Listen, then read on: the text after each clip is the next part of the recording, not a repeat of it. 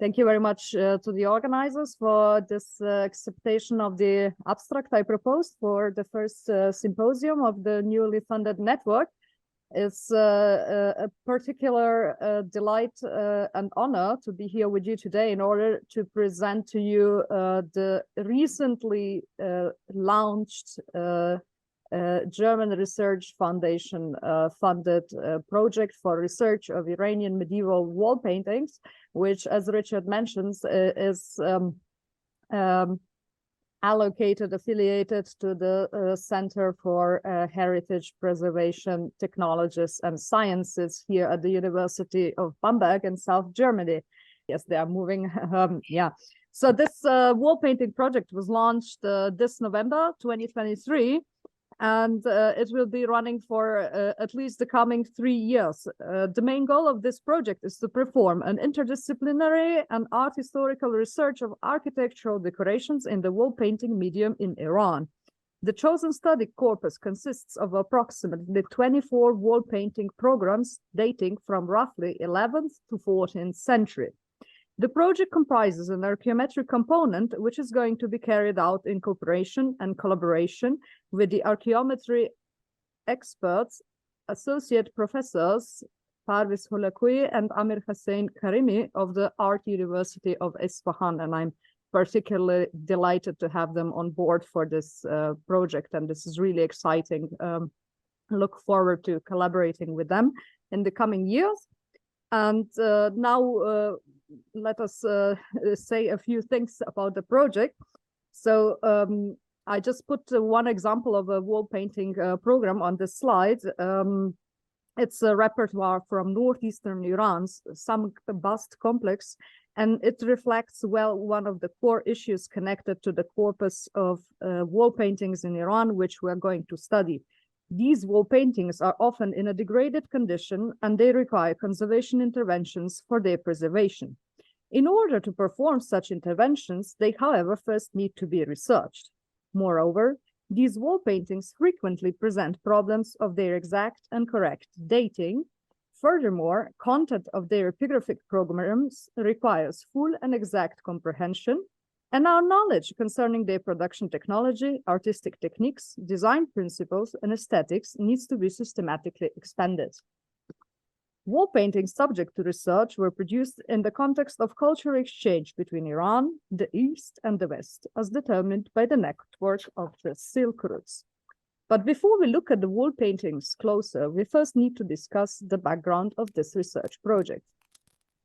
In 2015, I started my PhD research in order to document, preserve, and understand better the artistic form, function, and meaning of Ilkhanid carved stucco decorations at the University of Bamberg's Professorship for Islamic Art and Archaeology. This research was initially funded by the German Academic Scholarship Foundation. My PhD research was subsequently integrated into the international project Stucco and Tiles, sponsored by the German Research Foundation. In total, I spent more than 7 years researching carved Ilkhanid and related stuccos in Iran and the neighboring lands. Based on this experience of field research of Iranian monuments and the architectural decorations, I could conceive the Iranian wall paintings project.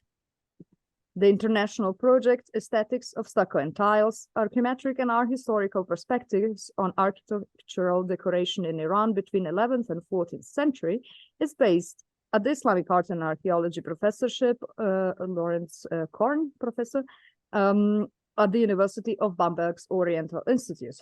On this slide, you can see the members of this international research team. Left to right, Dr. Moslem Mishmasnehi from Freie University of Berlin was responsible for research of carved stucco crystallographic structures and for stucco production technology and artistic techniques.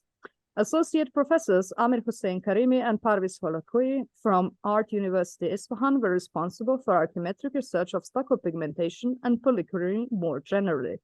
Professor Dr. Lawrence Korn from University of Bamberg is the leader of this project. I was responsible for art historical research of 13th to 14th century stuccos, and my colleague Iman Agajani is performing art historical research of 11th to 12th century stuccos. This project is slowly reaching its end, but we continue to publish our research finds. We also organized an international conference dedicated to innovative study and research of stuccos in Iran and the neighboring lands, and the conference's edited volume will be published soon. Iranian medieval monuments retain architectural revetments in diverse decorative media, but above all with carved stuccos, tiles, and wall paintings. These arts reached their apex in the period between 11th and 14th centuries. In this period, the territory of Iran was first governed by the Seljuk dynasty of Turkic origin and followed by the Mongol conquest at the beginning of 13th century and the formation of the Ilkhanid Empire. The majority of Iranian medieval tiles were removed from their original architectural contexts as determined by the tradition and fashion of tile collection in the West. They are only rarely still encountered in their original architectural context in which they retained a specific function and meaning. Quite the contrary, the majority of stuccos and wall paintings remain in situ due to the difficulties of their removal and long-distance transport. Location of Iranian architectural decorations strongly impacted the amount of scholarly attention they were given. Tiles are well known and have been studied for a considerable amount of time. Carved Iranian stuccos were a neglected topic, but this was partially improved by our stucco and tiles project. Wall paintings, however, remain one of the media of medieval architecture decorations, which still requires a systematic research for the understanding and preservation of this material culture. But before we debate wall paintings themselves, let us first ask Plato's philosophical question: who knows the essence of the flute better? The one who made it, the one who plays it, the one who listens to it? Well, we can apply this philosophical question also to our discussion of wall paintings by recognizing that there exist more possibilities of understanding and comprehending the wall paintings. We can debate production technology of wall paintings. We can also explore aspects of their function and architectural context, and we can research aspects of their appearance, their original polychromy, design principles for their inscriptions and geometric and floral compositions, and numerous further aspects, which leads us to a comprehension of their essence as an architectural decorative medium. These wall paintings, which communicated specific messages and meanings to architectural spaces and the spectators which visited these spaces, retained a specific function within their architectural context. Iranian medieval wall paintings are some of the less researched aspects of medieval Persian architecture. Their research is of utmost significance because it enables their recognition as an essential part of medieval architectural material culture worthy of preservation. Moreover, we need to comprehend how these wall paintings were produced in order to develop and carry out appropriate conservation interventions for their preservation. Several Iranian wall painting programs are endangered. Research of these monuments is therefore of essential significance because it enables the justification of the necessity of immediate conservation interventions to safeguard and preserve these monuments and their architectural decorations. The Iranian medieval wall painting corpus consists of approximately 24 wall painting programs. These wall paintings are scattered throughout the Iranian territory, with concentrations in central and northeastern Iran. Their geographical locations reflect mobility routes of workshops of artisans which produce them. The majority of these wall paintings is concentrated in central Iran, which was the core area of production of wall paintings. Wall paintings in other regions enable us to speculate that the wall painting craftsmen workshops were specifically mobilized for production of wall painting programs. Let us now have a closer look at a few examples of wall paintings. The noted Kufic wall painting inscription in the interior of the Pir Alam Tam Tower is one of perhaps best known Iranian wall paintings due to its known and relatively early date. This wall painting was restored several times by the means of overpainting. The wall painting inscription should be comprehended in the context of other wall paintings for us to be able to understand the value of its aesthetic design. We also need to know more about aspects of its production technology. Wall paintings in the Sari Kucha Mosque in the village of Muhammadiyah near Nain function as an example of an early Islamic wall painting in central Iran. Their religious inscriptions were designed with the aid of small sketches and with direct incisions on their surfaces. Their polychromy palette is relatively narrow and consists of dark tonalities. These wall paintings are located in a religious context, in a still functional structure, and they would necessitate further conservation interventions. The architectural structure of the Faraşa Gadamgan, south of Yazd, was restored, but the wall paintings in the interior of its dome hall require research and conservation interventions. Dating of these wall paintings is also not clear, and their production technology seems to consist of freehand incision designs without use of stencils. The UNESCO World Heritage Site, the Mausoleum of Volgatu in Sultania in northwestern Iran, presents specific research questions. The interior of this monumental burial structure was decorated twice in a very short time span, firstly with glazed and terracotta revetments, and subsequently with a combination of wall paintings and applied stuccos. The two decorative phases of Volgatu's mausoleum in Sultania result intriguing and puzzling, and they present the research question which scholars have been discussing for almost half a century. Mausoleum's second decorative phase comprised production of, and might have been the impetus for invention of a specific decorative medium consisting of a combination of wall paintings and applied molded and applied stencil stuccos. These wall paintings featured complex designs, and it is clear that they were produced with the aid of stencils. Reasons for production of this decorative phase, however, remain obscure. Mausoleum's architectural decorations were being conserved since 1970s, but their conservation has not been completed. These decorations also require systematic research and documentation. The same monument also retains specifically interesting wall paintings and stuccos with gilding, which are little known and require scholarly attention. The monumental wall painting program in the burial and pilgrimage complex of Torbatejan in northeastern Iran is another example of the vertex which this art reached in the medieval period. Wall paintings of Torbatejan feature complex designs and advanced inscription design principles and methods. Detailed research of these wall paintings has the potential to provide us with new information for the understanding of production technology and design principles for wall paintings. Further research questions relate to aspects of their materiality. With which pigments, binders, and materials were they produced, and how?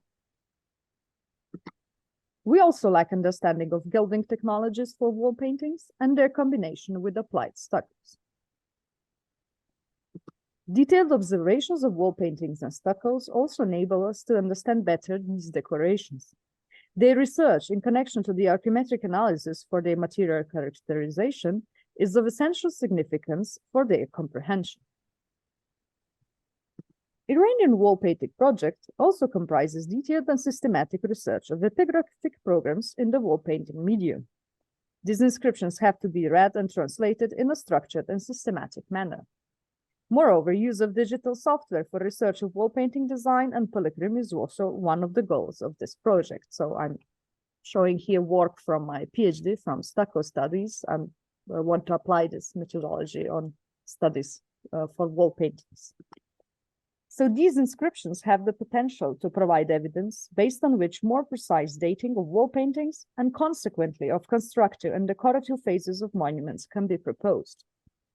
Their inscription styles have to be researched, and in this respect, a specific significance is calligraphic styles. Questions concerning the relation between sketches and inscription designs also need to be answered. Moreover, the question of use of stencils for wall painting designs requires an in-depth study. The working hypothesis proposes the stencil came into use in the 14th century. This, however, requires a more detailed research and further evidence. One has also to be careful not to interpret Iranian wall paintings through an evolutionary lens. Diverse wall painting production technologies need to be comprehended in details, and for this reason, their material characterization presents for a priority. Research of wall painting production technology in relation to wall painting's geographical context also enables us to address more specific research questions. For example, the geographical location of wall paintings, which were produced with distinct artistic techniques and production technologies, provides us with information concerning mobility routes of wall painting craftsmen workshops.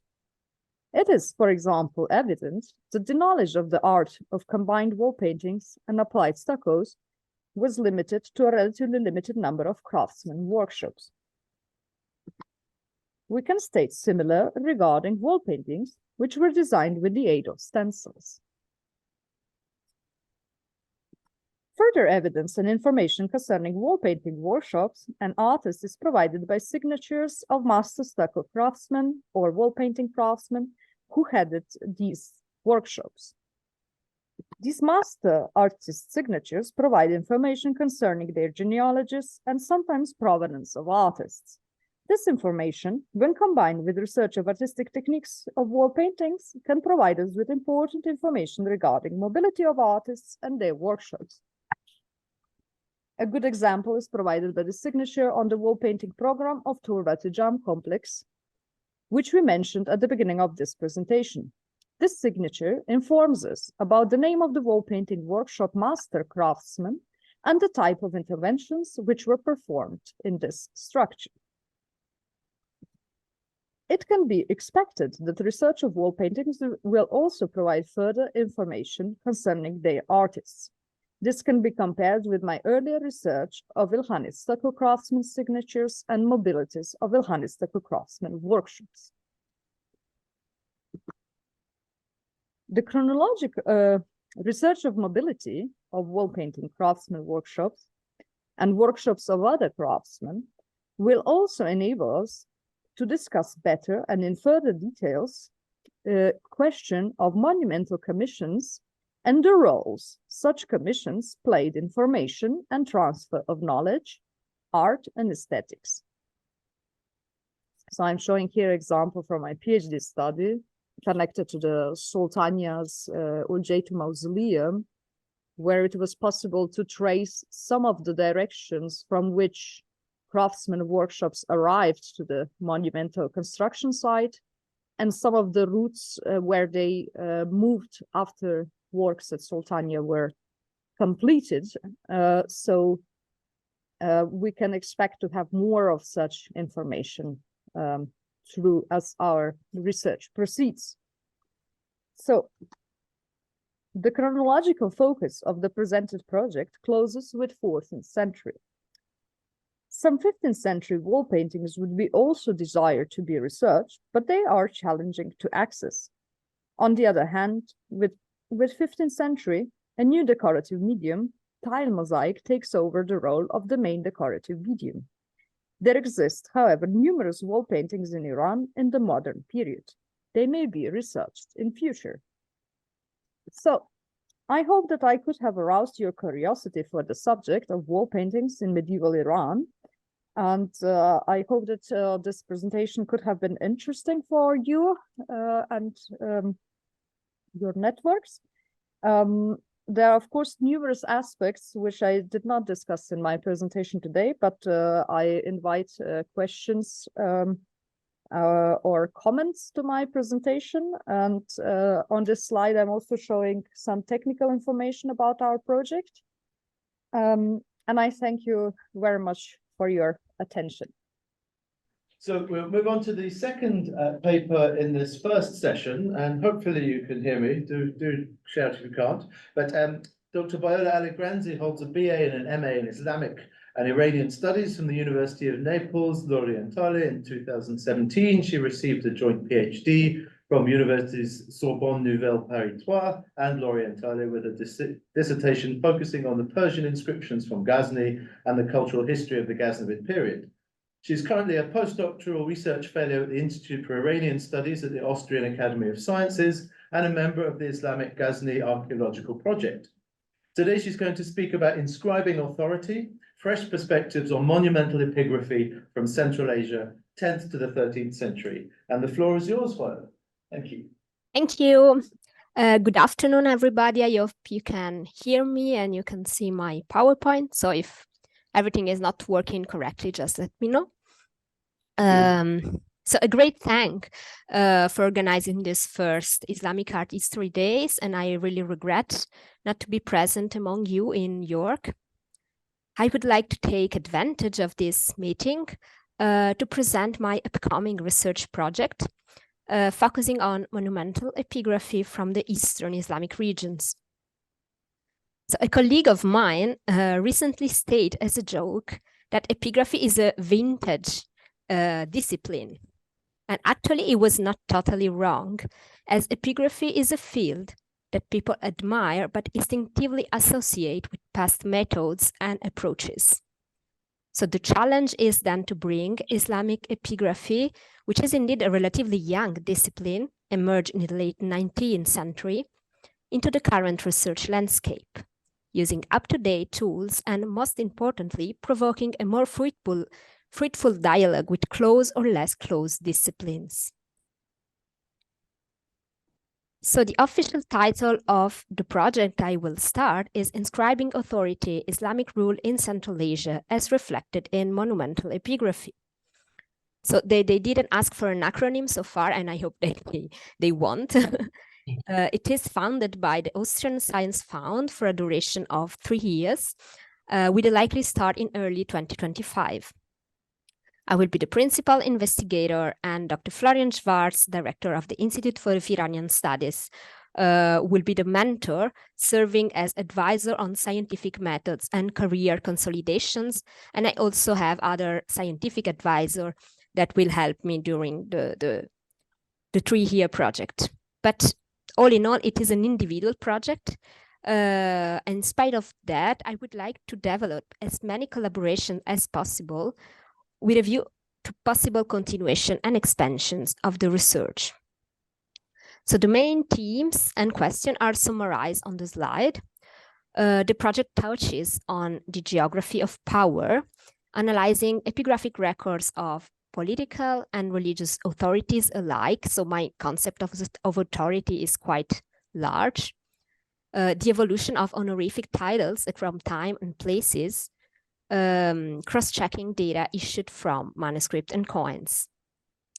It aims at reassessing religious inscriptions, including citation from the Quran and Hadith, but also pious phrases, any kind of religious text, as well as poetic text as historical sources. It deals with multilingualism and communication strategies, so the combination and specialization of Arabic and Persian, and the alleged reception connected to the complex question of visibility and legibility of epigraphic text.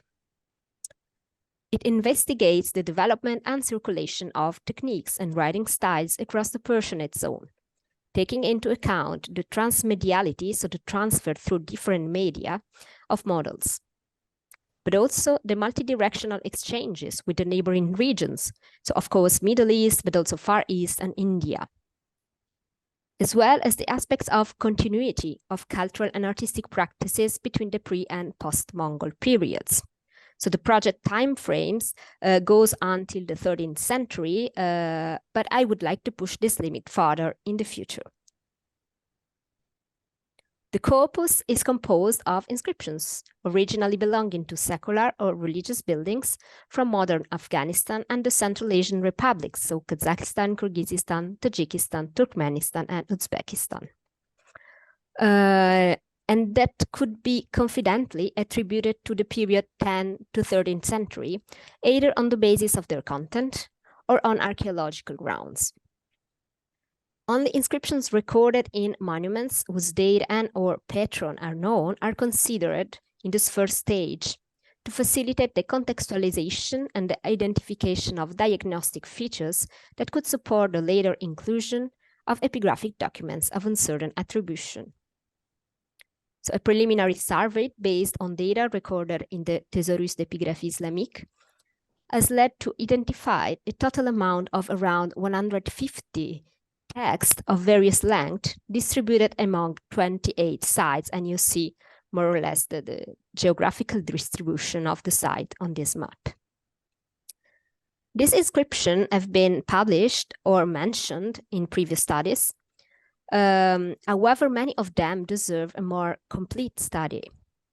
In addition, unpublished epigraphic documents are expected to emerge. The sources of data collection are multifarious. They include previous publication and individual research that I carried out on Afghan and Uzbek sites, fieldwork, in particular to Tajikistan and hopefully to Turkmenistan, and a systematic search in photographic archives of archaeological missions, individual scholars, and cultural heritage institutions. So very briefly on the state of the art, as it is well known, outstanding scholars have produced seminal studies on Islamic inscriptions in Central Asia, and I mention here a very restricted selection. So this publication focused either on individual monuments or sites, like in the case of Surdeltomin publication, or those issued from the research team on Islamic Ghazni, or they may focus on corpora, so based on a regional criterion, like Blair's and Nastish work, or on a linguistic criterion, like O'Kane work devoted to Persian epigraphy. I also mentioned the repertoire of Quranic inscriptions compiled by Dodd and Khairallah as one of the few examples of corpus focused on religious text, although the surveys of Eastern regions is far from complete in this work. The same is true for the Répertoire chronologique d'épigraphie arabe, while its continuation and expansion, the Thesaurus, available online, includes numerous documents from the focus area.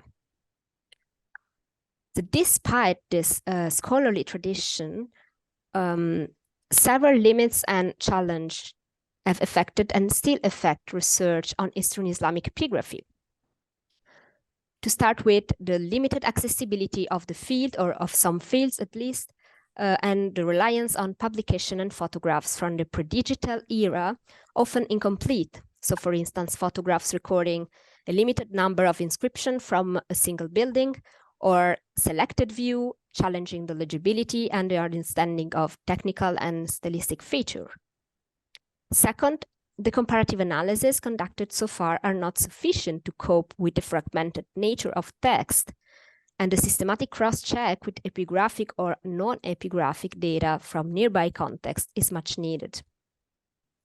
Third, inscriptions have often been studied in isolation or to serve archaeological and historical research, so mostly focusing on secular inscription, while it will be necessary, in my view, to better replace the inscription in their original local and broader context, and to understand the intimate connections between texts of different natures that coexisted in those contexts. So to conclude this, a bit theoretical introduction, I mentioned the main objectives of the project, which are to implement a relational database of monumental inscriptions, georeferenced and accurately located within the monument of origin, something similar to what we have already in the database of monumental inscription from Islamic Cairo, founded by Bernard O'Kane. So the database will be published in open access at the end of the project and expanded through further research in later phase, I hope.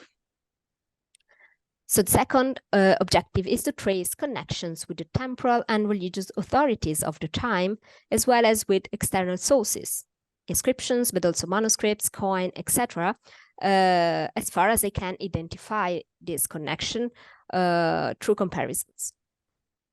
And third, to cross-check data within the core corpus and with comparative material to identify standard models related to the form, so to the position, the script, or other visual related features, and to the content, so the language, the structure, or recurrent formulae of the inscriptions, as well as deviations from the standard to be investigated further as case studies. So it emerges from these points the need to establish collaboration with experts of manuscript studies, numismatics, Islamic architecture and architectural decoration, and Islamic studies. So in my estimation, a multi-layered analysis of religious inscriptions could constitute one of the most important contributions of the project. And this is why I would like to discuss today 2 case studies that illustrate the interest of this topic, so the study of religious inscription, largely neglected or marginalized so far.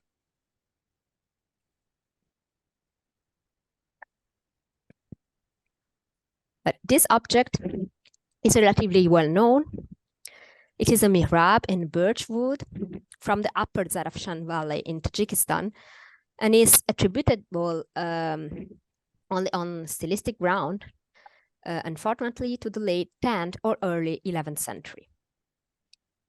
So Vasily Bartold was the first to state that the inscription framing the mihrab contained a hadith, so likely it deciphered the incipit Kala and Nabi of the inscription. But more complete readings of the text were published later. So Sheila Blair, relying on photographs, deciphered the first and last section of the inscription. More recently, first-hand examination allowed Abdulvali Sharipov from Tajikistan and Frédéric Baudin to propose full readings of the text. So I propose here a slightly revised version of Baudin's reading that will be published in a forthcoming article. The text describes congregational prayer, as we deduce from the reference to Saf al-Muqaddam, the front row of prayers, al-Takbir al-Awwala, so the first takbir, the very initial phrase of the communal prayer, and the Rak'ah. So this word Rak'ah, I showed the detail at the bottom right corner, was undeciphered in previous studies, is squeezed and written horizontally at the end of the text. So this congregational prayer is described as a meritorious deed that deserves a special reward. So the theme is, of course, well suited for display on a prayer niche. But where does it come from? It is unusual to have this hadith inscription if we compare to other contemporary mihrab, which usually have Quranic inscription or foundation text. So none of the previous studies dealt in depth with the sources of the inscription. Interestingly, this is a composite text that, to my knowledge, does not find any direct correspondence in hadith literature. So, and I am sorry for the fancy color, but I guess the original version was not far from this. So what I found so far is that the first section, here highlighted in yellow, is a variant of a prophetic tradition unrecorded in the earliest hadith collections, but transmitted by both Sunni and Shia author from the 14th, 15th century onwards. The second section in blue is on the contrary, or at least echoes a hadith Qudsi, a divine saying transmitted by Abu Huraira and recorded in early collections. So this phrase derives from the biblical tradition and is related to eschatological prediction. In the text of the inscription, it merged with the first section and constitutes its logical extension. The third and last section in red is reminiscent of 2 Quranic verses dealing with the inexhaustible character of God's knowledge, but describe here the immeasurable extent of the reward due to prayer. Similar allegories, so mentioning this tree and seas of ink, etc., were already used in the Talmud and reflect a rhetorical figure widespread across epochs and cultures, possibly originating from India. In spite of its being a patchwork, the text sounds pretty coherent. I find noteworthy that these and other early inscribed hadith, for instance, some short hadith inscribed on the so-called Samanid pottery, do not correspond to any tradition transmitted by the canonical collection or Al-Kutub al-Sitta, the 6 books, mostly compiled in Central Asia during the 9th century.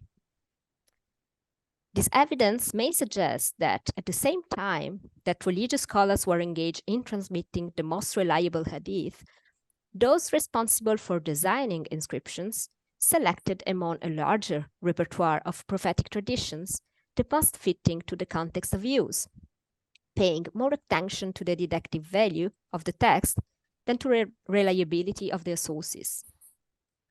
This would imply that alternative traditions circulated outside the scholarly circles in oral and or written form and give us insights into the social religious context in which the inscriptions were produced and consumed.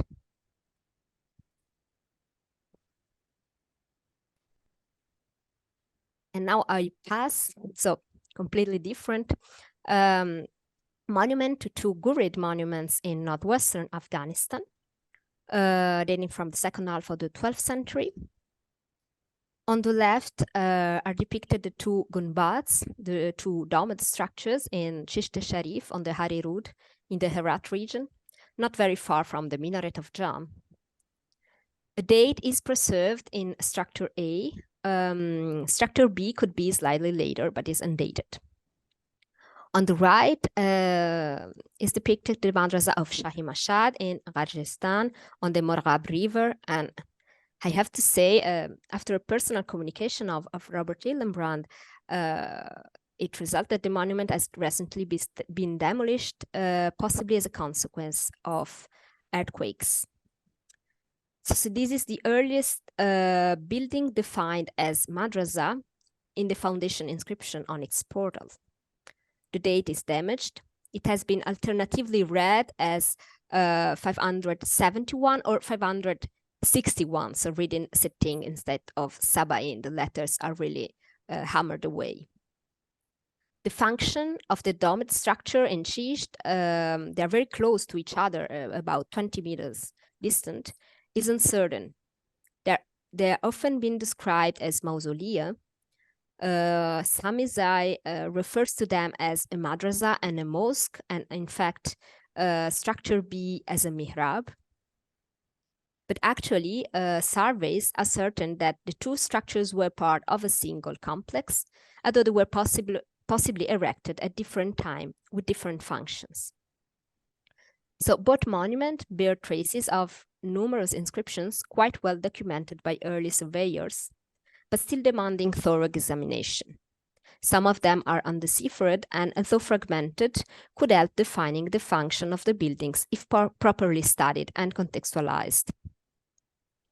I will just mention two details that attracted my attention, among others.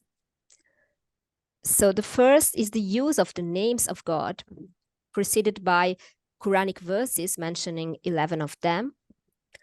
So in Chisht, 16 more names are enumerated on the horizontal epigraphic band on the south wall of structure A in ornated curvilinear letters.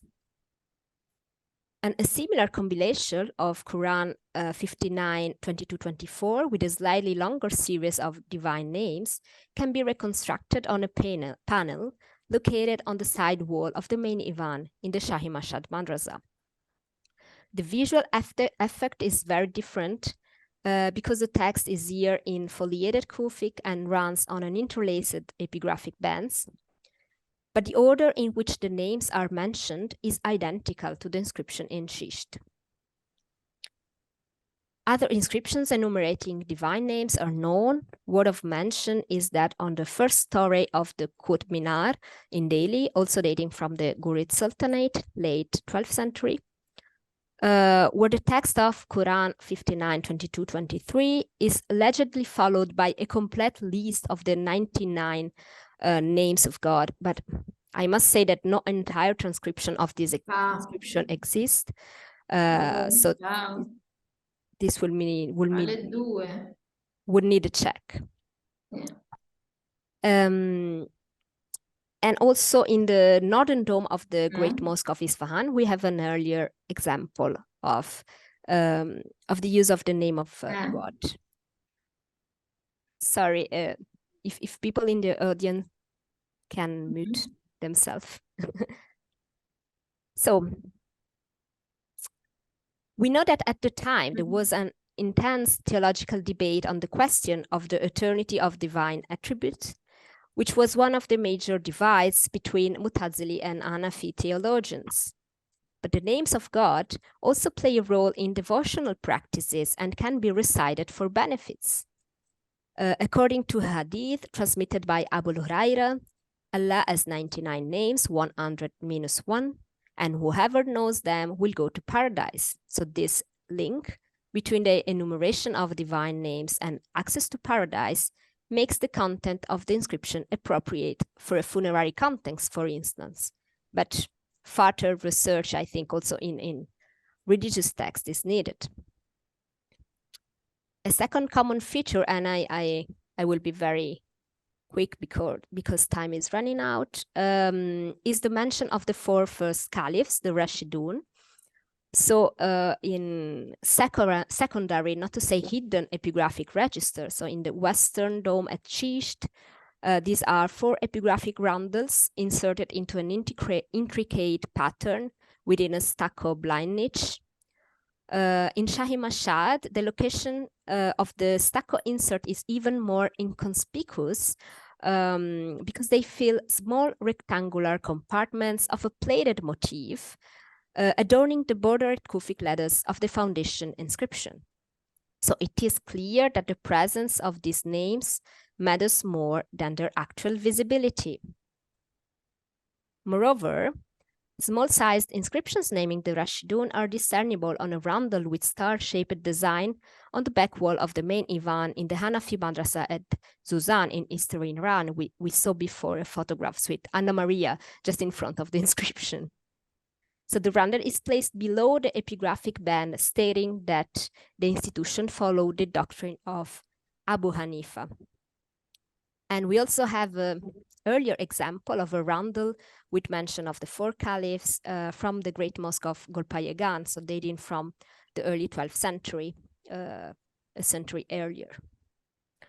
It is not easy to establish the exact value of similar inscription, but I think it is worth comparing existing data and try to grasp the logic behind epigraphic solutions that were certainly not random. And these are just some of the preliminary observations that prompted my conception of the project. I have no real conclusion to offer you today, but I'm very much looking forward to your question and feedback. Thank you. Well, welcome everybody. We're going to get started in well, about sort of 5 minutes or so. So I'll just take the opportunity to introduce myself. My name is Marcus Joel-Wright. I'm very lucky to be here for a 4-year period at the University of York, and it's given me a great opportunity to interact with Richard, and we've been talking about trying to bring together this network for some time. And so it's wonderful that we're now able to do that. I'll introduce the individual members of this upcoming session in a moment. But I think one thing to just say right from the beginning is that our contributors to this session span 11 time zones. Which of course is a testament to what's now possible, you know, that we all had to adapt during the pandemic. And one of the very positive aspects of that was the knowledge that we could start to have events online. And so early on, when we were thinking about this event, we thought that it would work very well to have an online session, at least one through it, so that we could bring together scholars who weren't able physically to be here in York. And of course, it's a way of, you know, spanning the continents and, you know, sort of creating that bigger community for the study of Islamic art and material culture. We'll talk more about the network later on, and you know, we're very much looking forward to receiving your thoughts as to how we can create something which is useful for the community of scholars engaging with, you know, all aspects of Islamic art, you know, of all different periods. But what I'll maybe do is, I think as we are actually ready and here, we can take advantage of being a little ahead of schedule. And so I'd like first to introduce Hassan Moradi, who I haven't yet had a chance to meet, but I'm delighted to see him online here now. He is curator and head of public affairs at the National Museum of Iran in Tehran. He received his doctorate in Islamic archaeology from the University of Tehran, his doctoral project focused on the Nehru's Plain. From scanning through his work, I can see that he has specialism in landscape archaeology, as well as specialisms in ceramics, and as we're going to talk, as he's going to be talking about today, stucco. And his talk today is going to be on stucco splendours of Siraf, exploring the artistic legacy of an ancient commercial port. So just before I hand on to him, if I can just remind everybody to mute their speaker if you're connecting with us online. And I'd like to pass it over to you, Hassan. Thank you.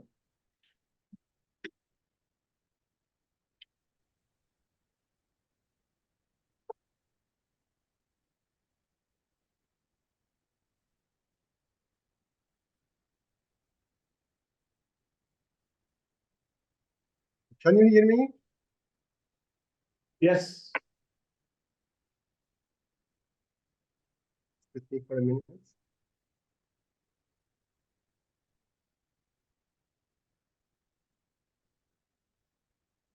Okay.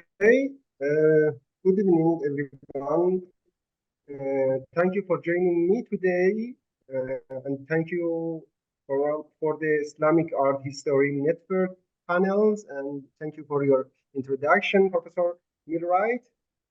Today, we embark on a journey to discover the artistic heritage of an ancient trading center, Siraf. This project started as an arrangement and digitization and documentation of Siraf artifacts in the National Museum of Iran, and the Stucco parts was entrusted to me about 6 months ago, and I'm here to speak about the Stucco of Siraf.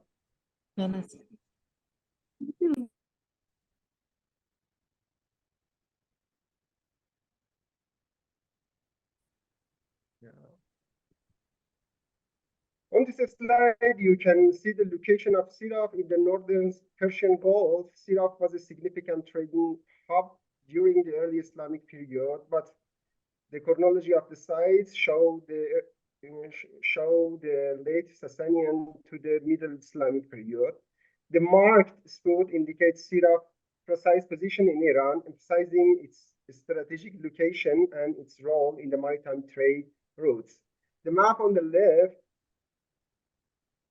right, offer a closer view of the Siraf region, displaying the specific sites where stuccos were discovered, as documented in the White House publication.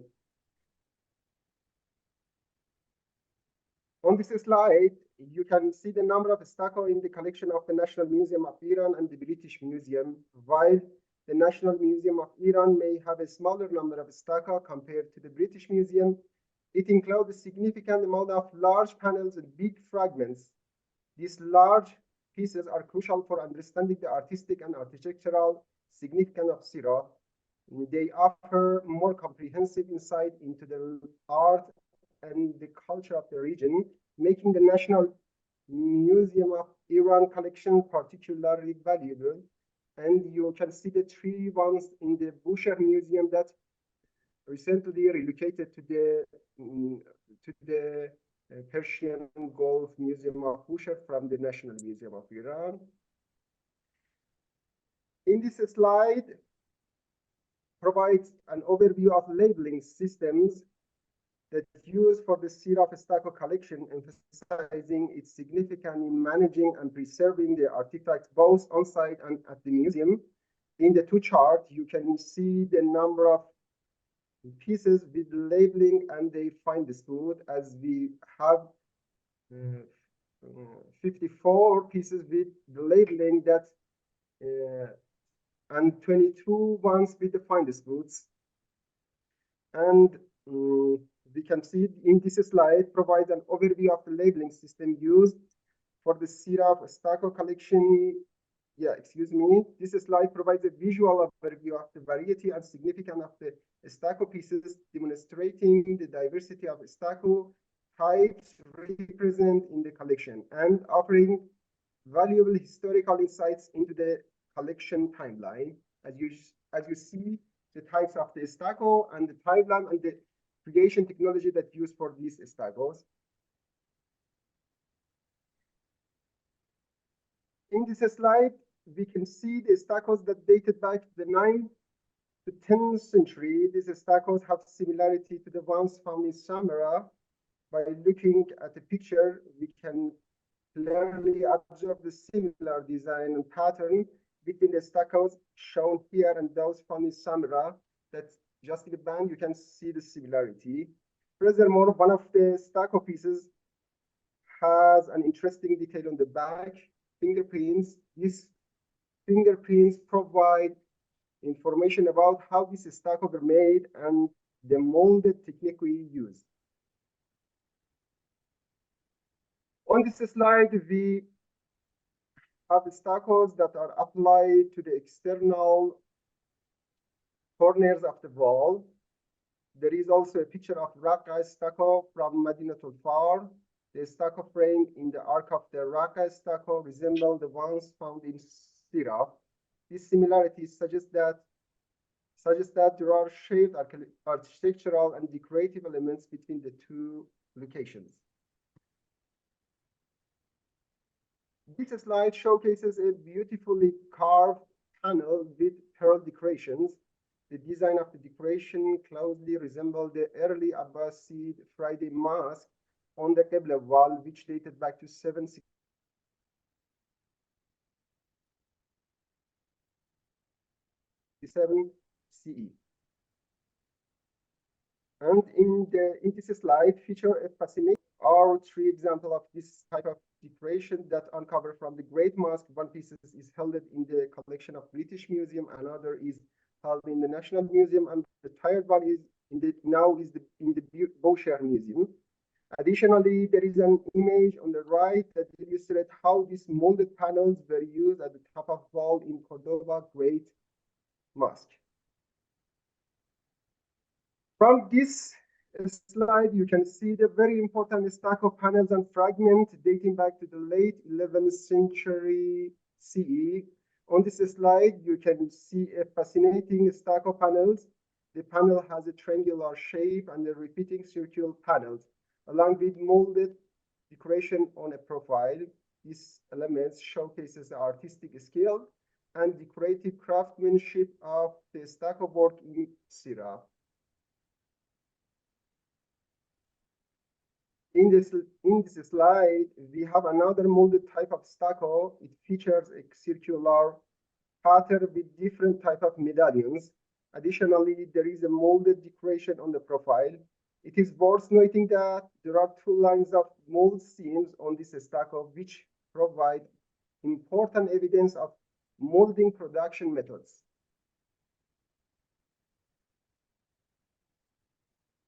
In this slide, we have another molded type of stucco. It features a circular pattern. Excuse me, I make mistake again. It's number 12. In this picture, you can see another picture of stucco with star and pentagon patterns. These pieces also have nice decoration on profiles. If you look closely, you'll see holes in some of the stucco. These holes are actually tree branches that were used to make the stucco stronger.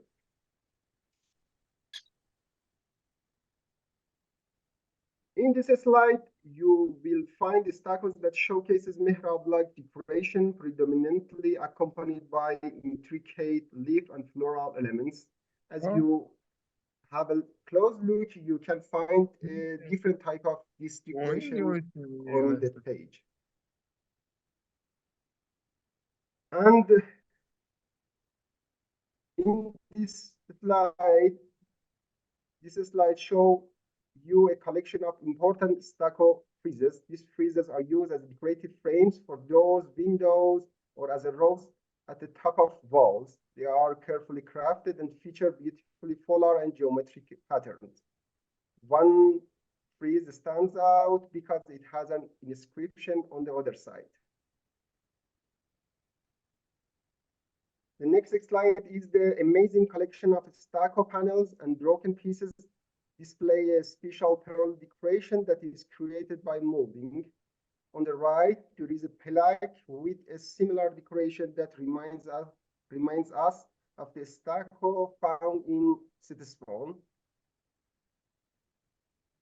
That's dated back to the Sasanian, late Sasanian to the early Islamic. In this slide, you can observe roundel stucco that are intricately molded and decorated, with the similarity with the ray stucco that hold in the National Museum of Iran.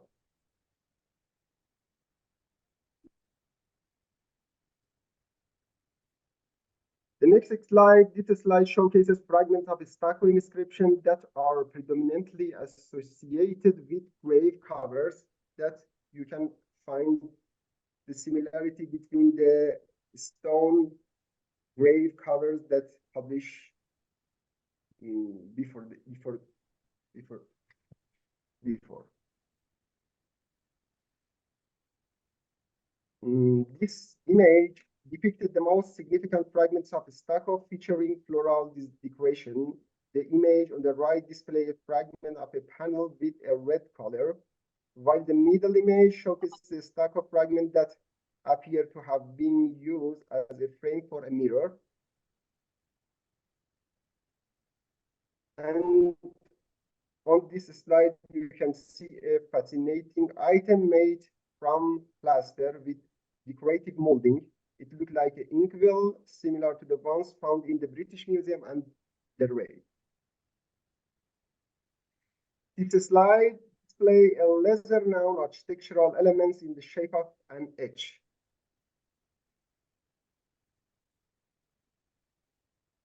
And on the following three slides showcases the impressive collection housed in the Siraf Museum. These artifacts have been gathered from the surface area of Siraf over the years, with a majority of them collected after 2005. These items now collected in the Siraf, in the House of White House, that some days was the place that the team gathered there. This is another picture. And this one.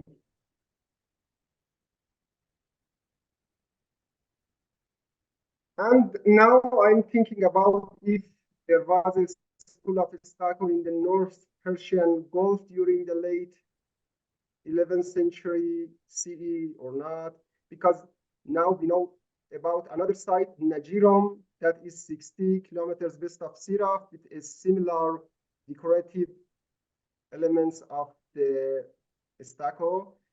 I know that there are more than these stuccos because the excavator of here, Mr. Tawfiqian, have a publication about this sites that coming soon, and I know that there is many items that is similar to the Siraf.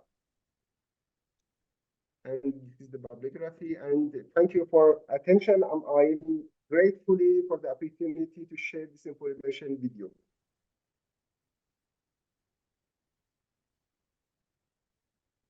So I'd now like to move on to our second paper, which is going to be given by María Cobaleda.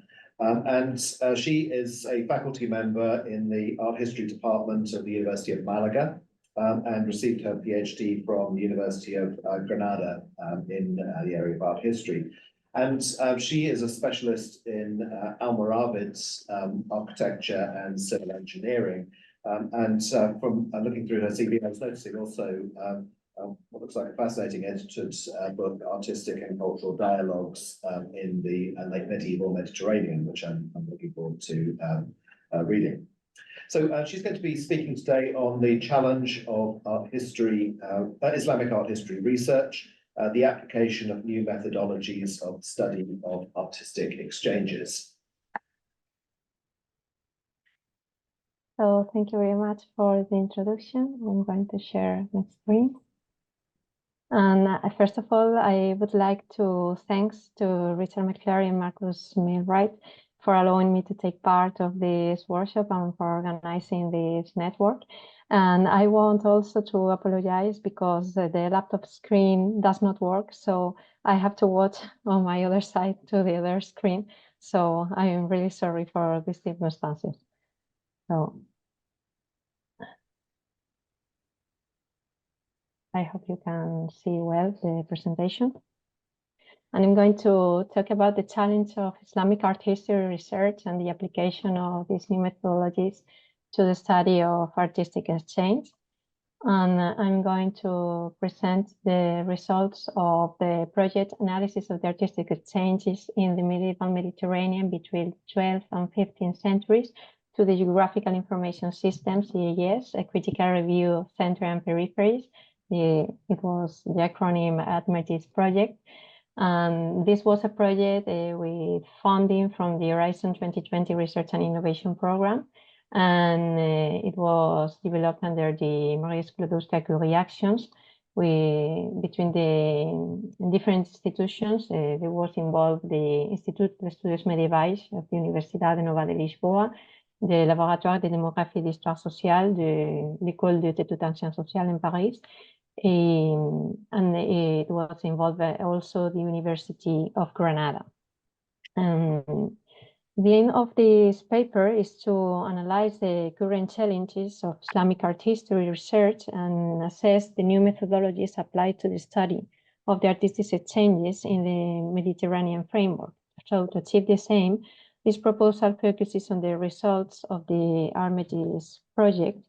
And the main aim of the project was to analyze the artistic exchanges in the Mediterranean area between 12th and 15th centuries through the application of the geographic information systems to the research in art history. So to achieve the aim of the project, we have studied the artistic manifestations of the different Mediterranean societies of the late Middle Ages, it is to say the Almoravids, Almohads, and Marinids in North Africa, late Fatimid Empire, Zangids, Ayyubids, and Mamluks in Egypt and Orient, Seljuks and early Ottomans in Turkey, Normans in Sicily, and Christian kingdoms in the Iberian Peninsula. And to do so, we have established the following specific objectives. The first one was,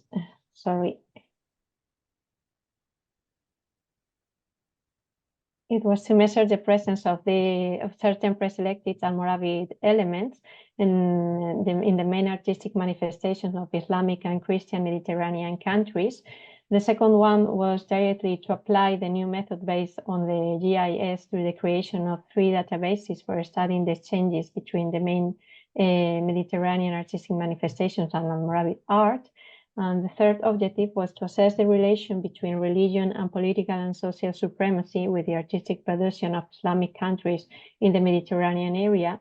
And the fourth one was to review the concepts of center and peripheries in the artistic productions of the Mediterranean context.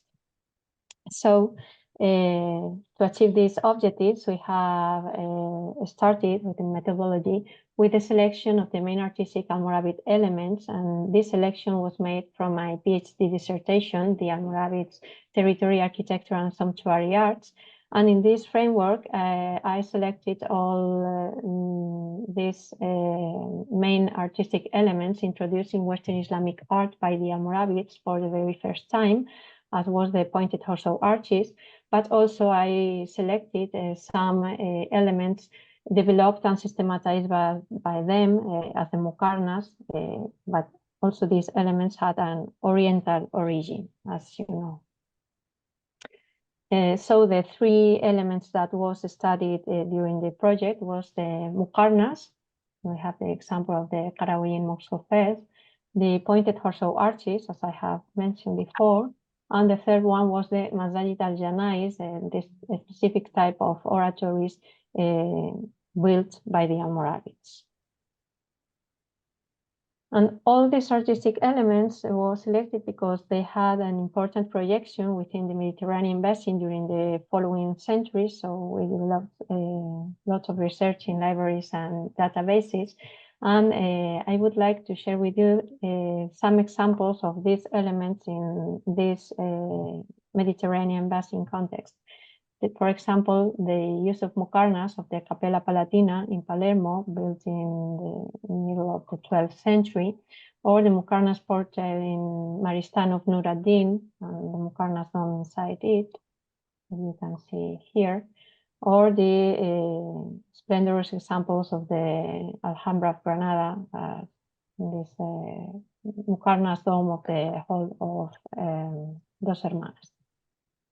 As well, we have another examples during the following centuries in the Mediterranean for the cases of the pointed horseshoe arches. So we can see here the examples of the Mosque of Tinmal, built by the Almohads, or this other example of the Madrasa al-Firdaus in Aleppo, where we can see as well this type of arches built in the first half of the 13th century. Or as well in the Madrasa Shama'iyya in Tunis, as well built in the first half of the 13th century. And we have as well examples in the 14th century as the one of the Gate of Justice in the Alhambra of Granada. And we have another examples in Christian kingdoms, as this one of the Church of San Francisco in Évora in Portugal, and the other one in the Capilla Dorada in Tordesillas, also built in the 14th century. So once we have selected and researched for the implementation of our data, we have applied the HPDS method to create a conceptual data model for the study of the preselected elements. And this model is going to be the base for the database. It's going to be its structure. So this is the example of the conceptual data model that we made, including the buildings where we can find this type of elements, the location, the materials employed to build them, the types of decoration, their chronology, and the Mediterranean empires who built them and the religion of these Mediterranean empires.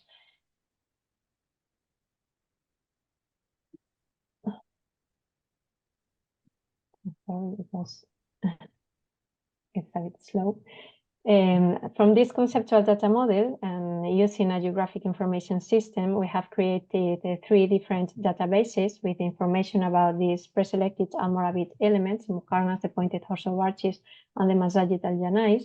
And thanks to the GIS, it's possible to see the data on a georeference map, which allow to analyze in a visual way the spread of these elements across the Mediterranean framework. So this is an example of the database, the table of attributes with all this information included for each element that we have studied. And I'm going to share with you several results of the project with this cartographic material that we have developed. So I'm going to read the results. Concerning the results of the project, we have created several maps with the QGIS program concerning its database.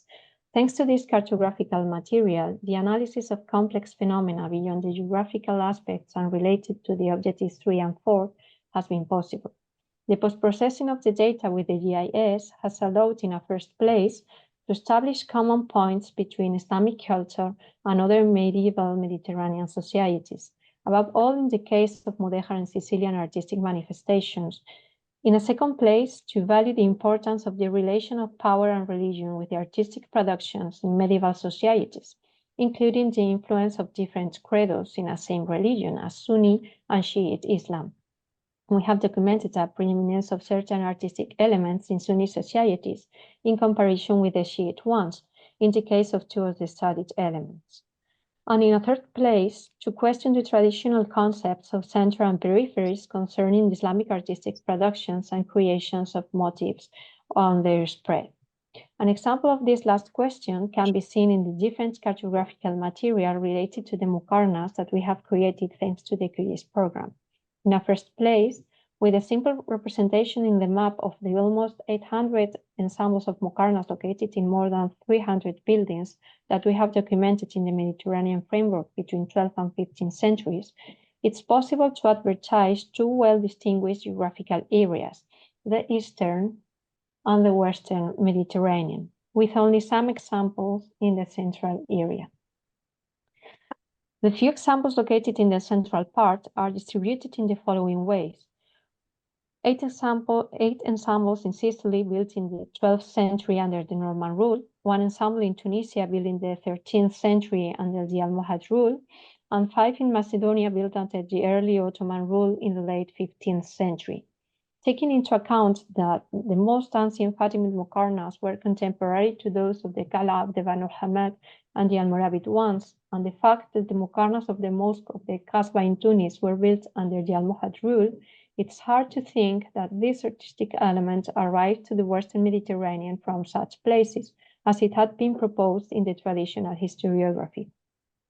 Considering this scenario, where the traditional explanations of the spread of Muqarnas from the east to the west are not satisfactory, it's necessary to review the ancient concepts of centra and peripheries and reframe the possibility of the existence of several production centers located in distant places for the particular case of the creation of Muqarnas in the Mediterranean framework. In this sense, and especially when after a stylistic exam, lots of differences between Oriental and Occidental Muqarnas can be established, it's possible to raise the hypothesis of the existence of a Western production center of Muqarnas located in the Qala of the Banu Hamad or in the Almoravid territories. In this context, this last dynasty can be considered the responsible of their spread throughout the western territories of Al-Andalus, the Maghreb, and Sicily during the 12th century. Related to the religious sphere, thanks to the analysis of the cartographical material of the Muqarnas, we have observed that the credo is a very significant point to take into account in the election of specific elements with symbolic values. After the analysis of the obtained results, it's possible to certify that the element of the Muqarnas was mostly employed by the Sunni Mediterranean societies than others. We have documented 641 samples of Muqarnas distributed among 260 different buildings built by Sunni societies, while in the case of the Shiite societies, we have only documented 42 ensembles of Muqarnas distributed among 17 different buildings. On the other hand, in the case of Christian constructions, we have documented 8,600 Muqarnas in 32 different buildings, and in the case of Jewish constructions, there are only 2 ensembles of Muqarnas in both different synagogues, the Synagogue of El Tránsito in Toledo and the Synagogue of Córdoba.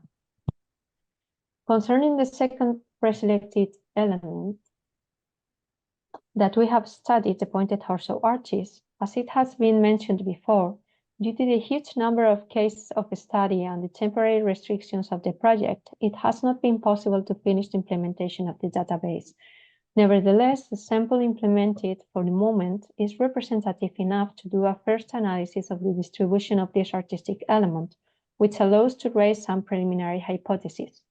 In this case, if we observe the general map for the geographical distribution of this element, there is a clear concentration in Western Mediterranean, with only a few examples in the east, built in most of the cases in a very late time, and in the rest of the cases, always later than the most ancient ensembles of the Western territories, as it can be seen in the map of the chronological distribution of this element. This fact is really important again to review the previous concepts of centra and peripheries. If we take into account the assessments of the traditional historiography, this type of arches is very influenced by Oriental architecture. But as it has been mentioned before, the most ancient example of pointed torso arches that we could document in the Eastern Mediterranean is the case of the arches of the Maristan of Nur ad-Din, built in Damascus in 1154. In a moment where this type of arches was totally established in Western Mediterranean for more than a half century. On the other hand, Thanks to the cartographical material, we could determine in a preliminary way the types of buildings where the pointed horseshoe arches can be found. In this case, the largest number of examples corresponds to the religious architecture, 51 of a total of 100 buildings, followed by the military one, 24 of a total of 100 buildings. With the future implementation of the Yui database, the number of religious architecture where we can find this element is going to be significantly increased, so the proportion will be higher than the current one. This fact is significant as well because traditionally the use of the pointed horseshoe arches had been associated to the military constructions, and thanks to the analysis of the cartographical materials elaborated during the ArtMedGIS project, we have a reliable starting point for future studies to review the traditional point of view of the association of certain elements to a determined type of constructions. Regarding the last element that we have studied in the project, the Masajid al-Janais, the number of this kind of mosques that we have documented in the Mediterranean framework is significantly lower than the other two elements of our study. We have only documented 13 Masajid al-Janais, structures that have been identified with one mosque of this type in the Gala of the Banu Hamad, 3 Masajid al-Janais built during the Almoravid period in Algeria, Morocco, and Al-Andalus, 2 Masajid al-Janais mentioned in a written source from the 12th century in the area of the main cemeteries of Damascus, 3 of the Almohad period in Morocco and Al-Andalus, 3 of the Marinid period, all of them in Fez, and 1 rare case of a musalla that can be interpreted as a Masjid al-Janais built during the Mamluk rule in a very late time, at the beginning of the 15th century, built by the Sultan Faraj ibn Barqoq. In this case, thanks to the analysis of the dynasties which built these mosques, it can be concluded that these constructions are clearly linked to the Sunni Islam because only the examples of the Almohad period can be more related to the Shiite one, although this Berber dynasty cannot be considered Shiite, properly speaking.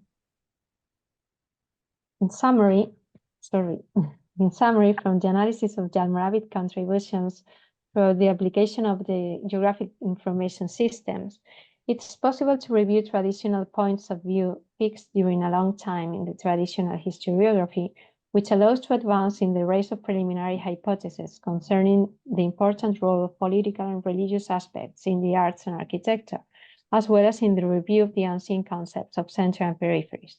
Moreover, this methodology has allowed to emphasize some common points that can be found in the cultural sphere in late medieval Mediterranean, as the use of the same ornamental elements beyond the political rule are determined the geographical area or the creed. Yes, thank you very much for your attention. So the next speaker in this session is Hala Qasqas, who I can see her there, great. And she is a PhD student in the Department of Art History and Visual Studies at the University of Victoria. So she has the notable achievement of getting up earlier than anybody else in order to give this paper. And she came to the University of Victoria having already studied at master's and beginning a doctoral work at the University of Damascus. And during her time there, she has published 4 books on gardens and architecture in Damascus, as well as articles. And she is currently working for her PhD on coffeehouse culture in Damascus in the sort of long 18th century. And she's going to be talking about an aspect of that project today. So I'm delighted to introduce her, and her paper will be Coffeehouses of Damascus, Unveiling the Architectural and Historical Narratives. Thank you. Good afternoon. First of all, I extend my sincere gratitude to Dr. Melwright and Dr. McCleary and the Department of Art History at the University of York for the opportunity to speak today. It's a privilege to present Coffee House of Damascus, Unveiling the Architectural and Historical Narrative at this esteemed symposium. Coffee, this simple plant, was discovered in Ethiopia and moved through Hijaz to Damascus, where it changed the face of the city and created new social spaces that the city had never seen before. Coffee houses. At that time, the first coffee sellers didn't realize that they were laying the groundwork for a new social hub that would fundamentally change the urban structure of the traditional city. This place imposed new conditions that occupied people with new secular practices outside the home and mosque. This presentation delves into the second chapter of my dissertation, physical and design aspect of Damascene coffee houses, and sets the stage for an analytical exploration of two enduring coffee houses in the historic heart of Damascus. It aims to examine the architectural and artistic foundations that are symbolic of these heritage coffee houses while mapping out the historical path of their evolution. Upon examining the surviving coffee houses, it became evident that there are two distinct categories of coffee houses relating to the construction. The first category comprises those coffee houses specifically constructed for this purpose, such as Al Nofara Coffee House. The second category consists of coffee houses that were repurposed from buildings with a different original function, such as Bab al-Salam Coffee House, which historically served as a venue for itinerary industry. The analytical framework refers to structural set of criteria used to analyze and understand these coffee houses. First of all, urban context. Each coffee house will be examined in terms of its geographical placement within Damascus and socio-historical evolution. The narrative of each coffee house will be traced, encompassing its social environment and pivotal historical events. And then architectural anatomy, a detailed architectural analysis will follow, starting with an overview of the principal segments of each coffee house. This structure approach will document the physical and historical attributes of these coffee houses and interpret their roles within the fabric of Damascene society. There are published and unpublished primary sources indicating shift in the social conditions in Damascus. The essential genre of primary text known as muzakkarat or diaries. And I also collected documents from the Ottoman archive in Damascus, which are ownership papers for some coffee houses in Damascus, and other sources such as the travel accounts by Orientalists and Arab travelers who visited Damascus during the Ottoman era. And my analysis also will be based on old photos I collected from some museums and a photographic archive I assembled in Damascus. And this is all supplemented by detailed architectural notes I took in the site for these coffee houses, including plans, sections, and elevation, and other details. The coffee house, or Bayt al-Qahwa in Damascus, optimizes a masculine space frequented by customers seeking recreation and enjoyment, or customers articulating complaints concerning their socioeconomic circumstances. This institution manifests one of two notable forms. On one hand, an expensive open space situated in the park beyond the city walls. On the other hand, it can exist as an enclosed structure spread within the public bazaars. There is a scarcity of detailed description regarding the structure and complex architecture of the coffee houses in the available primary sources. Nonetheless, it's generally characterized by a spacious main room for customers to sit and socialize. This area is accompanied by a section set aside for making coffee and other hot drinks. Typically, the coffee house also includes a view of an adjoining courtyard or an outdoor seating area, as well as a specific section reserved for preparing hookahs. In 16th century European travelers passing through Damascus offered description of these new establishments, Buyut al-Qahwa, that attracted their attention. Unfortunately, such description for the 17th and 18th century are few. Because local authors disdain these places, they don't feel the need to present or describe them. The primary sources mentioned above don't describe these early coffee houses that opened in the city with the spread of coffee.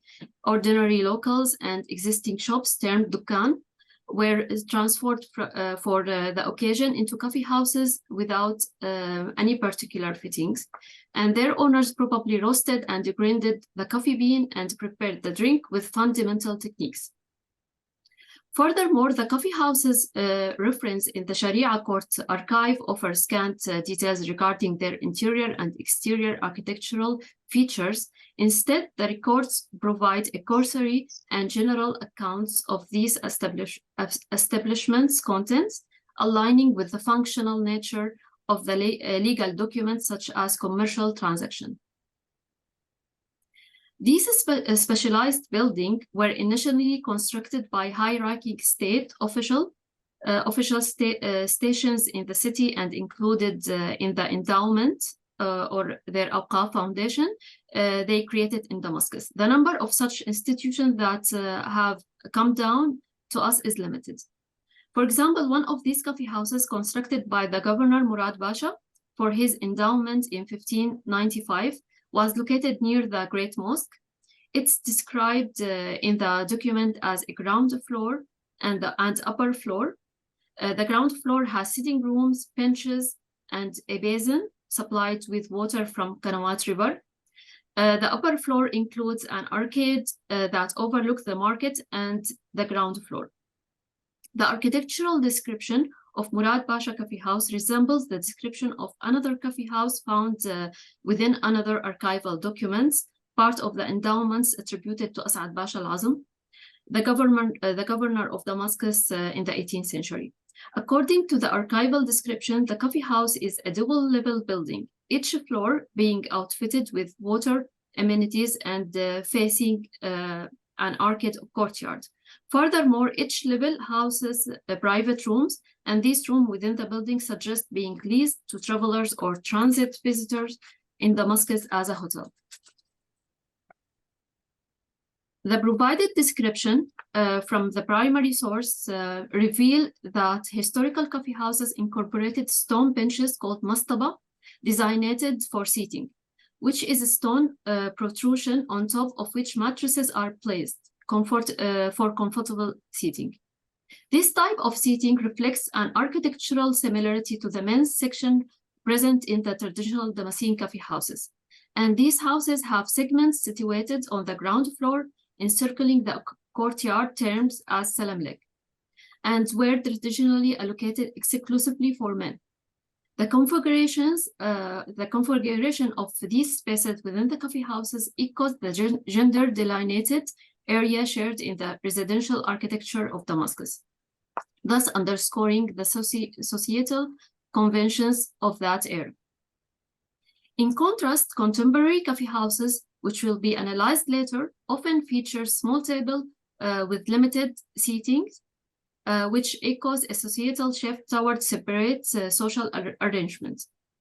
The transition from the historical coffee houses with their benches to the more segmented contemporary coffee houses reflect the evolution of social interaction within the city's fabric. The following analysis of the extant coffee houses in Damascus will delve into their current architectural state and the cultural narrative they continue to weave into the urban tapestry of the city. First coffee house, Al-Nawfara Coffee House, situated proximate to Bab al-Nawfara, or the eastern gate of the Umayyad Mosque, serving as a prominent landmark at the beginning of Al-Qaymariya district within the city's wall of Damascus. The name Bab al-Nawfara is also known as Bab Jayroun, and this gate stands as one of the most significant and expansive entrances of the Umayyad Mosque in Damascus. Adjacent to this gate stood a grand portico, or riwaq, supported by 2 rows of columns. Between the portico and Al-Nawfara Coffee House was an expensive staircase, the route of which can be traced back to the classical temple era. The surviving structure of Al-Nawfara Coffee House dates back to the 18th century. In Al-Budayri diaries from the mid-18th century, a specific mention of Al-Nawfara Coffee House emerged, dating back to 1746. The notable individuals of the noble Fathi al-Daftari in Damascus are outlined within this record. Furthermore, Al-Nawfara Coffee House earned another mention in Al-Budayri's account in 1750 in relation to the unfortunate event of the roof collapse in the narrow market where the coffee house was positioned. Other historical records, including a court document from 1854, make mention of Al Nofara Coffee House, and this reference pinpointed the coffee house's location as being in Bab Jiron in Damascus. Al Nofara Coffee House covers a total area of 90 square meters split into 3 distinct sections, an interior hall of 40 square meters, an adjacent outdoor hall measuring 30 square meters and 20 square meters for a service area. The interior hall boasts a high ceiling with dark and light gray stone tiles, divided into 3 sections by white and black stone arches, including a service area and a lounge. Decor includes wood beams, white plaster walls with a touch of Ajami art, and window sets in constructing arches for natural light, topped by wooden beam ceiling with a central skylight. These wooden beam in the walls showcase a variety of artwork and photographs celebrating Damascene heritage, included under glass painting by the folk artist Abu Subh Tinawi, illustrating tales of Abla and Antar and Malik al-Zahir beavers. On the southern wall sits a raised wooden platform covered with the vintage carpet and the chair of Al-Hakawati, or the storyteller, and Ajami art masterpiece chair. In front of this chair, a small circular metal table stands holding a book from which traditional tales are narrated. The outdoor hall with a black basalt stone floor aligns with the alley and features a terrace raised by steps.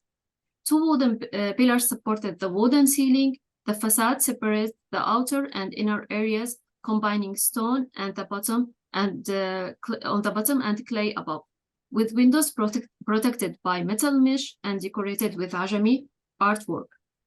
Pots of plants mark the hall's edges, and furniture includes wooden and bamboo chairs with metal tables called skamla. The service area includes a kitchen, washroom, and cashier counters. The kitchen is minimalistic with a prep counter, traditional stone oven for coffee called mankal, a copper water heater for tea called samawar, and a sink for washing, shelves above display hookahs. Al Nofara Coffee House is not just a venue for coffee, but a living museum celebrating the enduring legacy of Damascus's architectural and cultural identity. Let's move to Bab al-Salam Coffee House. Bab al-Salam Coffee House is significant as it sits on Barada River, south of King Faisal Street and close to Bab al-Salam. Bab al-Salam is one of the most well preserved of the old city gates. An Arabic inscription over the gate attributed this to 1243 reconstruction to the Ayyubid ruler Al-Malik Salih Ismail. Property number 355, presently functioning as a sawmill, was historically a coffee house on the Barada River and built on stone vaults, boasting expansive windows that provided river views. Examining the property's registration documentation reveals that the structure was constructed using stone and brick. The description further delineated that the premises consisted of a coffee house, an internal storage room, and a stone staircase leading to an adjacent garden populated by 40 poplar and willow trees. The structure was used for the craft of thread dyeing, and this profession found its way into the region and led to the repurposing of several buildings originally designated for tannery operation. This transformation was driven by the advantageous access to the Barada River's water, which facilitated the dyeing process. The building's historical identity as a tannery is demonstrated by its exterior architecture, notably its facade distinguished by the presence of 2 arches. This architectural motif closely mirrors the characteristic design elements observed in the facades of tanneries situated in Al-Shaghur neighborhood and other neighborhoods of the old city of Damascus. Examining historical records, including documents from the Damascus governorate dating back to 1931, sheds light on the multifaceted role of this site. This location was situated along Cobaleda River as a nexus for economic and recreational activity. Specifically, property number 355, the focus of this study, was once a coffee house. Nearby, this coffee house property housed a starch hall, while other operated as a leather tannery and other functioned as a wheat mill. These properties were encompassed on all sides by the flowing waters of the river, effectively creating an island in the middle of the river. The coffee house building exhibited a unique architectural adaptation. It was constructed atop stone vaults, a strategic design that employed the river's water resources. This served a dual purpose, facilitating tanning operation by utilizing water and enabling the transportation of millstones for the adjacent wheat milling facility. The purpose of these stone vaults remained visible until 2003, when the Cobaleda River underwent an organizational transformation. A stone wall was erected during this process, concealing the arches and the water-based technologies beneath the coffee house. This location has witnessed significant historical transformations over the year, originally situated among orchards and rivers near Bab al-Salam. It later transitioned to the stables area, becoming a stop for travelers en route to Damascus. Here, travelers would rest, attend to their animals, and engage in various activities, including coffee house and a mill. As the Ottoman era drew to close and the city expanded, the character of the area experienced a profound shift. It transformed into a hub for tanneries and the starch hall coexisting with Bab al-Salam Coffee House until their eventual closure in 1952, when the coffee house ceased to operate. All these establishments were repurposed into sawmill, departing from their previous functions. The coffee house occupies an area of 200 square meters, encompassing the lower rectangular portion of the architecture blueprint, while the upper section is designated as the starch hall. Access to the coffee house is granted through the main entrance situated on its eastern flank, aligning with the road leading to Bab al-Salam. This positioning underscores its historical function as a refuge for travelers to Damascus during the end of the Ottoman era, given its proximity to the adjacent stables. Upon examination of these visual records, it becomes apparent that the coffee house boasts three distinct facades. The east has two stone arches, one sealed with clay and a small metal door, the other leading into the coffee houses.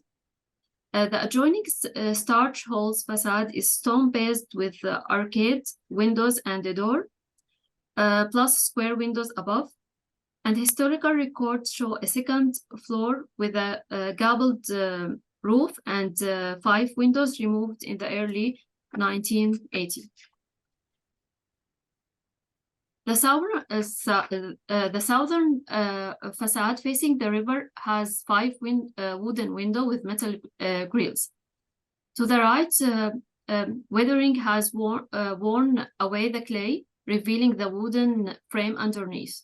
The western side has just a back door and 1 window. Bab al-Salam Coffee House is an example of adaptive reuse, transitioning from a tannery to a coffee house. The building serves as a multifunctional space reflecting common economic adaptability in historical urban setting. In conclusion, the architecture of coffee houses in Damascus is a testament to the traditional local construction techniques. Key features include flat ceiling supported by tree trunks beam, covered with a mix of tambourines, dirt, water, hay, and a protective lime layer. Walls vary from solid stone to stone and wood, or adobe within a wooden frame reflecting a diverse heritage. Doors and windows are secured by brackets or lintels, enhancing both design and function. Arches, when used, are carefully proportioned for aesthetic and stability. Historically, Damascus coffee house like Al Nofara were intentionally built for social interaction, while places like Bab al-Salam were converted from other types of building. This distinction illustrates the city's rich tapestry of social spaces, showcasing a legacy of adaptation and enduring culture. Thank you. On to our last paper of the day, and I'm delighted to be able to introduce Gülkale, who is Assistant Professor in the Art and Architectural History Department at Carleton University.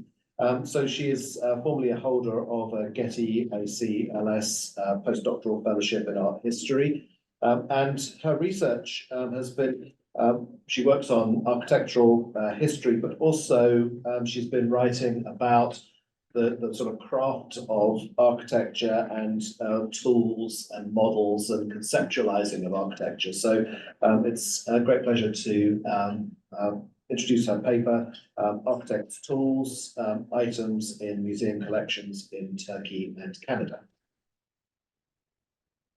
Hello, everyone. Thank you for hanging out there until my presentation. It's a pleasure to be a part of this network. Thank you, Marcus, for organizing this. And this gives me actually an exciting kind of opportunity to share my work in progress, supported by Shirk Insight Development Grant. So that basically builds upon my previous scholarship, but it is kind of hoping to accomplish some different goals around the social and cultural role of tools and measurements. So I just first would like to share my objectives, general objectives that I will not share, or I'm not in the kind of the position to share yet all the outcomes, but this is just going to be a kind of an introduction of the databases that we are building and the materials we are collecting. And particularly at this stage, I will welcome any suggestions, and this relates to mostly collecting and reaching out to tools of architects that you might be recognizing when I show you some selections from the collections in Canada and Turkey. So I hope that you will get in touch for this wider project if you run into similar tools and have an idea of their historical use in broader context other than the Ottoman Empire. So this project explores the social and cultural history of tools and units of measurement used in the architecture of the Middle East between 17th and 19th centuries with a focus on the Ottoman Empire. Tools and units were active agents in building and renovating civic architecture in the growing early modern cities of the region in this period. And they led to innovative architectural practices for social order after human-made or natural catastrophes such as earthquakes and fires. Despite, however, their social and cultural importance, in addition to, of course, them being the tools that architects use for building both the structures and the ornamentation, the history of tools and units haven't been examined critically and with a deeper inquiry. Theoretical discourses on buildings and cities that utilize these tools and units as well as their practical application haven't been examined in scholarship in detail so far. So my study aims to actually the bigger project related to the Shirk Insight Development project aims to shed new light on the changing role of tools and units such as yardsticks, surveying chains, compasses, plan table, cubit, and later on meter in transformation of the built environment and the natural landscape. Their close examination, both in theory and practice, that's also one of the key points, will hope to show how such tools and units not only became active agents in the building or repair of civic architecture in the growing early modern cities, but also served to introduce new social policies and practices. Understanding both the changing cultural values and social roles ascribed to tools and measurements then will provide hopefully an invaluable historical information about the transformation of the built environment and the larger natural landscape from a wider global perspective. Based on interdisciplinary and transcultural investigations of both material and geometrical qualities, practical uses of tools, and theoretical discourses on measures, then we hope to offer an innovative re-examination of sociocultural history of intersections also between architecture and sciences in a wider context. So let me begin with some selected examples. Some of the introductions that I will have are based on my already published scholarship, and I will be happy to share them with those of you who are interested further. But this begins with, first of all, drawing of an aerial triangular balance. And what we see here is an illustration in this 17th century copy of 11th century treatise of Karaji, Ibn Karaji, on the extraction of water. So what we see here is the aerial or triangular balance that actually presents an excellent point and was very useful for me to understand the intersections between what we can find in some mathematical books, but with a focus on practice, of course, and intersections of architectural practice. So I traced it first through this aerial balance. What is interesting is that Al-Karaji not only presents proofs, but also he mentions the making of this instrument in detail in his book on finding hidden waters. And he also tells how to measure heights and distances with different types of balances. Also, he gives geometrical proofs, but also notes that they are not necessary for practitioners. This is very important also for me to understand, because the issue of how mathematics was useful architects and of course builders is still withstanding, but my position is mostly acknowledging that they had mathematical knowledge, but it is a different type of mathematics, as I write in my scholarship, that is reliant on the practical mathematics of these practitioners. And this has been also one of the ways for me to differentiate, not merely putting everything under mathematics or geometry or arithmetic, but the type of geometry, type of arithmetic that these architects were exposed to through their collaboration with the scholars. So that's really an important distinction while we are going forward. Now, one of the key points that we have in terms of this intersection that I talk about comes from actually from a very well-known, obviously, Ottoman architect, Mimar Sinan. And here we have one of the few drawings, not basically the only drawing that's attributed to him, for the Kırkçeşme waterways from the Topkapı Palace Museum Library, dated to 1563. So I again wrote about this more in my article, but what I want to show here is this intersections between the use of this the tool, aerial balance, and Mimar Sinan, which we read in his own autobiographies. So this is also a moment where we see the intersections and overlap of an architect's kind of training and also some tools mentioned in the more scholarly traditions. The description of Mimar Sinan's method for finding and berging water resonates closely with some sections of Al-Karaji's 11th century book on extracting hidden waters. Now, we read in his autobiographies that while searching for aqueducts and water, when there was a shortage of water in Istanbul, Sinan inspected, quote, the heights and depths of the valleys with an aerial balance, Havai terazi, end of quote. So this instrument consisted of a triangular plate made of chips or solid wood, a plumb bob hanging from it to be sure that it's leveled, and a cord of 30 cubits divided by knots that were used together with 2 measuring rods. And we also read in sources such as Cafer Efendi's book on architecture, which has been the basis of my scholarship, the mention of the similar aerial balance carried by the Ottoman architect engineers such as Mehmet Ağa. So here what we have here is one from the collections in Pera Museum, which has the weights and measures collection, an amazing collection, rich with these instruments collected in Istanbul. Now, actually, it didn't remain there, and that has been my also curiosity and interest. So what we found in Karaji, and then we start seeing it in Ottoman architects using it, emerges in a very kind of famous book that keeps on copied later in the Ottoman collection. This is Al-Amili's book. And here is a drawing of an aerial triangular balance from a 1763 copy. And this is in the Topkapı Palace Museum from Al-Amili, is Baha'i, or the Essentials of Arithmetic, Hulasat al-Hisab.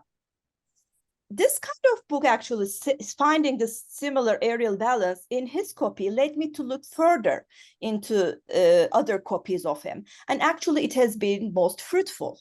One of the questions was that how is this even relevant for the practitioners? But on the other hand, the way that these books actually in their section on surveying talk about how the tool is constructed, through which materials are very illuminating, although they don't mention the architects and engineers. However, this doesn't mean that they wouldn't be useful in building practices. As I discussed in my scholarship on surveying, there was a big collaboration in the, I mentioned here the Ottoman context, but I studied collaboration between the officials who were trained in the madrasas and architects during social affairs, particularly during the measurements and repair of the foundations that are the houses, shops under the pious foundations. So there was a kind of moment of interaction, and each one of them benefited from each other's knowledge. One of them is more practical, one of them is more theoretical. So although the architects wouldn't necessarily need to know all the geometrical proofs and all the details, they would have a kind of a ground to discuss these matters. And those of them who are actually advanced, such as Sinan or Mehmet Ağa, who are known as architect engineers or mühendis mimar, then would be even more kind of knowledgeable about this. As I said, Al-Amili's book kind of opened up a new gate in tracing what is happening with this tool and how actually it was being used constantly, because it was being mentioned in all these books that are copies, and also the drawings are actually amazing. It gives us a sense of how it is being built, what it is good for, and as you can imagine, this is actually not surprising, connecting to the concerns of Al-Karaji for finding borders. Here we see that they are often categorized under the under surveying, which is to measure the earth to create canals, right? This immediately connects to irrigation canals and the creation of canals, because it enables you to level the ground so that you can make the water obviously stop, right? Or make it run in a certain direction. So this tool is very simple, but at the same time, obviously has been very effective. And in this book, we have, again, this is a copy of Al-Amili from the 1703. It is from the madrasa in Afyonkarahisar in Turkey, Gedik Ahmet Pasha Library.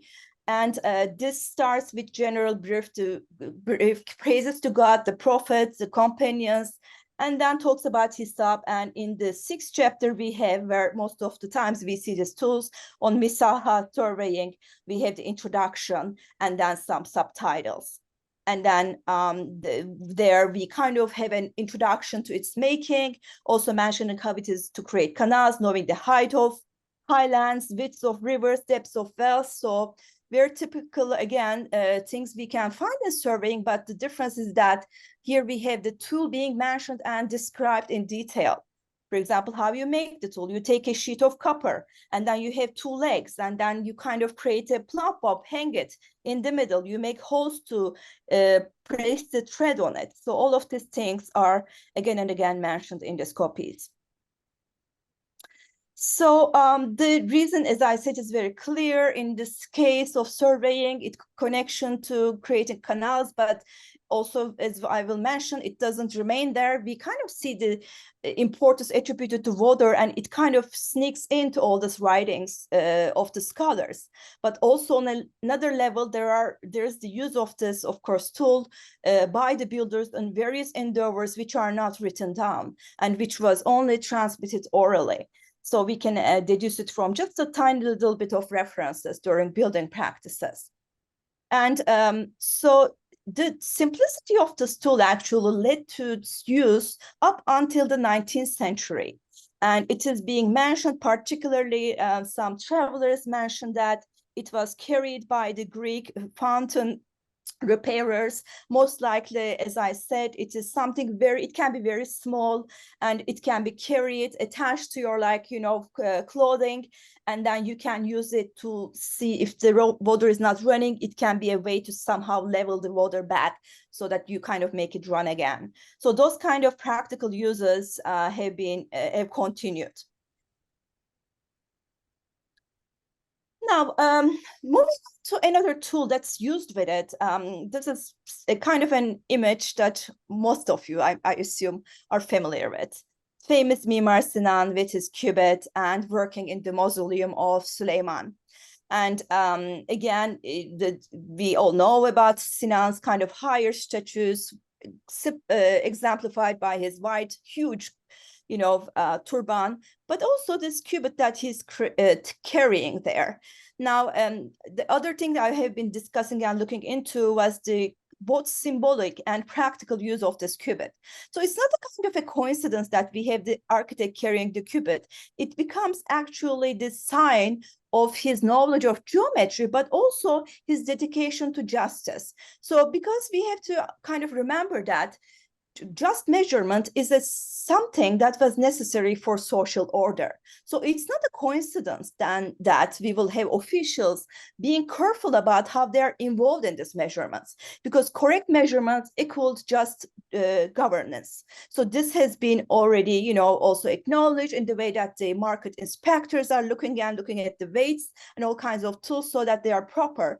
Yet we also know that the cubits have never been standardized for a very long time. And there could be differences. For example, the cubit that's used in Istanbul and the cubit that will be used in Egypt, they will have differences. They might be called cubit, but the length obviously would differ. And again, I wrote about how it was defined, at least in a very ideal way in my scholarship. But what I want to also talk about is that this also shows us another tool that we have, and that is mentioned, the architects carrying the cubits.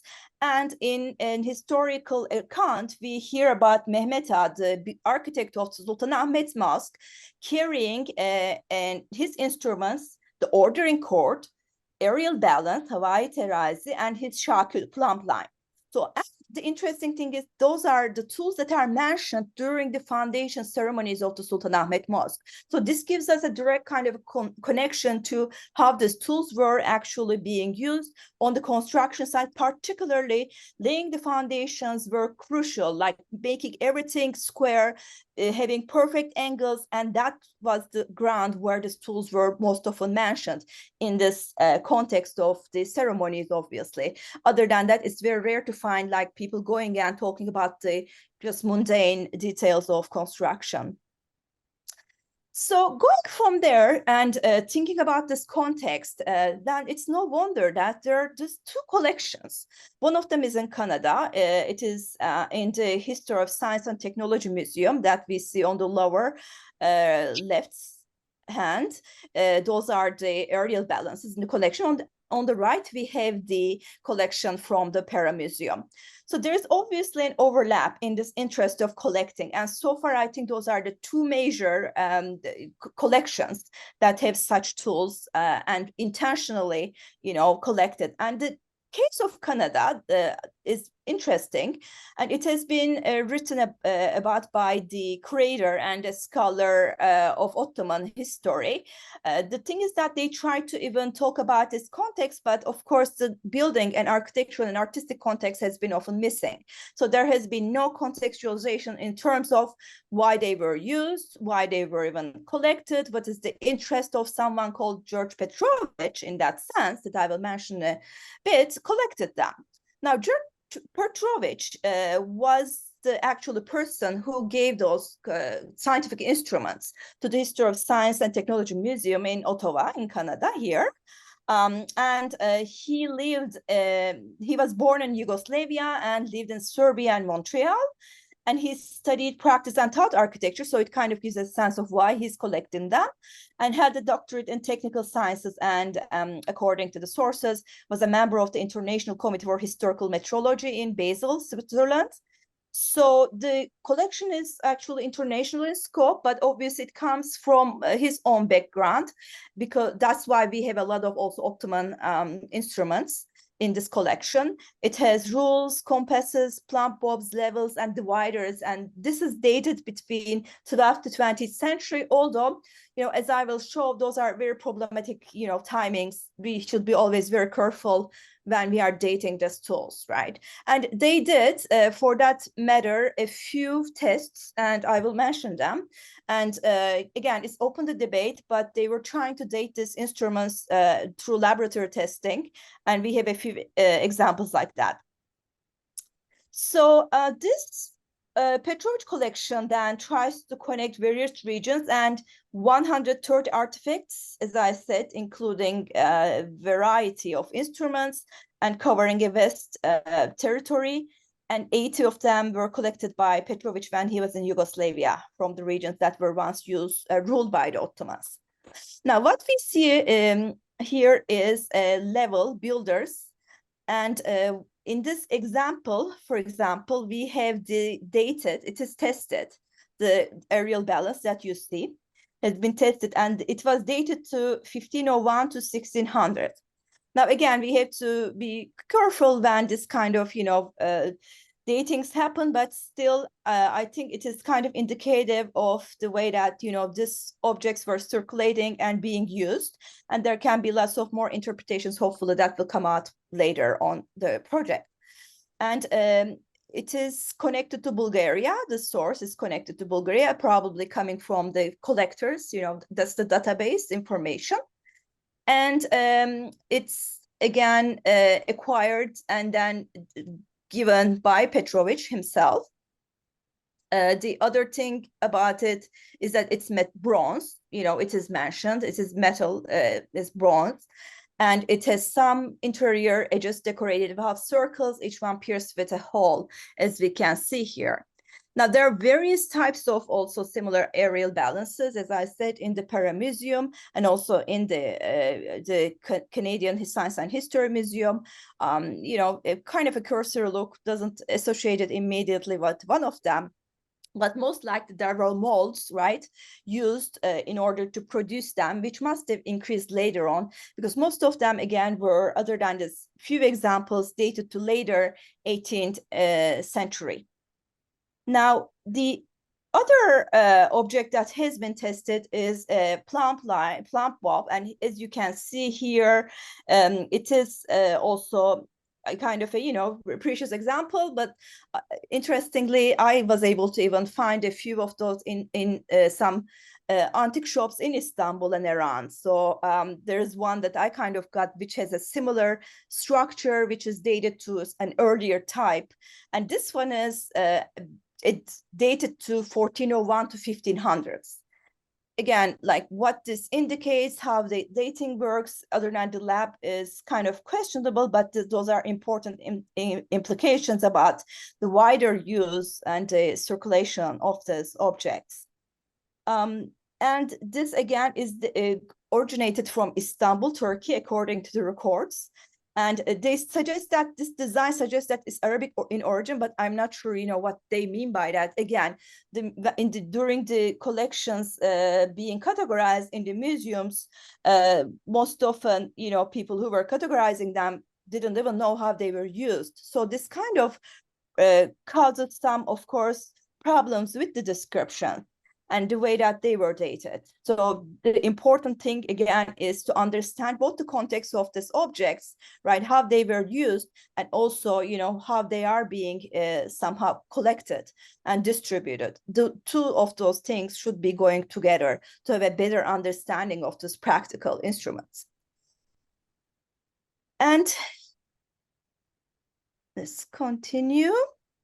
And this, again, just to give the wide range of the distribution of this tool, this is from the Pera Museum collection in Istanbul. We have similar plumb bobs, and they are being collected, and it also relates to their widespread use by the practitioners.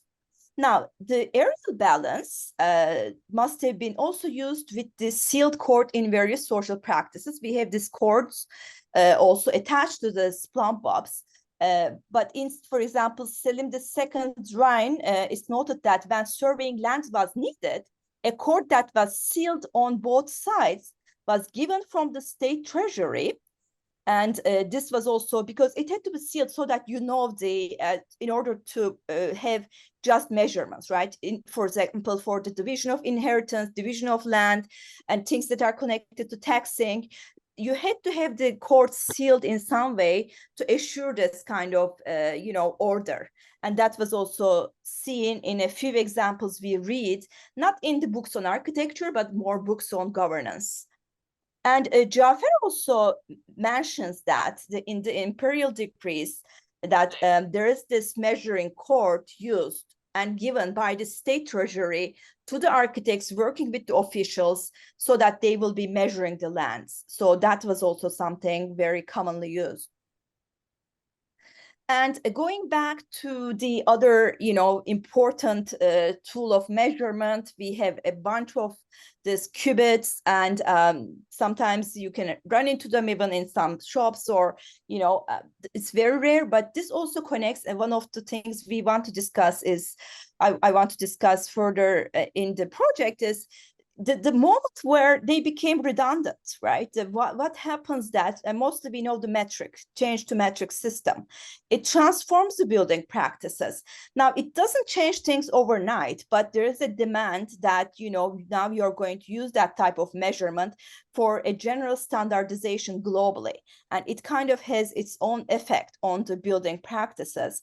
And it might be explained that this abundant number of the cubits collected might be related to the fact that, you know, those are the zira or arshin, and that they became redundant at some point, the late 19th century, when the Ottomans also accepted the metric system when it was introduced, right, to a broader European kind of context. This has been also a question. And the similar objects, this time wooden, also emerged in the History of Science and Technology Museum in Canada. And this again relates to most likely the availability of these tools, because when Petrovich was moving and somehow interested, he was able to most likely collect this kind of instruments which were not used anymore, which were not needed anymore, at least in terms of measurements. Now, you can use it as a ruler, obviously, right? And they were used as a ruler, right? I will say, particularly for ornamentation and carpentry or other kinds of, you know, making things square, but it wouldn't be kind of useful for measuring when you're obsessed with this kind of standardization. And here some details of the different ways that they were divided. So division is another kind of important way, and this division were not standardized oftentimes. This tells also a great deal of this way that oftentimes these measurements, units, and the building practices use them, but it relied a lot on the on-site decisions. We should never forget that. Like, there was not like a modern architect coming and using building codes, but there was always this shifts and negotiations going on site, right? Also in relation to measurements. I want to kind of conclude by noting something that might be also interesting for the general presentations that we have been hearing about, like this kind of details, ornamentations, even the stuccos or tiles, calligraphy. How were they made, right? This is also another question. Like there has been writing saying that there is this, when we look closely, there's this geometrical kind of knowledge embedded in them. But what I argue is that, actually you don't need this advanced proofs in order to build those kind of detailed geometrical forms. I give exercise to my students, and those are the two. One of them is the compass here. The other is the set square. So let me first mention a context that they are talked about. In his dictionary, Jafar, the writer of book on architecture of the 17th century, lists the set square among the tools used by architects and artists, after which he describes the three types of corners or angles, zaviye, right, obtuse, or acute. So here, zaviye in Arabic refers to the tool used to verify or define these angles. Although he doesn't relate the set square's degrees and applications, its inclusion in his dictionary indicates that architects used it for various practices on diverse surfaces, which could be building right-angle corners to drawing perpendicular lines on wood or paper. Yet I'm not talking about like calculated geometrical kind of, forms on paper. This is a different type of drawing geometry on paper or on wood, which can be used as a tracing. So we heard about al-Burjani's allusion to artists' need for practical geometry, and he kind of tried to use different methods for drawing and subdividing figures by using ruler, a compass, and a set square. But again, this kind of discussion continued. So I think we should just, again, as I discussed in my work, shift the focus on not just saying if they knew about mathematics or not, but what type of mathematics did they use? What type of geometry did they use? There's a different way of using geometry. Think about it in a very elementary level. And you can actually do a great deal of create a great deal of forms by using just the compass and set square and the ruler. And for example, Mehmet Ağa's training likely involved exercises involving the ruler, compass, and set square. The main tools used to construct geometric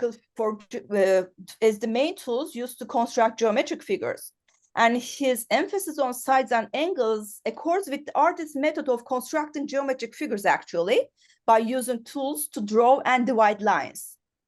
However, as I've been saying, this doesn't mean that the architects had to know all the formulas, but it was enough for them. And as we read in Jafar, that they knew what a square is, what a rectangle is, how you draw a circle. Those kind of were the basic knowledge that they had to acquire.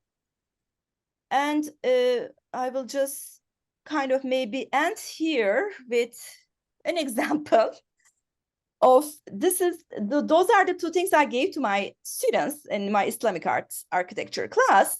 And I told them, you don't know any detailed geometry, mathematics, and you're all familiar with the similar things. But I think it is worth also thinking not merely as abstract geometrical figures, by thinking about through the tools, how they make it and use those tools.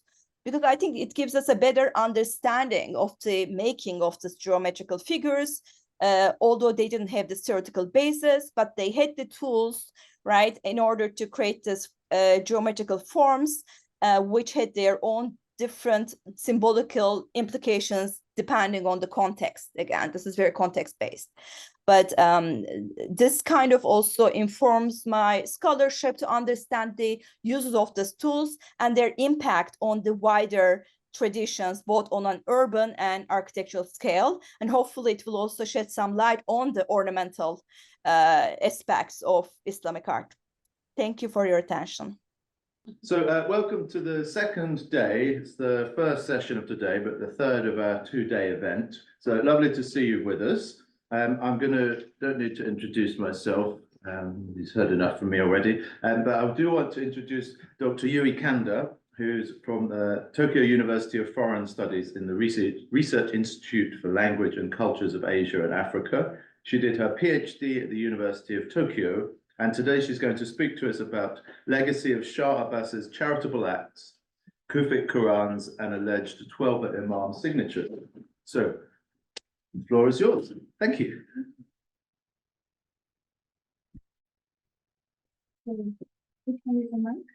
It's actually picking it up from there, so hopefully you can hear you okay. So, Richard, thank you very much for your introduction. Everyone, can you hear me? Yes. Is it okay? So, good morning, everyone, and welcome to my presentation. Firstly, I would like to express my sincere gratitude to Richard and Marcus for organizing the first annual Islamic art history research workshop. Today, I would like to introduce one of my ongoing projects, which explores the deception history of manuscripts and works of art gifted by Shah Abbas the fifth Shah of the Safavid Empire, to the mausoleum of Imam Reza, the eighth Imam, in Mashhad for the first time.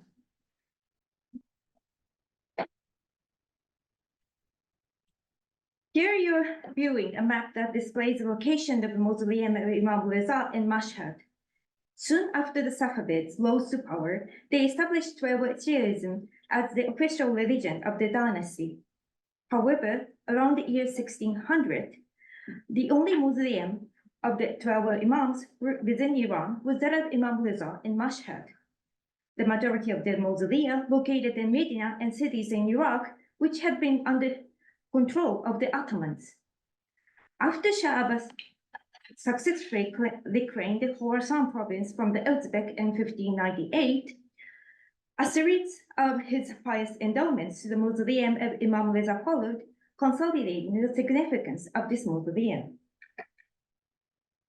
Today, I will focus on a particular type of manuscript which have been donated to the mausoleum of Imam Reza.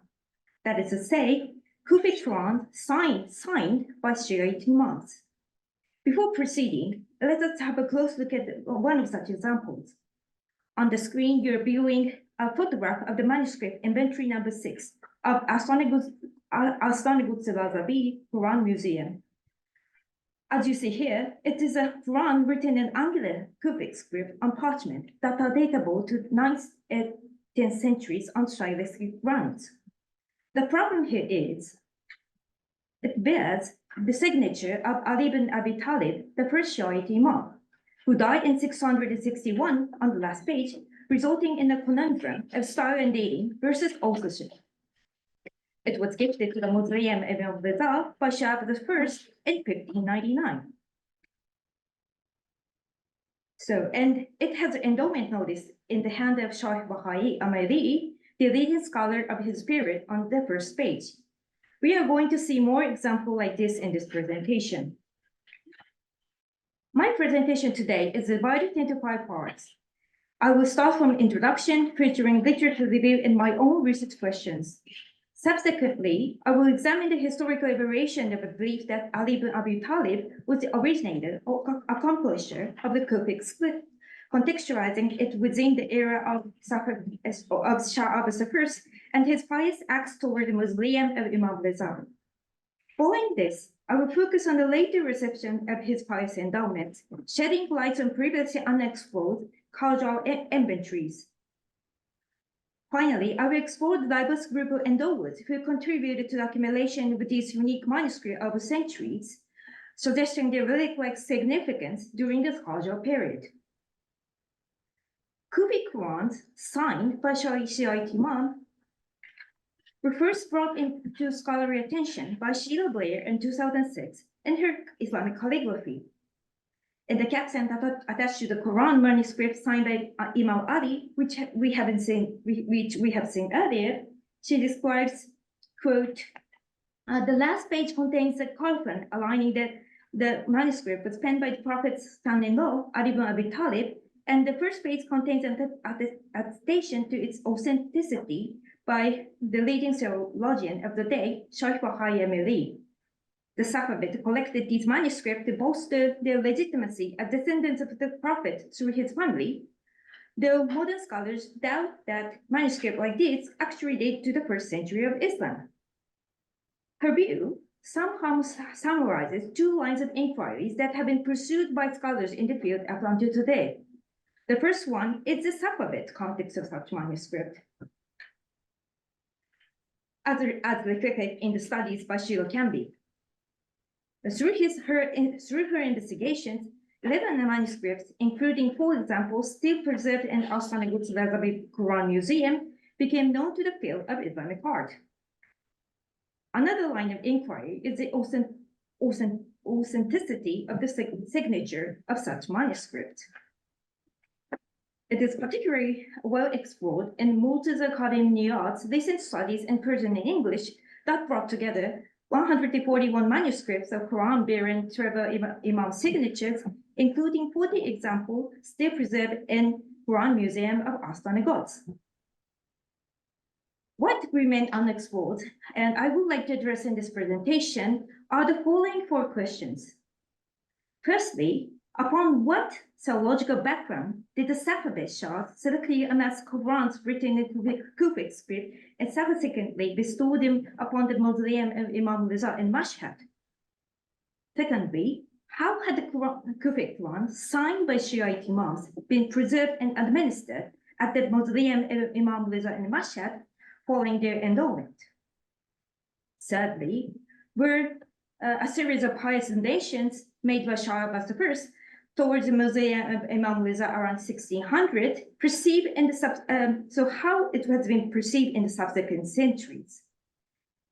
Lastly, did only the Safavid Shah, seeking to reinforce their legitimacy as descendants of the prophets, endow the mausoleum of Imam Riza with Kufic Qur'āns signed by Shiite Imams? I will start from the first question. As pointed out by Sheila Canby, in his Goresan Honar, Qazi Ahmad ascribes the invention of Kufic script to the first Shiite Imam, Ali ibn Abi Talib. The preface of the first version of the source bears the name of Shah ʿAbbās and predates his first attempt to get books from his library to the mausoleum of Imam Riza in 1599.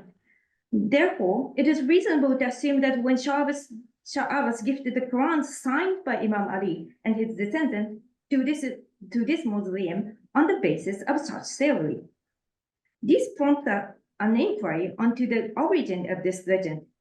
It becomes evident that such narrative predates the rise of the Safavid and the establishment of Twelver Shi'ism as the state religions.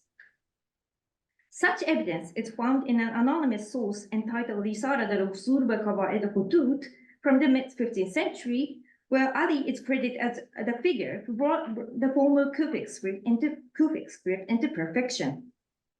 Further investigation on the sources on the art of calligraphy may unveil additional insights into the theological motivation that guided the Safavid Shahs and their selective collection and donations of Qur'ans written in the Kufic script. So let us proceed to the next question. How had the Kufic Qur'ans signed by Shiite Imam been preserved and administered in the mausoleum of Imam Riza in Mashhad following their endowment? To answer this question, I would like to investigate 2 Persian documents from the Qajar period, which are hitherto completely unexplored in the study of the material culture of Islam. The first document is entitled Kitabche-i Mawqufat Astana Quds al-Mazabi. It is a list of movable and immovable property attached to the mausoleum of Imam Riza in Mashhad and the staff affiliated with its place. It was composed by Siraf, a superintendent of this mausoleum, by the order of Nasiruddin Shah in 1869. It remained unpublished and preserved in the form of a manuscript in Majlis Library in Tehran. What is important for us to recognize here is that it has a list of jewelry, lamps, candlesticks, tablets of visitations, zarifs, manuscripts, royal decrees, armor, Chinese porcelain, cupboards of zarif, and carpets, and so on, under folios 19b to 82a. Before proceeding to introduce the second source, I would like to mention how I found this kitabche. On the course of preparing my article on the brass candlestick at the Museum of Islamic Art in Doha, inscribed with the endowment inscription that indicates that it was donated to the mausoleum of Imam Musa Kazim in Baghdad, I was looking for the inventory report of this mausoleum that matches what is inscribed on the object itself. In the end, I could not find any document in relation to the candlestick gifted to the mausoleum of Imam Musa Kazim before I published my finding in BIPS Iran this year. By the way, this is open access article, so please feel free to access it. And instead, I found this kitab chair, which provides valuable information on the different types of manuscript and works of art gifted to the mausoleum of Imam Reza and Mashhad. When I started deciphering this inventory together with my colleague, Nobuaki Kondo, the specialist of cultural history, I realized how useful these sources could be for the study of material culture of Iran and neighboring regions up until the late 19th centuries. And today, I would like to focus on the manuscript section of this inventory. Another source I am going to consult today is Matura Asham's History of Mashhad in 3 volumes. The lithograph version of this work was published in Tehran in 1883 to 86, and it has a list of manuscripts. I will use this Matura Shams to confirm the description of manuscript found in Kitab Che. Let us see how Kitab Che looks like. This is the beginning of the list of manuscripts. What is striking about this list is that it starts from the section of the list of Qur'āns, and especially that of our Kufic Qur'āns signed by Shiite Imams. So let us examine this first manuscript in the list to see what kind of information it provides. As you see, it is written in Siyaq and Shikhasanat League, which is not the easy script to read, I would say. Let us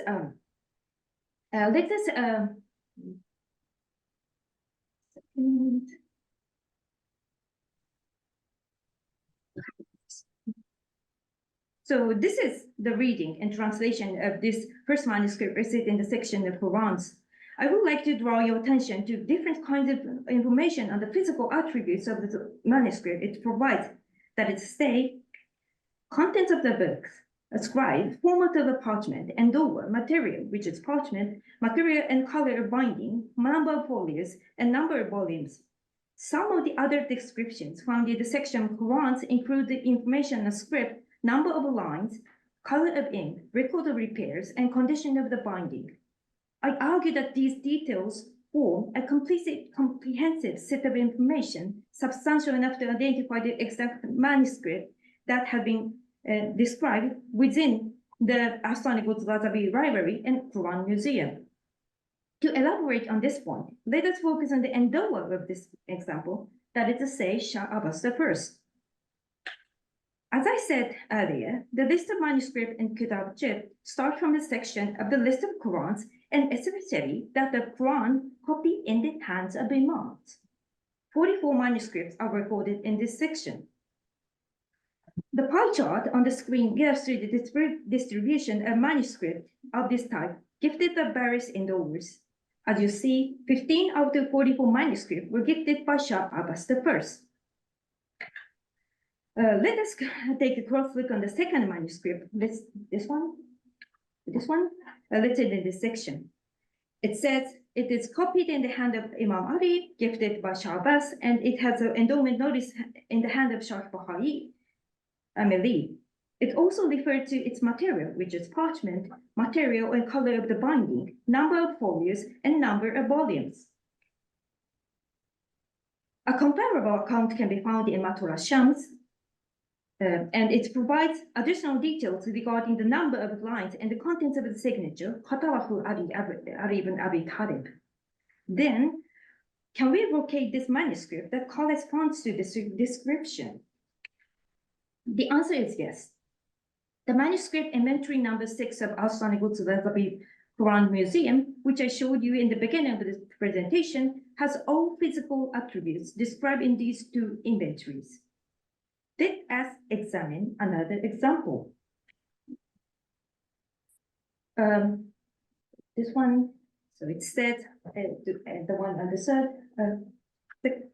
it said it's copied in the hand of Imam Hassan, endowed by Shah-Abbas, and it has the endowment notice in the hand of Shaykh Bahai.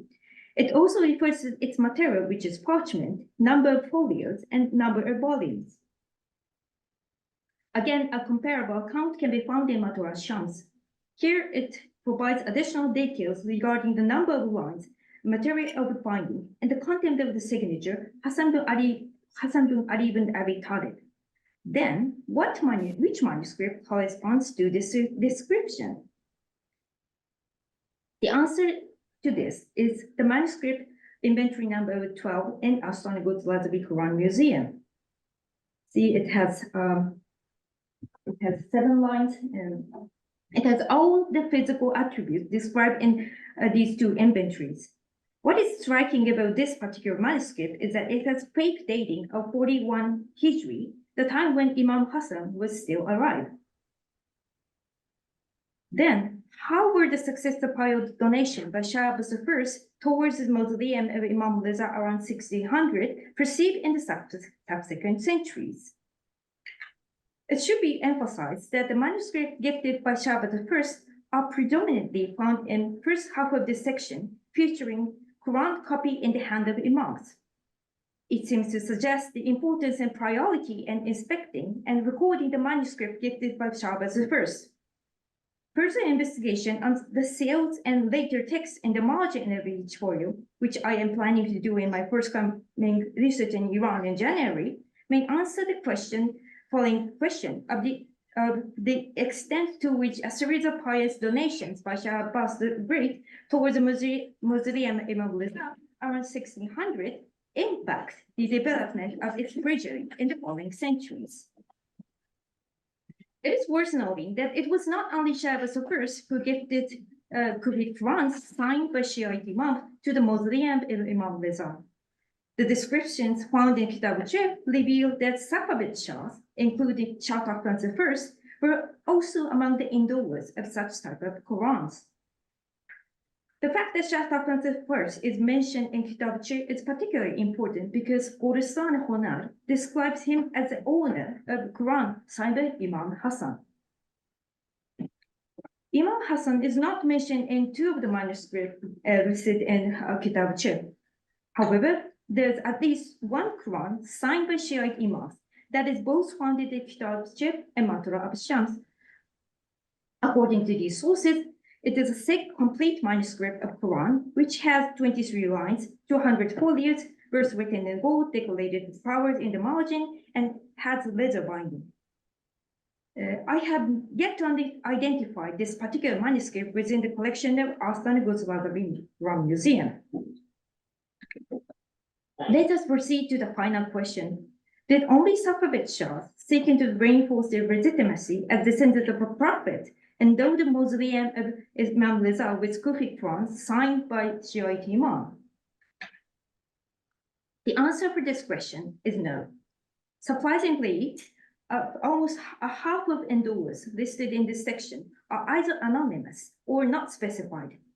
It suggests the diverse group of endowers who contribute to the accumulation of Quran copied in the hands of imams over centuries, marking a transformation in the purpose or intent behind presenting these distinctive manuscripts to the mausoleum of Imam Reza. To sum up, this study sheds light for the first time on the later reception of Quran copied in the hands of imams by analyzing not only the relevant description found in sources on calligraphy, but also previously unexplored published and unpublished inventory report of the treasury of the Arsanigods from the Qajar periods. In so doing, it not only attempted to reveal the literary status of this particular manuscript in the later period, but also contributed to further understanding of the legacy of Shah Abbas' charitable acts to the Arsanigods through the Qajar period. So we are now approaching to the end of this presentation. Before we conclude, I would like to share information about upcoming opportunity where I plan to present further investigation on this subject. In August, I will be delivering a paper at a panel entitled Shaping Safavid Iran, Manuscripts, Libraries, and Public Space under Shah Abbas during the AIS 14th Biennial Iranian Studies Conference in Mexico City. This panel is co-organized with Philip Bockholt in Münster. In addition, I'm preparing the edition of Kitabuchi, which I showed you earlier, with my colleague Nobuaki Kondo. Currently, we are seeking for the publishers, and I welcome any suggestions you may have. So this brings me to the end of my presentation. Thank you very much for your attention. Second paper of the day, I'd like to introduce Leila Danesh. Leila's a PhD candidate here at the University of York. She started in 2022 and is researching Ilkhanid and Seljuk mihrabs. She recently published an article in Der Islam on the mihrabs in Marand and Urmia, and today we'll speak about the concealed mihrab in the Masjid Malik in Zuzan. So if you want to come, the floor is yours, and I will get the PowerPoint up and hopefully get it shared.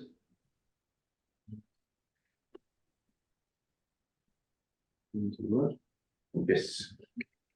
There we go. Perfect. Thank you. Take it away. Yeah, I'll just take this out of your way. Thank you, Richard, for the introduction, and thank you also, and Marcus, for organizing this event. I would also like to take a chance and welcome again those attend in person here in New York and those watching online. As Richard mentioned, I'm going to talk about a mihrab in a northeastern of Iran, in a Masjid Malik of Zozan. It is my chapter proposed for Professor Helen Grant's book, The Architecture of Iranian World, 2012. Zozan lies 35 kilometers from Qaf and 60 kilometers from the present Afghan frontier, and it contains the vestige of what was once a major city of medieval Khorasan in northeastern Iran. The fragments of the walls of two Ivans, which once belonged to a grand and extensively decorated mosque, now stand as the only remains of the lost town. The mosque is known as the Masjid Malik of Zozan and is ascribed to Awamuddin Muayyad al-Muluk Abu Bakr ibn Ali al-Zozani, the Malik of Zozan, during the reign of Shah ibn Muhammad ibn Takish. While the mosque facade on a Qibla Ivan bears an inscription dated Rabi al-Awwal 650, its interior has a large and extensively damaged epigraphic phrase which includes the date 660. The historical sources indicate Zozan's importance in the first centuries of Islam, as is evident from Al-Muqaddas's reference to it as either a Misr or Madinat al-Kabira. This can be traced in the remains of columns on a first mosque found beneath the Malik of Zozan's imposing mosque. The first Jami was altered and enlarged over the centuries, and by the end of the 11th or in the beginning of the 12th century, a finely carved Stucco mihrab was installed on a mud brick wall of what is known as the second mosque. The early 13th century mosque of Malik al-Mu'azzam was raised up in the ruins of the earlier buildings, and the existing evidence indicates that the Masjid al-Malik of Zozan was left incomplete after the death of Malik in Shawwal 614, which was soon followed by the Mongol invasion of Khorasan in 617. Even if the town was spared from the Mongol invasion, it might have been destroyed later by a violent earthquake that struck the region on 14th of Rabi al-Awwal 737. In course of excavations in 1991, a concealed carved Stucco mihrab was uncovered almost intact beneath the Qibla Ivan of the Masjid al-Malik of Zozan. The evidence of the excavations revealed that the mihrab had been intentionally well preserved. A mud brick wall was constructed in front of the mihrab, and a space between the mihrab and the wall was carefully filled with sand, which further aided its preservation. The mihrab retains its original polychromy in various sections, which reveals its original vibrant colors. It features a standard form consisting of an inner niche flanked by two columns from which a pointed arc springs. The central part is surrounded by two framing bands of vegetal decoration and a Kufic inscription. As with most of the mihrabs of the period, a large console of vegetal ornament sits atop the outer framing band. The interior recess of the central niche has suffered extensive losses, but fragments of deeply carved vegetal decoration have survived across different areas of the panel. This section features a symmetrical composition of leaf elements, each with surface perforation framed by a thin plain border colored with yellow pigment. The column shafts feature 8 pointed star and cross patterns perforated with triangular and rhombus ornaments. Atop the columns stand cylindrical capitals that not only have intricate surface carving and perforations, but also retain paint traces of original colors. Vermilion, blue, statue green stand out as most of the polychromatic shades adorning these capitals. The pointed arc of the central niche that springs from these capitals forms a lunette in its interior. It features a symmetrical composition characterized by 4 circles surrounding intricate floral and vegetal decorations. They retain traces of vermilion and green nestled within the recesses of the perforated surface decoration. In addition, vestigia of blue and yellow can be found on the surface of vegetal patterns across various sections. While the arc introduce presents a band of repeating geometric patterns, the arc extradus features a Kufic inscription band on a plain background with green. It consists of Bismillah followed by Quran 23, the ayahs 1, 2, and part of ayah 3. The pointed arc, together with the panel above it, is framed by a narrow band with repeating spiral elements that have some of the original orange coloring still faintly visible. This rectangular frame features a very distinctive style that's seen in other examples of surviving stucco in Iran. The spandrels topping the arc have double spiral elements. Encircling vegetal ornamentation with vestigia of vermilion color in the recesses of the perforation. The panel positioned above the pointed arc provides information concerning the identity of the patron. The Kufic inscription is set against a plain background with traces of orange coloring. The inscription panel is surrounded by a narrow framing band of meander that still retains the yellow pigment on the surface of the continuous lines. The text reads, "Among what was ordered by Al-Sheikh Al-Rais, Abu Muhammad ibn Muhammad, may God accept from him and be pleased with him. Sovereignty is God's." The inner structure fits into 2 framing bands. One features arabesque patterns carved in taglio fashion, and the second is an inscription written in Kufic. The inner band is composed of repeating incised half palmettes, all connected to each other by elongated stems. Within the recesses of the ornament, subtle vestigia of vermilion and green stands as the sole surviving remnants of the band's original polychromy. The outer framing Kufic inscription, adorned with elaborate hastatics, contains Quran 5, ayah 55, and part of the ayahs 56. The band is quite well preserved and retains abundant areas of blue and on a plain background. This band is almost 16 centimeters wide and is in turn framed by a yellow narrow band. Similar to other mihrabs of the region, such as those of Masjid al-Gumbad in Sangan and Rabati Sharaf, the corner solution used for the framing band is not simply decorative motifs or stylized pseudo-Kufic forms. Filling the spaces in the corners are integral letters. In both corners, there is an elongated vav that forms part of the inscription. They are characterized by decorative endings and arranged in a way that fills the void in the corners. The top console of the mihrab measures 73 centimeters in height, consisting nearly a quarter of the overall height of the structure. It features a series of symmetrical crescent-like forms surrounding a teardrop-shaped elements in 3 tiers. Between these are the incised preparatory construction lines that were revealed by the losses of the surface decoration. Only the relief section on the upper section of the top row feature additional medallions with surface ornament. The mihrab's design terminates with a pair of narrow bands of geometric patterns on either side that are flushed with the plain borders. The signature panel is the most important part of the composition, as it gives the full name of the craftsman who creates the mihrab. Written in Kufic, it rests upon a plain background adorned with blue pigment. Much like the inscription bands on the rest of the mihrab, the ornament within this panel is limited to a rosette inscribed within a circle. The text reads, the work of Abu Sa'd ibn Muhammad as-Sarbon.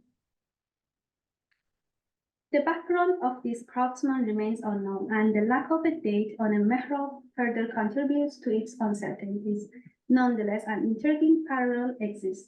Andre Godard notes a nearly identical name on an inscription panel running around the main entrance to the first courtyard of the Bati Sharaf. The vestige of the name reads, Ela Rahimallahu Abu Sa'd Muhammad. The inscription on the Bati Sharaf does not end in a vertical register, but extends from right to left horizontally. This is evident from the horizontal placement of Muhammad on the left and the letter Sin from an unidentified word on the right corners. Furthermore, Godard's image reveals several vertical lines above the horizontal word Muhammad, suggesting the presence of another word after it. But it is not feasible to propose a specific word based on these remnants. While executed in two different media, a comparison between the terms Abu Sa'd and Muhammad written two signature panels indicate a level of similarities in execution techniques. The initial mean in Muhammad in both cases is noteworthy, as it is not on a baseline and is carried up into the middle zone. They are connected by the short horizontal stroke to the middle half. The ayin and middle mean in both cases are joined to the letters on either side by decorative arcs, embellish the baseline of their writing. The type of Kufic used for the inscription in this mihrab deserves close analysis. Comparing alphabets from the mihrab with inscriptions on regional comparanda reveals certain peculiarities of this unique style of Kufic.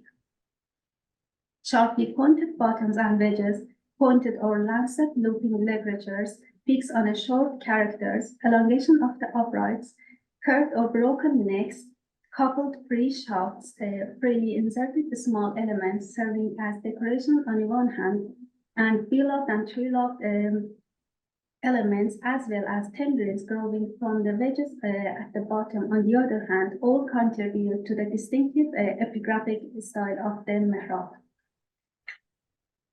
The tall and slender shafts of the letters with foliate termini are the most striking characteristics of the Kufic used on a composition. Similar slender termini can be seen on a variety of Glaze Central Asian ceramics. The characteristics is also to be seen in a pre-Mongol inscriptions from the monuments in northeastern province of Iran, for instance, in a mihrab inscription of Masjid Gumbad, Ribat Sharaf, and an inscription frieze of Ribat Mahi, as well as in a mosque of Shir Kabir at Mashhad Mesriyan in southern Turkmenistan.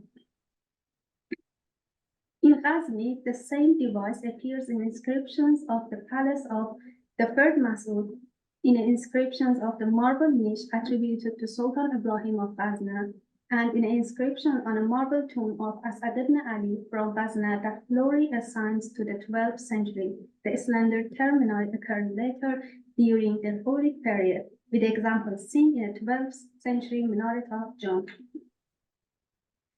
In a stone inscription, this device also found on various panels in Yazd region.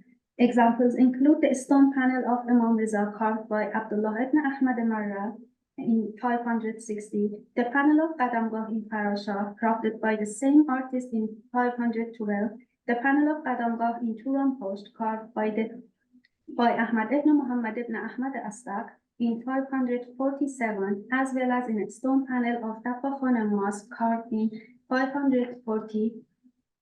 The tombstone of Muhammad ibn Ishaq al-Mula and Muhammad ibn al-Hussein al-Baki, the later carved by Abdullah ibn Umar Boyud.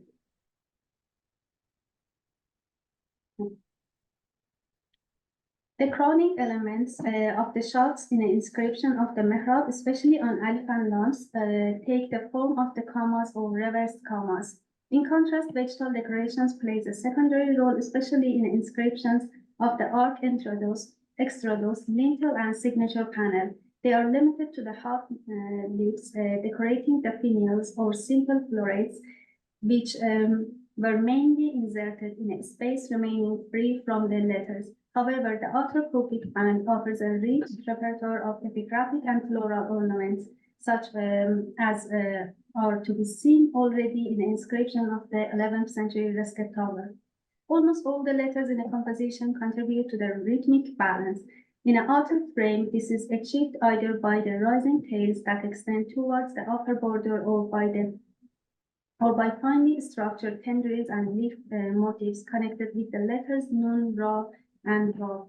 In an arc extrados, lintel, and signature inscriptions, some of the letters are broken mainly at a left angle, giving weight to the upper zone and creating a perfect pause between it and the lower one, which mainly descend below the baseline. The letters are typically connected to the preceding and following ones through the looping ligatures positioned below the baseline. These ligatures, along with the descending letters, contribute to the rhythm of the lower zone. This creates a distinctly pronounced rhythmic quality, which, as indicated by Flori, was evident in much of the epigraphy of the 11th century. The study of the long concealed mihrab of Masjid al-Malik of Zozan allows insight into the rich artistry of this architectural masterpiece in Khorasan. The mihrab presents an intricate repertoire of epigraphic and floral decoration, which remains almost intact due to the deliberate preservation of the mihrab, as is evident from the surrounding construction and carefully installed peeling material. This has allowed for the remarkable attention of its original polychromy, providing a vivid window into its previous vibrant appearance.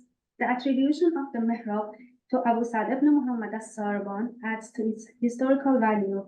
The probable presence of the same name on a main entrance of the Rebati-Sharaf, being the most prominent part of the complex, as indicates the degree of importance and involvement of this craftsman in architectural and artistic endeavors in a region.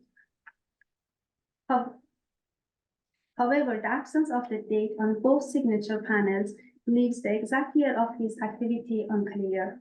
The stylistic comparison between the mihrab and different inscriptions in Greater Khorasan suggests a shared design language in a region. Central to the mihrab's visual impact is the unique style of the Kufic, distinguished primarily by the terminal of its slender uprights. Upon comparing a corpus of material in different regions, it becomes apparent that in Khorasan and Yazd, elongated verticals mostly extended upwards enough to touch the border. In contrast, the slender terminal of the inscription in Ghazna typically extend only to the middle zone, with the only exception being the inscription of the tomb of Asad ibn Ali. This suggests that the Kufic style in Khorasan underwent an evolution over a time, but it remains difficult to find an exact corpus of comparative material that can be used to explain the origin of this unique epigraphic style.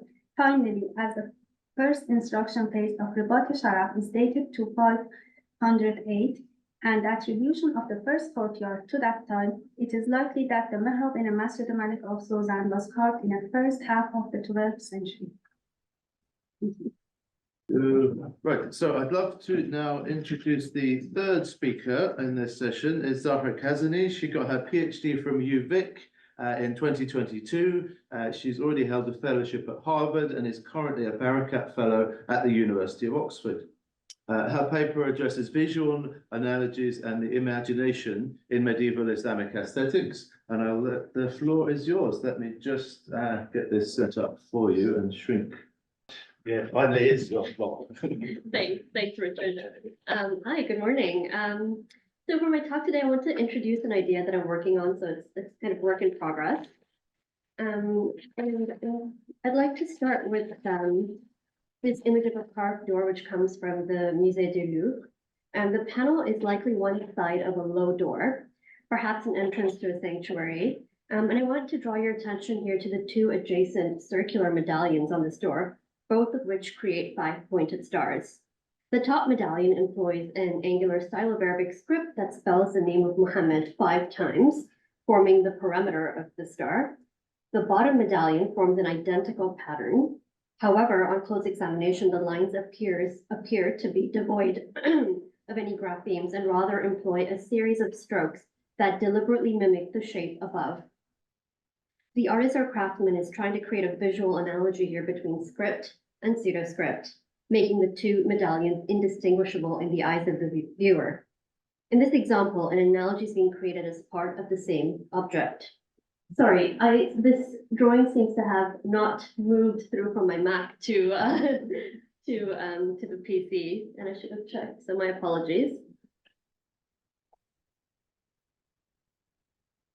I'm also interested in how these analogies might appear across a different set of objects, such as a pair of ornamental door knockers here that reference dragon bodies through their silhouette. Note especially the design at the very top of this object, where the split pomettes may be imagined as a pair of confronting dragons with open mouths. I want to further dwell on this theme through 2 case studies I've been working on, both of which are rooted in the 12th and 13th centuries of the Jazeera, especially the city of Mosul.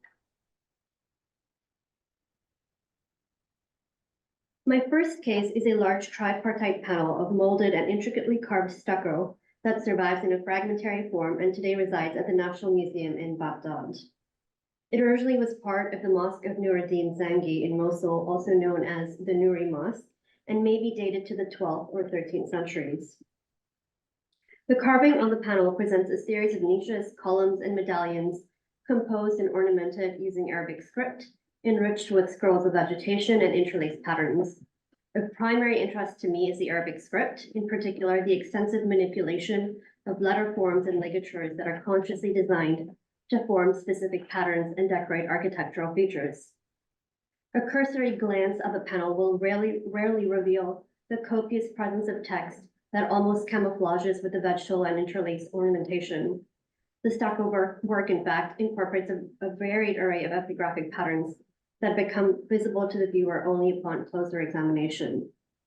This 4-meter high panel is composed of 3 sections: a taller central frieze flanked by lateral structures.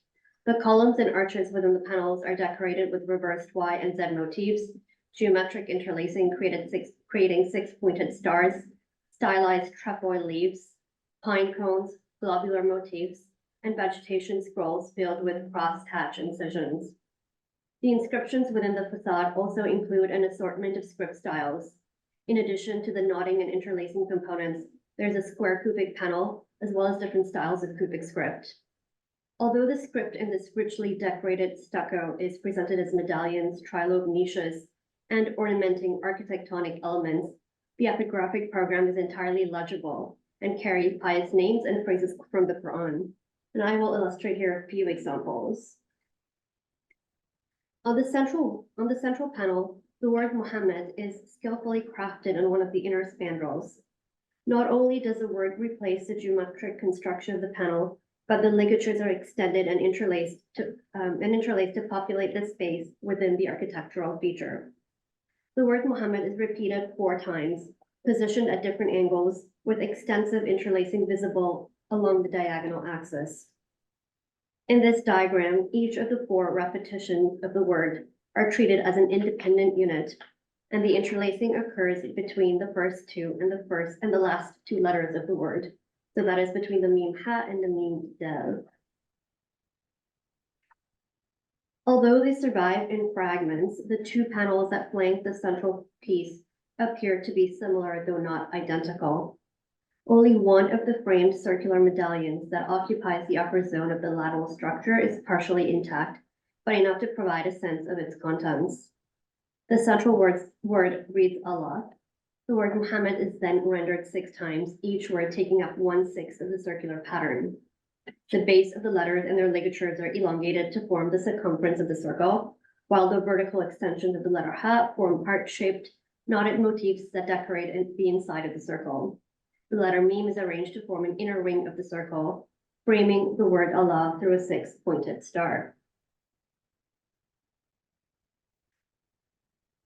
Looking at the lower zone on the right, the tympanum on this lateral panel is formed and decorated using the word Muhammad 3 times. The base of the letters, through a clockwise orientation, is manipulated to represent the architectural structure. As seen in the previous examples, the ascenders of the script are extended towards the center to form interlaced patterns in knotted motifs. There's a tri-lobed knot in the center, and 2 heart-shaped knots conspicuously depicted inside the triangular frame. Heart-shaped knots also appear on the middle of the panel, featuring prominently as an integrated element of the letters Lam Aleph in the word Allah, the central eye-catching image on the panel. In examining these arrangements, what is most apparent and likely the aim of the craftsman is the emergence of the visual patterns and motifs that become the focal point of the design, as meaningful as the content of the words themselves. The panel mimics a mihrab in a mosque, but the panel is not a mihrab. It is a 2-dimensional decorative structure that was placed above the mihrab and below the dome inside the prayer space. The panel was thus not accessible to the viewer at eye level. Rather, one would have to raise their head and look up in order to see the erecting image. Even then, given the height at which the panel is placed within the prayer space, it would have been impossible for the viewer to deconstruct the individual components of this craftsmanship with a single glance. When Ernst Herzfeld, the German archaeologist who documented much of Iraqi architectural heritage in the early 20th century, visited Mosul and the Nuri mosques, he mentioned in his diaries the extraordinarily rich stucco decoration of Kufic letters and ornament on the upper walls above the mihrab. He notes the lack of windows and natural lighting, claiming that the decoration was very difficult for him to see and therefore document. The stucco work also has traces of color, which is now apparent in its present state at the Iraqi Museum. You may be able to see the blue in the background color, suggesting that the inscriptions must have really stood out against this. Yasser Tabah, who observed the piece in the 80s, also mentions traces of ochre on there. In Mosul and the Jazeera region during the 12th and 13th centuries, the serpent or the dragon image with long, winding, knotted bodies were commonplace. Acknowledging the multivalent meanings of this image, scholarship is consistent on the magical and apotropaic functions of this image, seen in discussions by Sarah Kuhn and Persis Berlekamp. One of the most well-known of these images is that of the Talisman Gate in Baghdad, which depicts a seated prince flanked by dragons.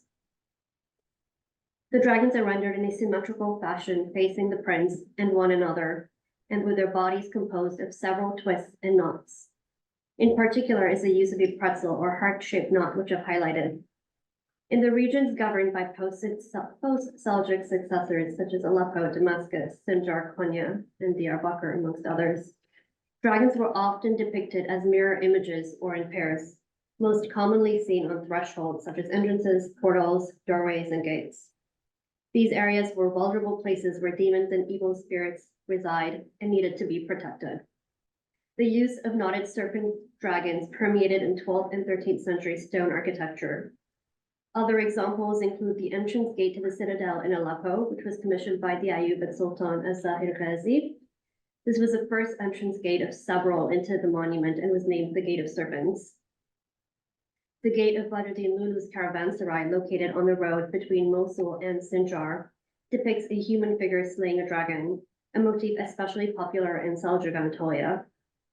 Similar to the depictions on the Nurid stucco decoration, it is noteworthy that the dragon bodies feature an architectural elements such as lintels and spandrels and are placed in an elevated location.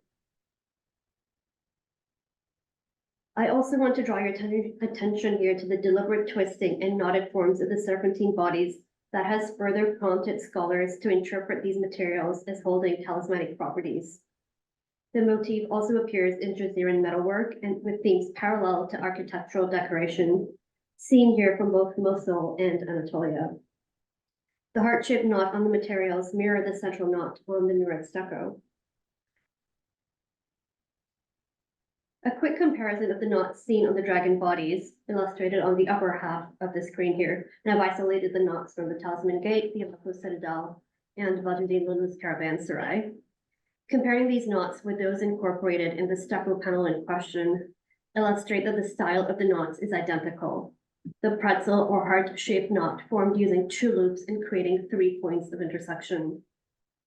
The heavily ornamented and labyrinth-like frieze of the Nuri mosques makes extensive use of knotted motifs and interlacing, leading one to question whether in fact the use of letter bodies in this way might reference the bodies of serpent dragons. I suggest here this as the case of visual analogy where a deliberate visual form is being transplanted onto something entirely unrelated. I want to explore this idea of analogy a little bit further. Thus far, I've illustrated that the knots and patterns on the Nurid stucco decoration are identical to the iconography of serpentine bodies in the Jazeera region. My argument rests on the premise that because the knotted dragon bodies possess apotropaic power, the Nurid stucco and its likeness must therefore also embody the same powerful properties. My next question is, if 2 things look alike, that is, there is visual similarity or a deliberate visual translation, does that also mean that the analogical image takes on the intrinsic qualities of the original structure? In this case, do the epigraphic patterns of the Nurid stucco necessarily become magical because they possess an indexical or an analogical relationship with serpentine bodies? The creating of associations and analogies in this way, it was in fact a leitmotif of medieval Islamic aesthetics, especially between the 11th and 13th centuries. Margaret Graves, for example, has illustrated the analogies or illusions that exist between monumental architecture and 3-dimensional plastic arts during this time. In medieval Arabic poetics and literary criticism, especially from the 11th century onwards, indirect expression such as simile, metaphor, imitation, or illusion dominated the aesthetic sensibilities of the time. In the so-called new school of literary criticism, numerous terminologies were employed for indirect expression, illustrating the surge of interest and dynamism in the field. There are 2 terms that come close to the use of visual analogies that I'm discussing.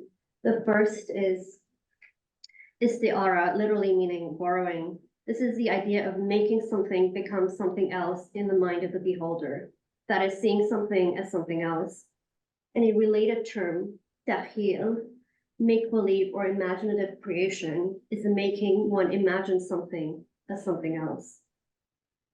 Both can be grouped under the discussion on analogies found in the works of Abdelkader al-Jurjani, the famed 11th century grammarian and literary theorist. This metaphorical logic also prevails in the discussion of Aristotelian poetics by philosophers such as Al-Farabi and Ibn Sina, more recently seen in works of Lara Harb in her work on Arabic poetics. According to Harb, associating one with the other was a means of stimulating the imagination. As a result, the reader or the viewer undergoes a process of mental discovery, thereby evoking a sense of wonder. The more rare or unfamiliar or novel the comparison, the greater the wonder. I propose understanding the epigraphic patterns of the Nurid stucco as part of the analogical trend of the period. The striking visual similarity between the knotted dragon bodies and the epigraphic patterns suggests an attempt of the craftsman to guise the Arabic script within the prevalent aesthetic outlook. That is, the visual similarity was evoked to make something become something else. The words are designed in such a way so as to bring to mind the long, coiled serpentine bodies.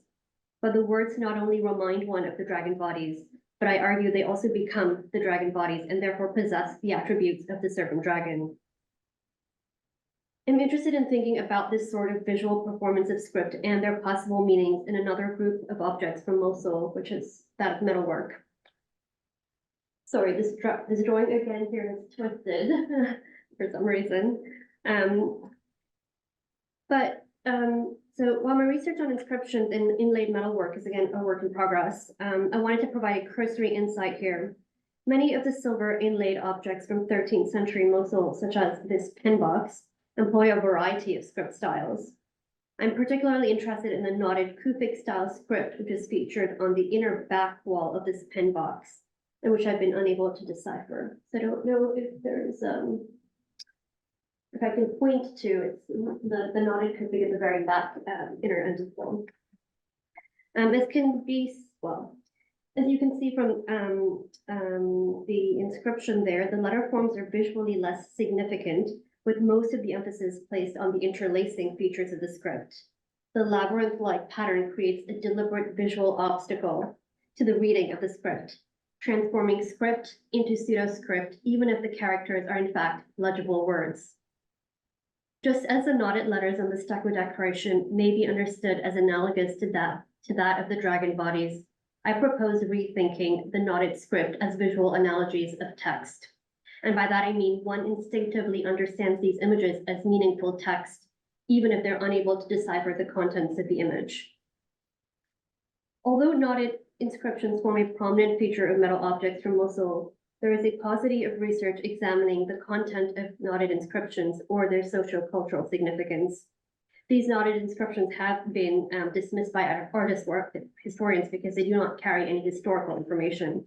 They almost always carry phrases of benediction or supplication, such as Sa'ada, happiness, Barakah, divine blessings, Alays walikbal, honor and prosperities, or Yom, good luck or fortune. These have been discussed to some extent in Khorasani metalwork by Milikian Sherbani. He notes that the knotted phrases often use a shorthand script to present a word that may be challenging to read for the untrained eye, and that may be the case here. A cursory look at some of the contemporaneous examples is that of the David collection pen box, reveals that similar visual forms were being employed across a range of metal objects. I've isolated the knotted inscription on two other inlaid metal objects. On the top is the inscription on a candlestick base attributed to Badruddin Lulu. The text flanks the medallion on the object's central band. Below is the inscription that circumscribes the widest part of the Hamburg ewer. And finally, the David collection pen box. The similarity of visual forms is apparent and suggests one of two things. Either these were a set of words deemed worthy and perhaps even magical during this period and are hence employed in many of these objects. I think that is likely the case here. For instance, we may be able to read the last word rendered across three objects as yum, translated as lucky, fortunate, or auspicious. Second, what we see is not only the word, but also the way in which the script and the letter forms are rendered, whether legible or not, which suggests a persistent copying or replicating of a visual model. The presence of visual model, in fact, seems very possible, given that many of the objects under consideration were made in Mosul and perhaps even in the same workshop. What is also very interesting is that many of the knotted inscriptions found in Mosuli objects are products of the workshop of Ahmed al-Dhaki and his assistant Ibn Jaldak, which sort of lays the groundwork for an extended study of these inscriptions. All right, well, to conclude, the examples discussed in this presentation highlight the visual dimension of script in meaning making, in that it is not only the verbal messages carried by the script, but also the visual manipulation of script that affects the way in which it is perceived. The two main cases of the Nurid stucco and the Mosuli pen box demonstrate that their dynamic inscription incorporated elements of visual culture that were prevalent in 12th and 13th centuries. The use of knots, interlacing elements, and script were dominant visual motifs, and by deliberately referencing them as part of the epigraphic patterns was a means to compel the viewer to forge association and imagine elements of connection between them. Thank you. Welcome to the last of our sessions. So we have well, two single speakers and then a joint presentation in the middle. And so our first speaker of the session is Marija Grbanovic. And she is currently the Deputy Curator and in-house editor of the Islamic collections of the Khalili collection. She's Associate Director of the International Journal of Islamic Architecture. Associate Editor, sorry, apologies, Associate Editor. And also she lectures at SOAS, Courtauld and Victoria and Albert Museum. So she's got some very interesting forthcoming articles, including one which I'm looking forward to, which is picturing the Mughal Madonna, the Virgin Mary as a symbol of legitimacy and royal authority in Jahangir's architecture. And she's going to be speaking today on political identity and power in architectural layers of Lahore.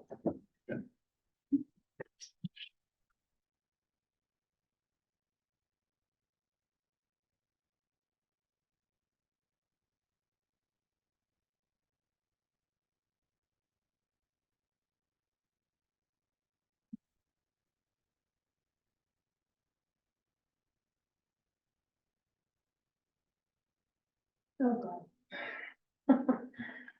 Sorry, I'm trying to do the technology. Oh, just shrink that big box in the middle. Just, yeah, just make it go away. Let's see. Let's see if Sorry. properly. There we go. More. All right. So thank you, Marcus, for that very kind introduction. Good afternoon, everybody, and thank you for being here, both everybody in the room and online. And a special thank you to Richard and Marcus for putting together what I hope is going to be the first of many meetings of the Islamic Art History Research Network. I'm delighted to be here today to speak to you on political identity and power in the architectural layers of Lahore. So Lahore was one of the imperial capitals of the Mughal Empire in the 16th and 17th centuries during the reigns of the emperors Akbar and Jahangir, and continued in importance during the remainder of the Mughal era as a provincial capital. Lahore remained a Mughal city until the mid-18th century, when it was captured by the Afghans in 1748. It was then taken by the Sikhs in the early 1760s, becoming the capital of the Sikh kingdom from 1801 until 1849, when the British deposed the last Sikh ruler, Duleep Singh. As stated in my abstract, the architectural and archaeological remains of these different periods stand as monumental testaments to the city's changing political fortunes. I'm intrigued by certain questions that arise in relation to this, questions around ownership, functional use of space, and of power. And it's these questions I'm querying in this research. So when the use of a building is fundamentally changed, who claims ownership of it? The community it was built for, or the one who's taken it over?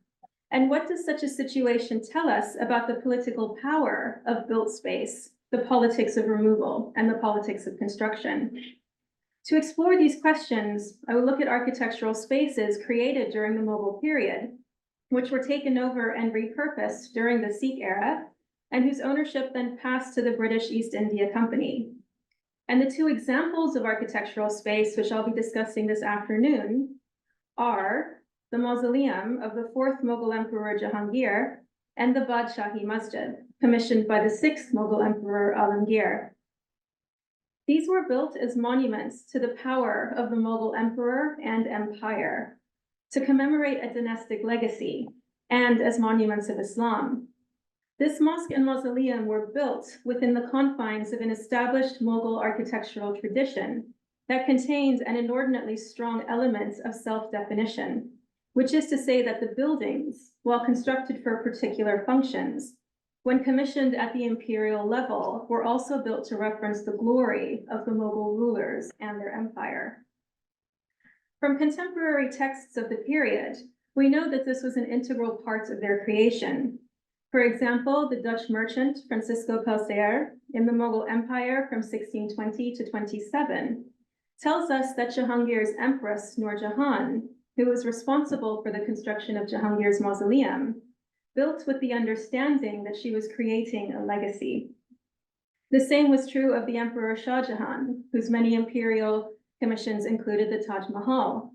His court historian, Lahori, tells us that Shah Jahan's constructions were a means through which he intended to be remembered for posterity.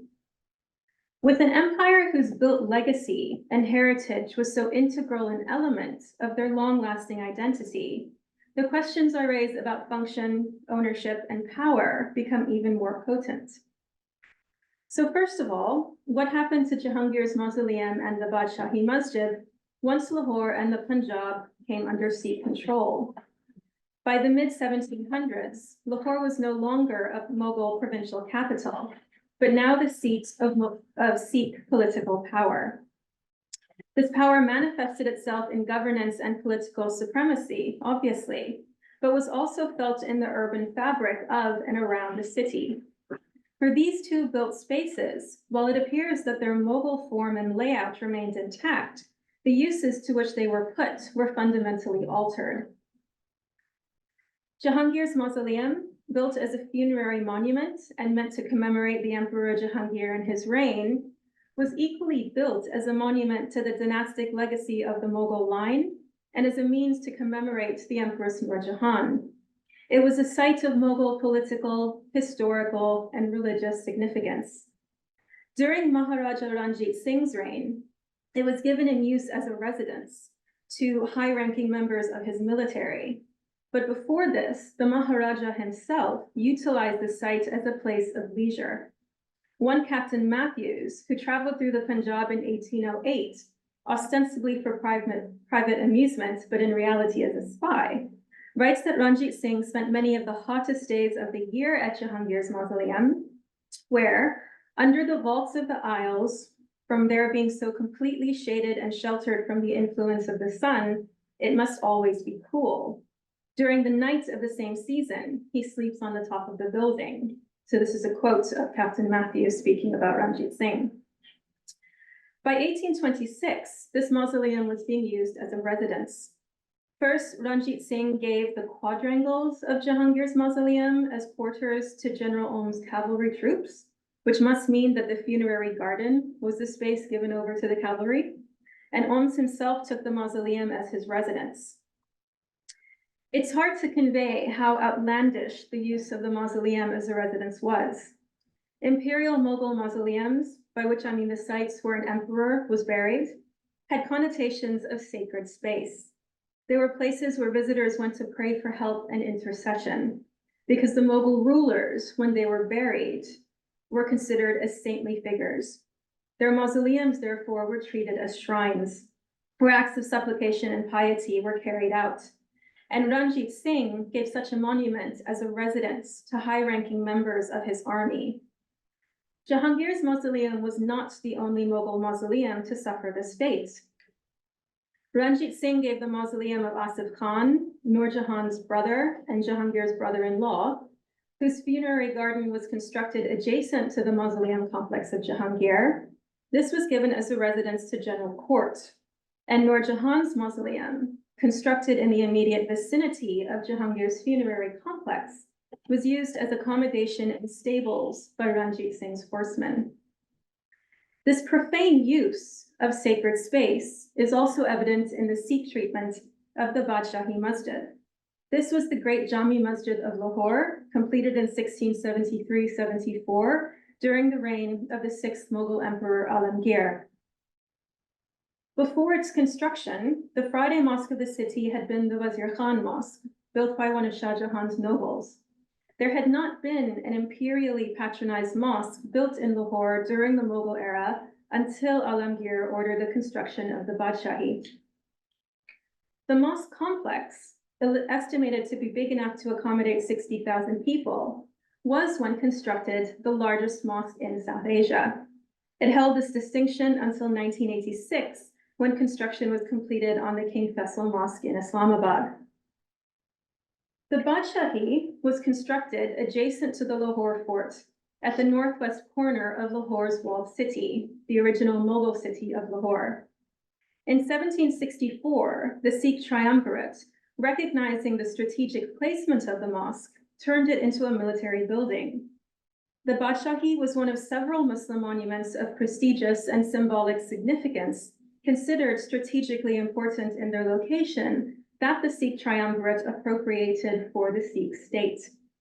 While some of these sites were given back to the Muslim community of Lahore during the reign of Maharaja Ranjit Singh, he continued to deny them access to the Badshahi and other religious spaces.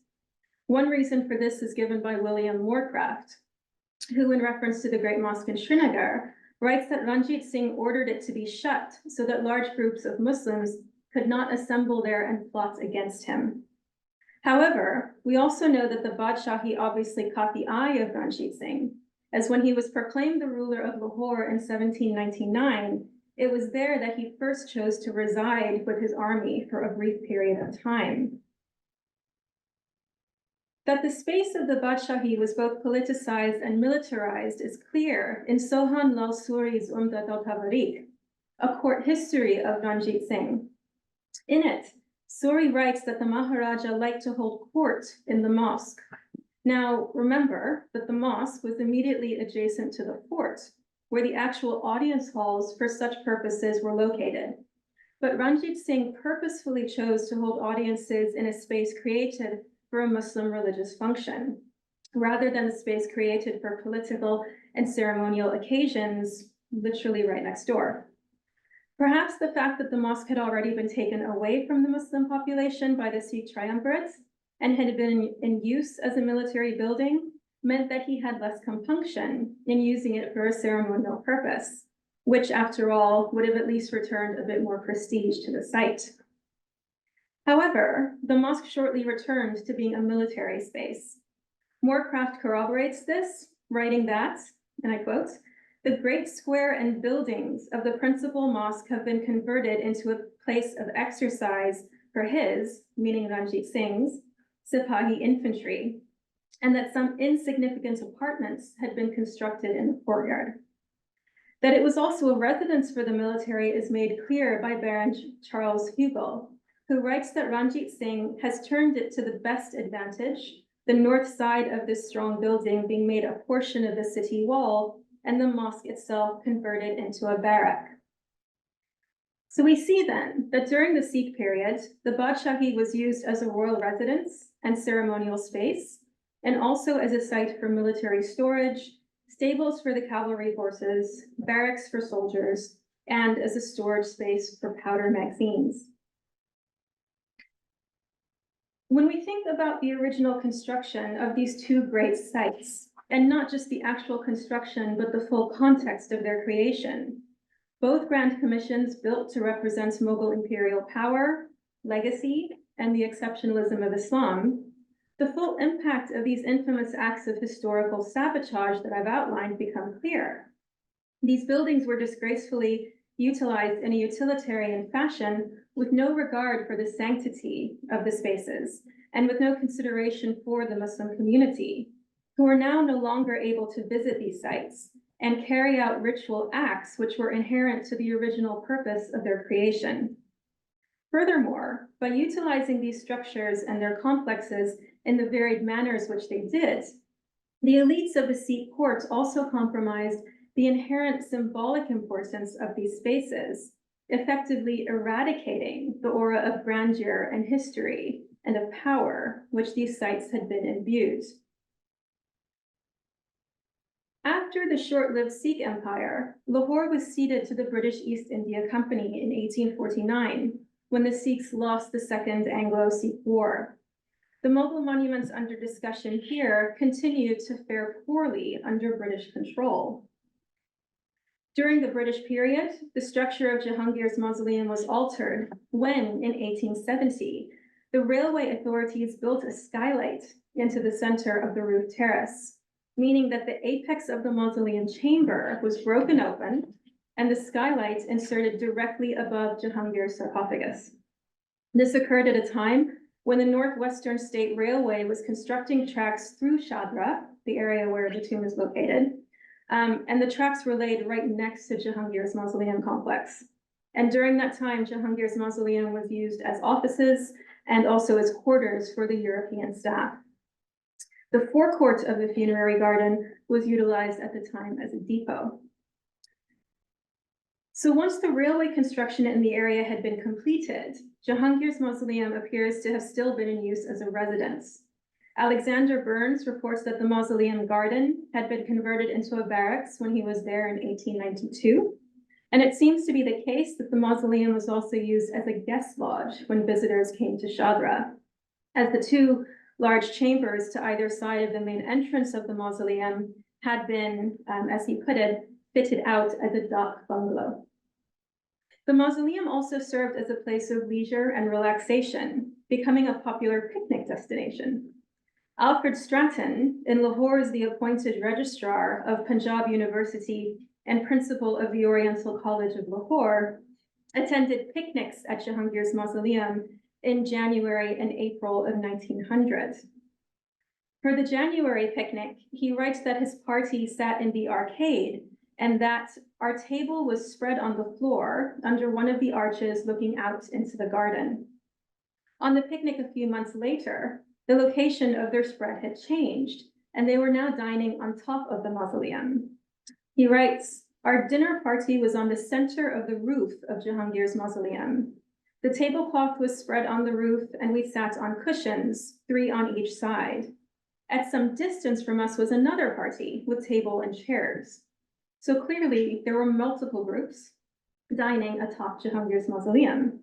It seems to have been used as a hotel cum restaurant where guests could dine al fresco under the stars." Turning to the Badshahi Masjid under British control, the mosque continued to be denied to the Muslim population because of the ongoing political turmoil in Lahore, and instead was used as a military cantonment. We know that in 1850, shortly after the East India Company annexed the Punjab, that the mosque complex was still in use as a powder magazine storage site, but also as the site of a silkworm establishment. By 1856, however, new powder stores within the fort had been completed, and the Muslim community was allowed to reconsecrate the mosque for religious ritual and use. However, this was with the caveats that they did not have full autonomy over the space, for in the official decree, which allowed them the right to again worship there, their subservience to the will and control of the British commanding officer of the fort was clearly stated. "You shall be the custodians of the said mosque, and it shall be obligatory and essential for you to obey the orders of the commanding officer of the fort regarding the management of the fort and the Hazuri Bagh in which the mosque is situated. And it should be borne in mind that the mosque will always remain under the orders of the commanding officer of the fort. Whenever the said officer may deem it necessary, he may stop the people from going in and coming out of the mosque." So from this, we're explicitly told that the British considered the mosque to be a part of the fort, not as a separate entity. And by doing so, they were able to keep it under the control of their military, something which obviously suited their desires.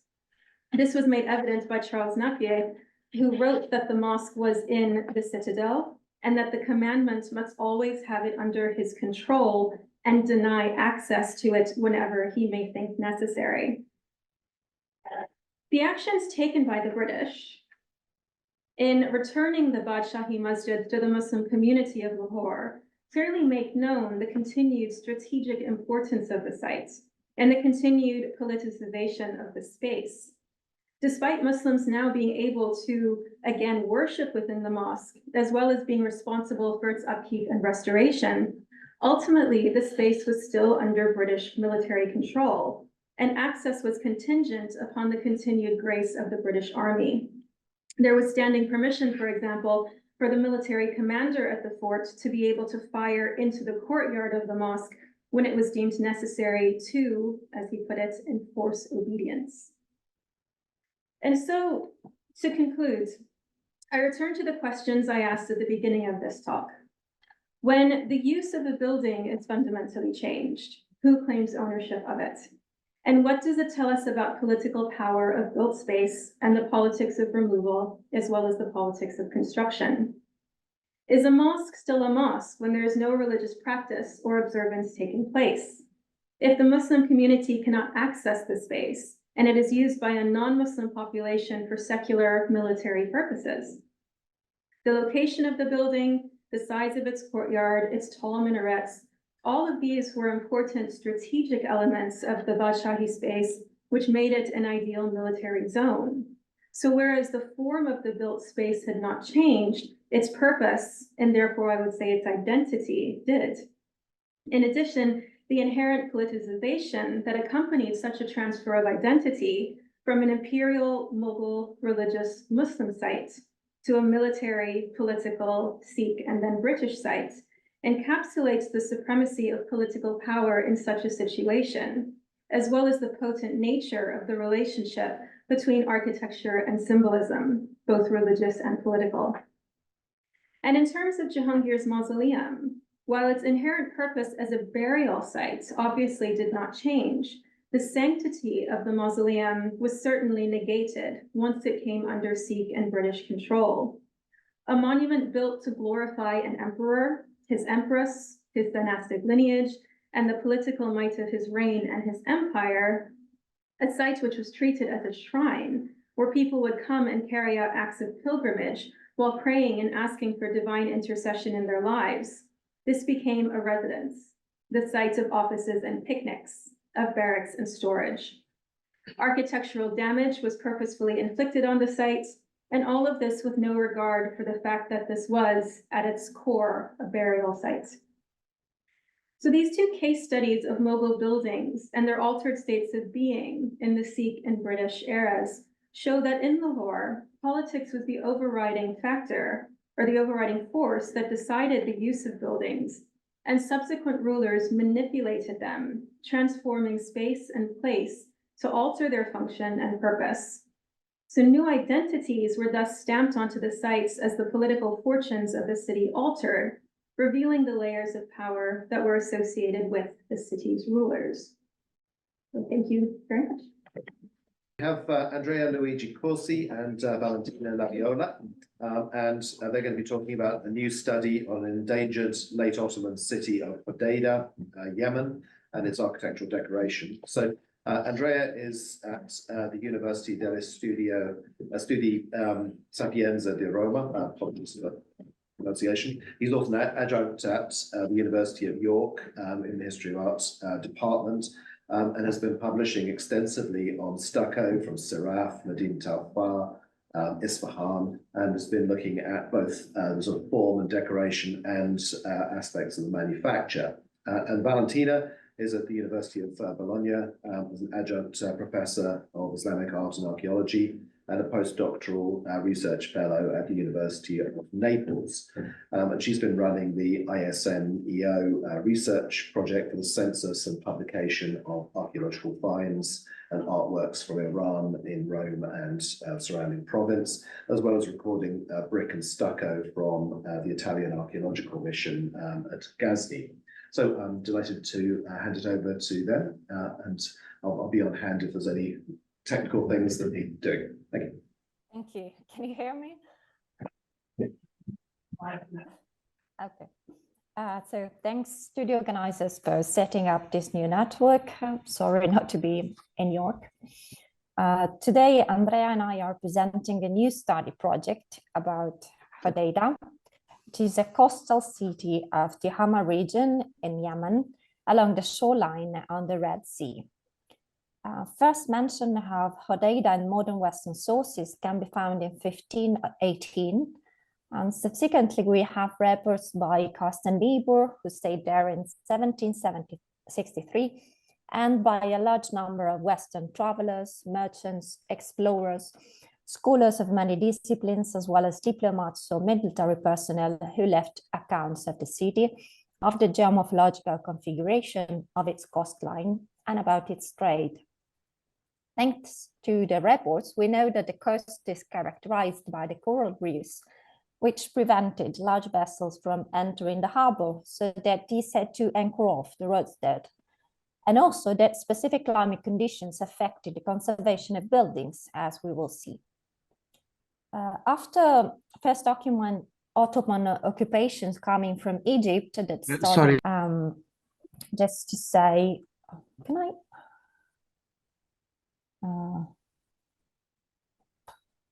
No, okay.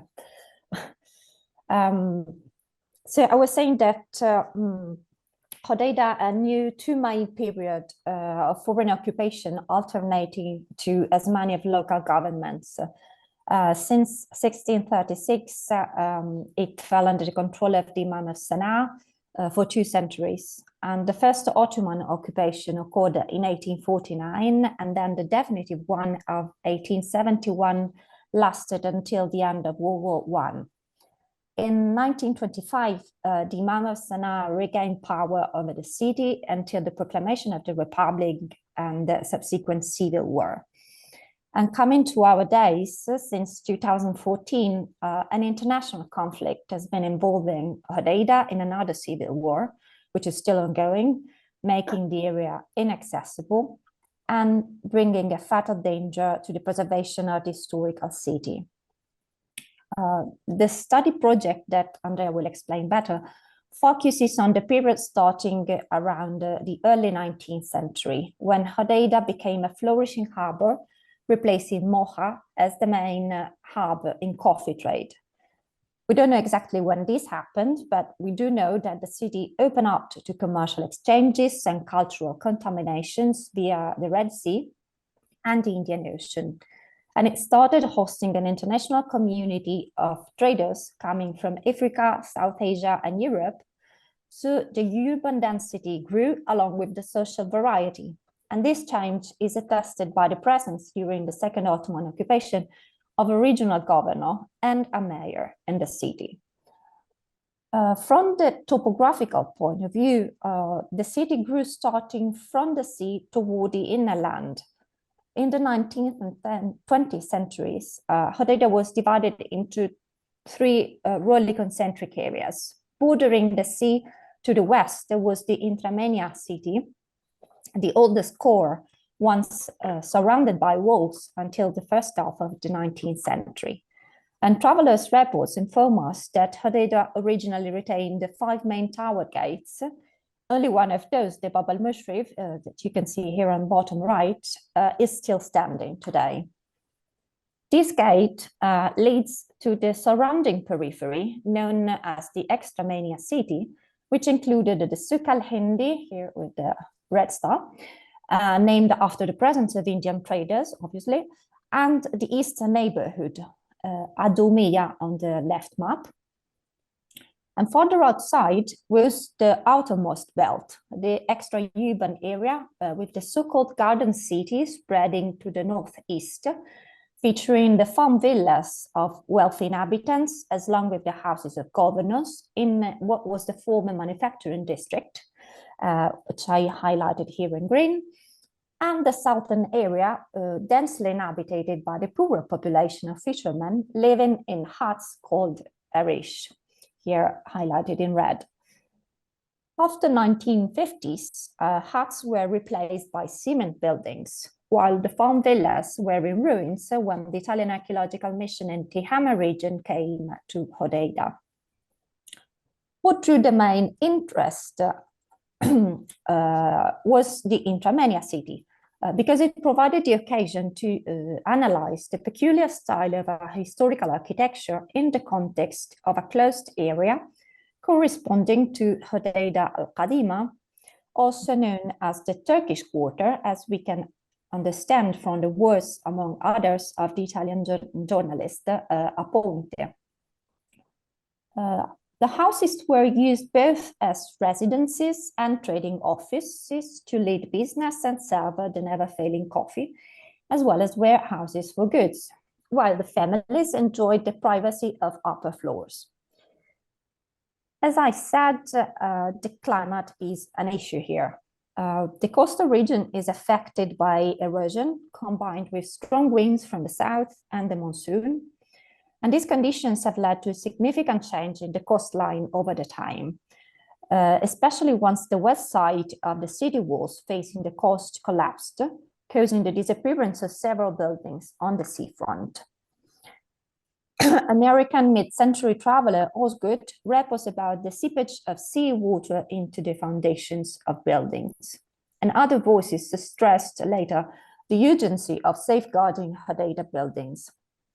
I should also mention that historical events affected the conservation as both the Italian and British armies altered the skyline, bombing the city from the sea in 1910s. And after this brief introduction, I leave the floor to Andrea and I will resume later.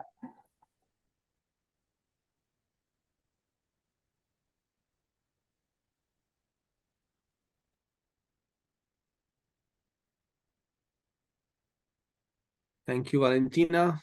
And I don't know if you can see the presentation. Yeah. Okay. Yeah.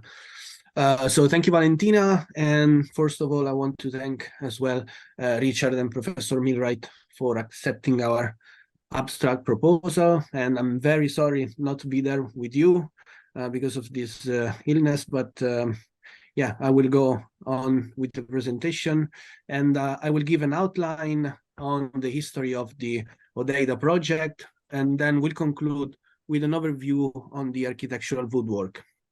So in 1996, the Hodeida project officially started under the direction of Maria Vittoria Fontana, at the time assistant professor at the former Istituto Universitario Orientale di Napoli, with the title Urban Architectural Survey of the Ottoman City of Hodeida in the context of the coastal area of the Tihama. The first campaign at Hodeida was organized for February 1997 with the participation of Maria Vittoria Fontana and the architect Eugenio Galdieri, who was already based in Sana'a, appointed director of works for the conservative restoration of the city. This first campaign involved the documentation of the city of Hodeida, but also daily surveys to Mocha and Locaia, as well as Bait al-Faqih, Zabid, Hais, and Koka in the hinterland. The year after, the preliminary report of this campaign was published in the Annali dell'Orientale. It gathered reports from Western sources and the first results on the study of the urban layout and facades of the dwellings in the Intramenia city and their inscriptions, accompanied by a preliminary map of the walled city by Galdieri. The second campaign took place in March 1999, with inclusion of the epigraphist Roberto Giunta as third official member of the mission. Again, focusing on Hodeida, the campaign involved surveys to other sites of the Tihama region, those mentioned before as well, in order to continue gathering as much information as possible on these sites as well. Then a series of contingencies prevented further field work in the years immediately following. For 2002, it is worth mentioning the publication of Roberta Giunta's paper, The Talismanic Religious Nature of Late Ottoman Inscriptions in the Tihama Cities, while between 2002 and 2004, the complete corpus of woodwork and stucco work had been drawn under the supervision of Danilo Rosati. The last activity before the unexpected halt of the project is Maria Vittoria Fontana's presentation, together with Abdullah Bawazir of the Sana'a General Organization for Antiquities, at the Sapienza University Days in the Republic of Yemen, held in Sana'a in 2007. On that occasion, in addition to presenting a brief summary of the work carried out, new initiatives were proposed for the continuation of the project. First, after the identification of historical buildings in need of restoration, a plan was made for the musealization of the historical city of Hodeida, so the Intramenia city, based on the experience of other important cases, such as the two Albanian cities of Berat and Argyro-Castrum. The second initiative consisted in the establishment of schools and workshops that would have provided interested people the necessary training and means to resume the tradition of wood and stucco craftsmanship, of which the city still retains substantial traces on the facades and interiors of many of its buildings. Another activity aimed at expand the systematic research already conducted at Hodeida to other cities on the coast, Locaia and Mocha, and to target city in the hinterland, in particular, again, Bait al-Faqih, Zabid, and Hais. However, the project suffered a serious halt, and the intended new activities could not be undertaken. First, the passing of Eugenio Galdieri in 2010 was a serious loss. A great scholar and a fundamental figure for the research activities, his loss deeply affected the continuation of the project. Of course, the Yemeni civil war ultimately interrupted the research activities. Before entering into details about the goals of the current Hodeida project, I want to quote here Maria Vittoria Fontana's foreword to the forthcoming volume. And I quote, "I resume, therefore, the study of Hodeida, motivated not only by the pleasure of finally completing a work begun so many years earlier, in memory, moreover, of Eugenio Galdieri's immeasurable contribution, but also by a subtle but increasingly pervasive feeling of duty, duty towards a city that in fact retained very little of all that it had generously shown us, duty towards its inhabitants, especially the younger ones who, having no memory of the past, could never have known what their city looked like before the war. End of quote. So going back to the project, the work on Hodeida has been resumed in 2022, again under the direction of Maria Vittoria Fontana, with funds from the Istituto per l'Oriente Carlo Alberto Nallino in Rome, under the title Hodeida, Urban Architectural Survey of the Ottoman City in the context of the coastal area of the Tihama region. In a first phase, a complete systematization of all gathered data of the photographic material consisting of thousands of slides taken during the two campaigns was undertaken, again by Maria Vittoria Fontana, along with an updated bibliographic research and a careful collection of travelers' accounts.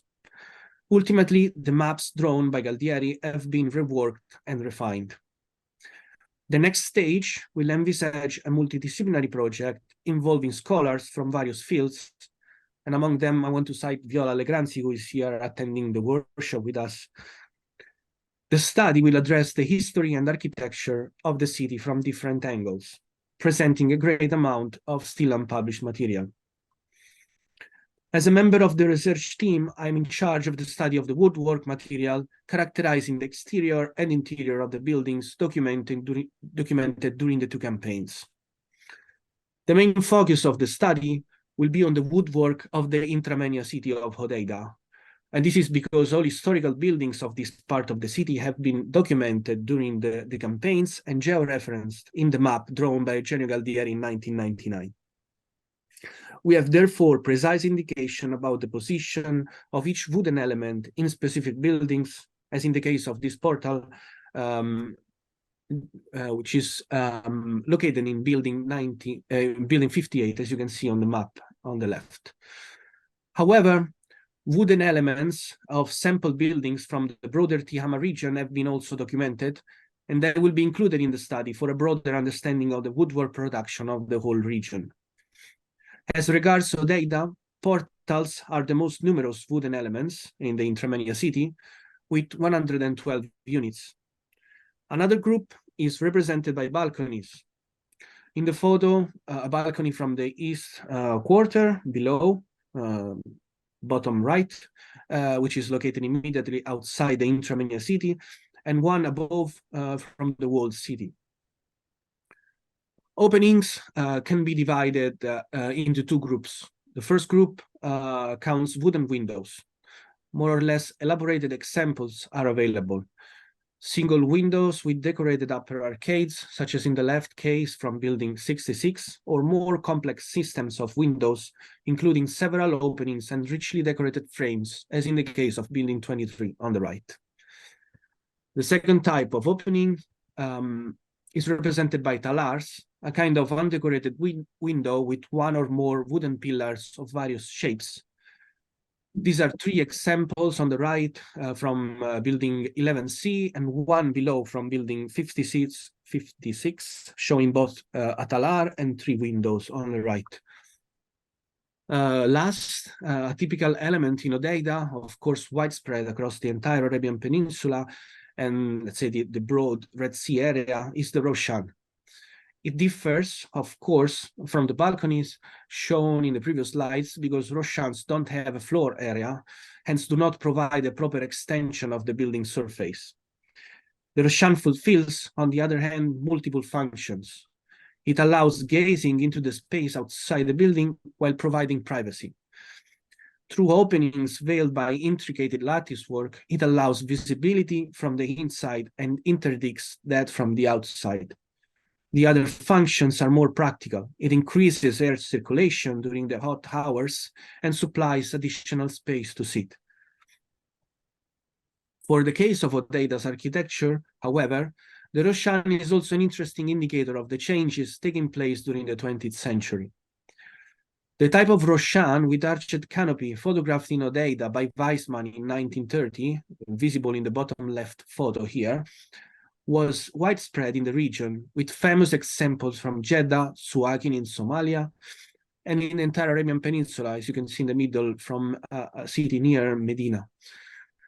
When the Italian mission documented the buildings in Hodeida, not a single Roshan of this kind was preserved. In fact, while the other coastal cities surveyed in the 1990s campaigns, such as Lokhaya and Mocha, were already largely abandoned, with buildings left in disrepair, Hodeida was still an active city, and its buildings were continuously renovated. Informative in this sense is the testimony left by Volta in 1938, and I quote, "Thus the city, which on the surface seems very old, is instead being renewed almost day by day, though renewed without changing the old building traditions at all, repeating the same Moorish ornamental motifs, the same elegant musharabiyya, the same gates, and the same carved wooden windows." End of quote. We can add to this account that in fact changes happened over time, and the situation encountered in the 1990s provided a picture of an ever-changing city, a sort of snapshot of that moment, as we will see further in the case of more woodwork. So in the last part of this presentation, I will introduce the method I'm following for undertaking this study. At this stage, I'm focusing specifically on the portals because I expect them to be the most complex elements for this research. In first place, I'm deconstructing each portal to their single elements. And this is because it is not assured that all the elements are stylistically coherent. And it will be interesting to classify all of them independently in order to check if peculiar assemblages of element occurred, for example, in cases of renovation or substitution of damaged parts. And for example, you can see here on the left, the different carving approach used in this corbel and the door jamb below. So here I'm indicating the parts that I intend to classify for each portal: lintels, corbels, jambs, doorstops in the middle, balusters, and shutters.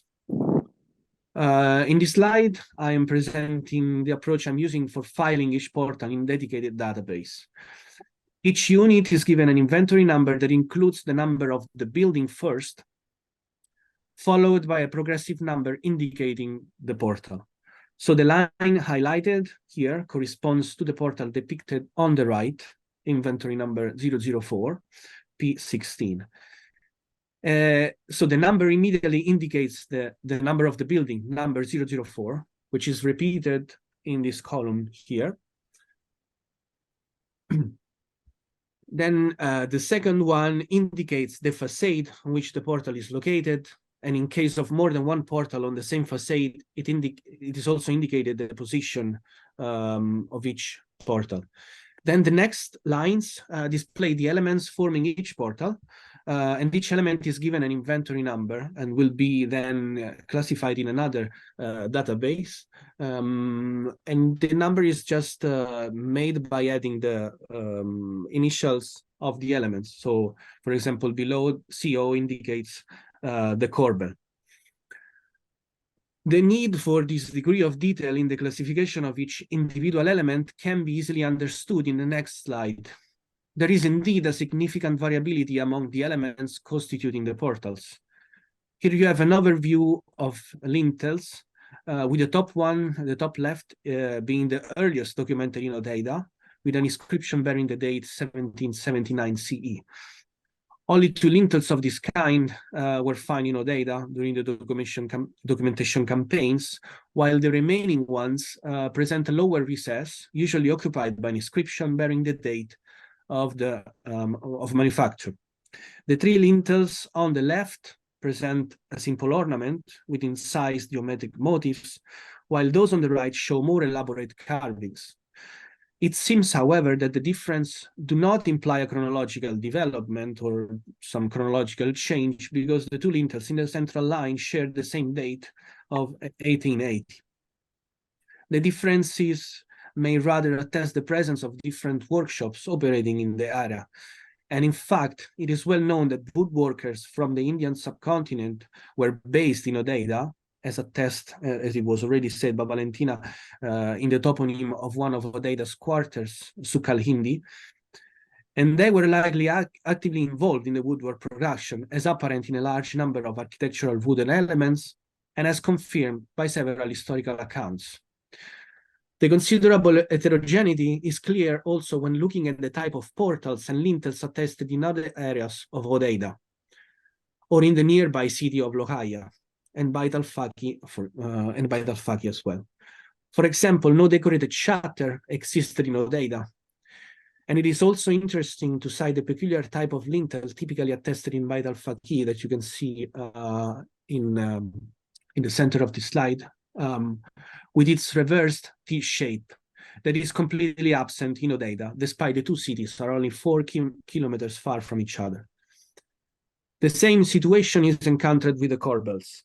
These are 12 examples from Hodeida, grouped according to their shape. So on the left, you have the type with one inward volute, and on the right, with two volutes with central pleins below. From basic, substantially flat examples, we have more complex solution involving different types of carving approaches.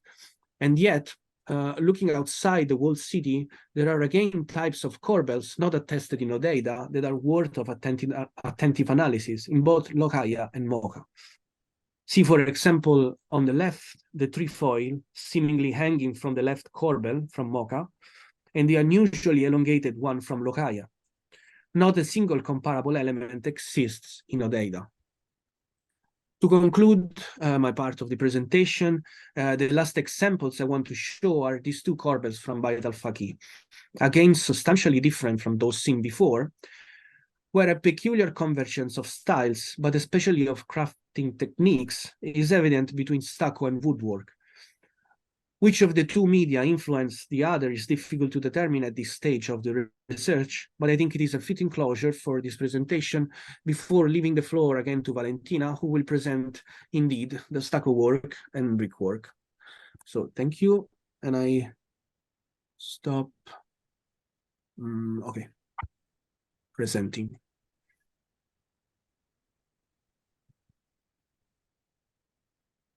Can you see it? Yes. Yes. Okay. Right. So yes, I'm going to introduce now different materials. Actually, the carved stucco and plaster brickwork, which were used on both the interior and exterior of the buildings. And if we look at the facade, we can see that stucco and plaster brickwork mark the main architectural features, such as the entrance, the windows, and the top of the building.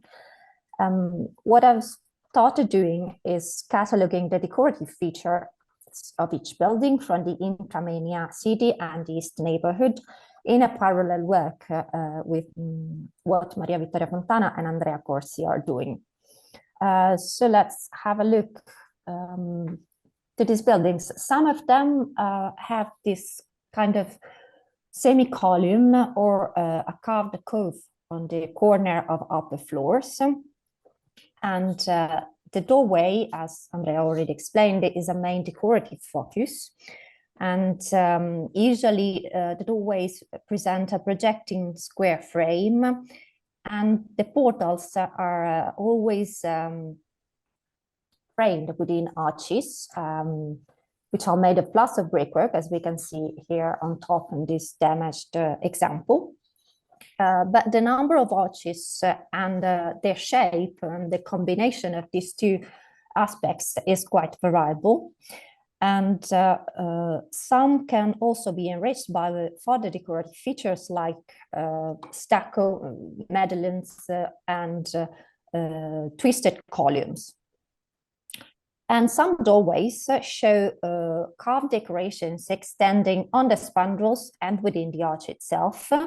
And some of these cases, the one we're looking at, were quite well preserved in the 1990s, but some others were already in a damaged condition. And these kind of pictures actually help us in seeing how much the stucco deteriorated across time, as well as the different layers that composed it and the traces of the original painting. If we look here on the arch of building 11, we can see that somehow, for some reason, the beautifully carved layer painted in blue was at some point covered with white plaster. And we should also remind that the proximity to the sea affects the preservation of stucco, making it highly porous. And talking about doorways, I think it might be worthy of mention a short comparison between portals from Hodeida in Armenia and from those the houses from the east neighborhood, because these latter are surrounded by enclosures, and this feature shifts the focus from the house portal to the enclosure gate that so becomes the main entrance. And they're usually surmounted by this kind of crenellation and pinnacles that provide a sort of fortified look, which obviously is an entirely stylistic choice. And the tall windows that Andrea showed you usually topped by an upper smaller section, kind of light, if we can call it so, framed by stucco arches inscribed in a square frame. And they're always decorated with geometric or vegetal patterns against the multicolored glasses. Across time, some of the windows have been plugged, probably along a change in the function of the room. And we find many of these featuring also this kind of oculus, and they are, in many numbers, they have been plugged across time. Coming to the plaster brickwork, this is mainly employed in horizontal bands that function as story markers, providing a rhythm on the facades. They show a wide repertoire of mostly geometric patterns, often based on rhomboid shapes that sometimes come to resemble fabrics. And the various patterns create different chiaroscuro effects. Such bands can be also used on top of buildings, or we can find a proper cornice composed by a series of lunettes, either plain, decorated by vegetal patterns, or in open work. And a crenellation often appears, usually made of spearhead elements or this kind of double arches pierced through. And we can also have taller pinnacles can occur at corners. Sometimes the crenellation, as we can see in building 33, abuts a wall that was added later. This usually happens when a kind of veranda is built to give comfortable access to the terrace. In the 1990s, the Italian mission had the opportunity to enter a limited number of inhabited houses for obvious reasons, but some interiors were exposed to street view because their facades had collapsed.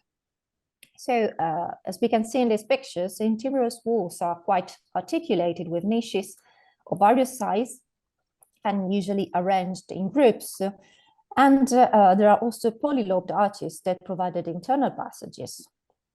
And I chose in particular two interesting cases. The first is building number 9, the so-called house of octagonal pillars, which offers a fortunate glance on how could appear richest interiors. In this case, we have masonry pillars covered with intricate stucco patterns and these blind niches. The second case I chose is even more important. This is the building 31, is the oldest building among dated ones in Armenia, Hodeida.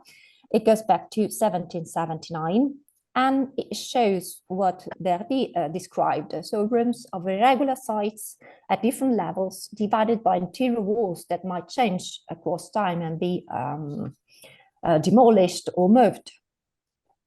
And the lavish decoration that we can appreciate thanks to this drawing attests to the architectural richness of Hodeida in the late 18th century. And our feeling comparing this kind of building to later ones is a progressive loss of artisanship in stucco carving. An aesthetic attention to space distribution on interior walls and its stucco decoration can be observed also in other sites of the Hama region, such as the coastal city of Lohaya on the north of Hodeida, as well as Suakin on the Sudanese shore of the Red Sea. And so the aim of our study is an analysis of decorative features that will allow us to compare the cardboard decoration with the carved stucco from the technical and stylistic point of view.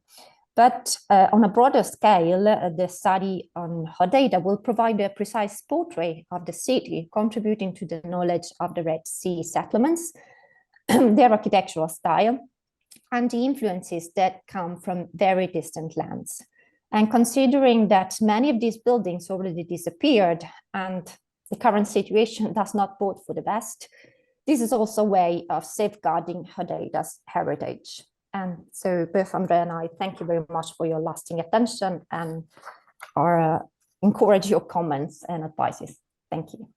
I'm delighted to be able to introduce our last speaker, and she is joining us from the west coast of Canada, and that's actually Hatef Naimi, and she is currently a Shirk postdoctoral fellow at University of British Columbia, and she's previously held postdoctoral fellowships with Barakat Trust and the Al Khan program. She has a book coming out, I believe, through the Edinburgh Islamic Art History series, and also she is published in the Journal of Iran and other noted journals. So she's going to be talking to us today on the periphery of the Ilkhanate, provincial architecture in post-conquest Iran. Good afternoon, everyone. Can you hear me? I can. You should be able to share your screen as well. Yeah.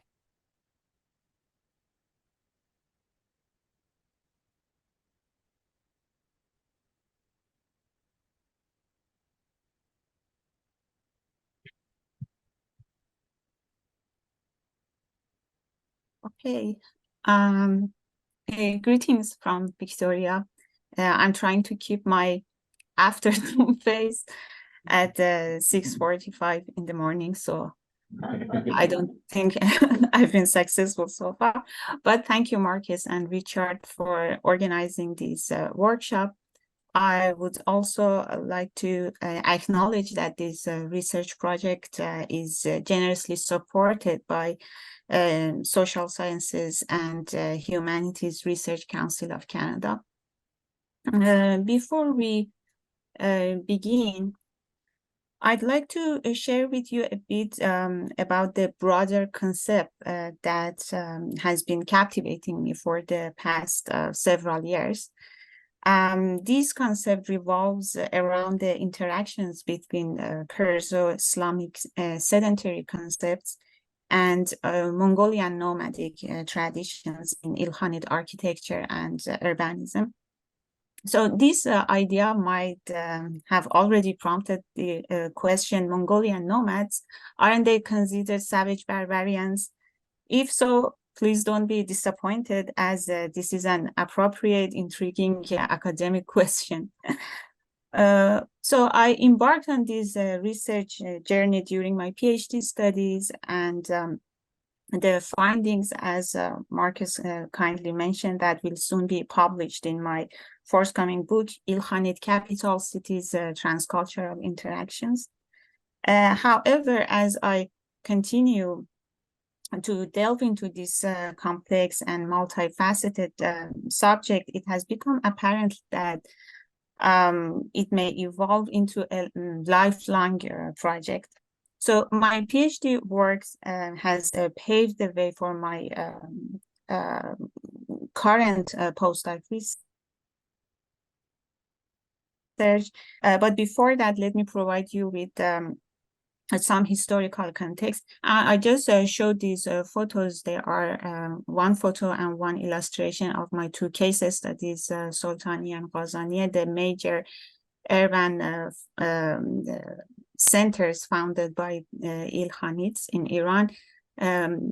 One, Sultaniye, is more like an archaeological site, and the building that you can see, the tomb of Ogjaito, is one of the very few standing monuments in the site. But the other one, Ghazaniye, is completely destroyed, and but what we have is more this kind of material, visual evidence that just give us a very general idea of how the city and the charitable complex in the center of the city look like. I'll go back to these two major cities later on. So in the 13th century, the Mongols of Inner Asian steppe, under the leadership of this man, their legendary leader, Genghis Khan, founded the Great Mongol Empire.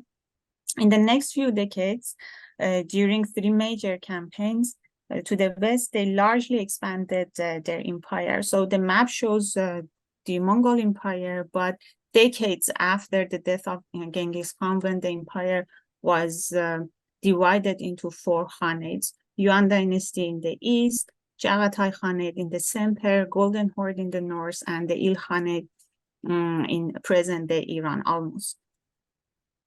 So the third campaign of the Mongols, which is relevant to my discussion today, was begun by Hulagu Khan, a grandson of Genghis Khan, in 1256. And during his military operations, Hulagu founded the Il Khanate in Iran as the southwestern sector of the Mongol Empire.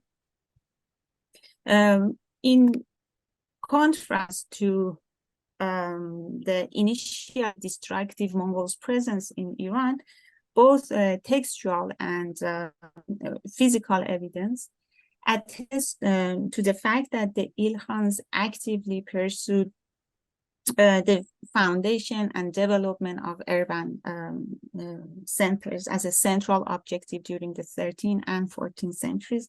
They built several seasonal camps, smaller towns, and major cities, mostly in the northwest of Iran. And as you can see on the satellite image, most of their foundation are concentrated in the northwest of Iran, with very few known examples in the eastern part. As I mentioned earlier, Ghazaniye and Sultaniye were the most important ones, and you can see the location of number 6 Ghazaniye and number 12 Sultaniye on the satellite image. So up until now, my focus has been on these 2 cities, analyzing how court-sponsored urban projects in these locations reflected the cross-cultural encounters between Iranians and Mongols. I questioned the earlier reductive scholarly framework that positioned the Mongols as uncultured barbarians, and suggested that the Mongol elite not only acted as influential agents, but also served as cultural donors in the Perso-Mongol cultural atmosphere of late 13th and early 14th century Iran. And I try to illustrate a more comprehensible picture of the Ilkhanate city, which is now characterized by a hybrid quality injected into the physical structure of the city, as well as into the taste, motivations, and worldviews of its patrons. So in my current project, I am shifting my focus from Ilkhanate major cities in the northwest to 3 cities of Yazd, Kerman, and Shiraz in the southern half that thrived under the patronage of provincial dynasties during the Ilkhanate period and a few decades following the disintegration of Ilkhanate rule in the 1330s. So over a span of almost 150 years between the establishment of the Ilkhanate and the course of Taimur's campaigns in Persia in the last decade of the 14th century, families of different origins governed in the provinces across central and southern Iran. Although the ruling families acknowledged the nominal supremacy and legitimacy of Ilkhanate rule, they enjoyed relative autonomy from central government. The authority of certain families was vain while the Ilkhanites were still in power, whereas other more independent provincial rulers took control of their own territories and established their local dynasties among the social and political chaos following the disintegration of the Ilkhanate power. The rulers expanded their authority as autonomous leaders and assumed the dual rights of sovereignty, which was the sermons and coinage in their own name. So in this project, my focus, I will be focusing on on the construction program sponsored by three local dynasties, Qutluqanis, the Muzaffarids, and the Injuid in the major cities of Yazd, Shiraz, and Kerman.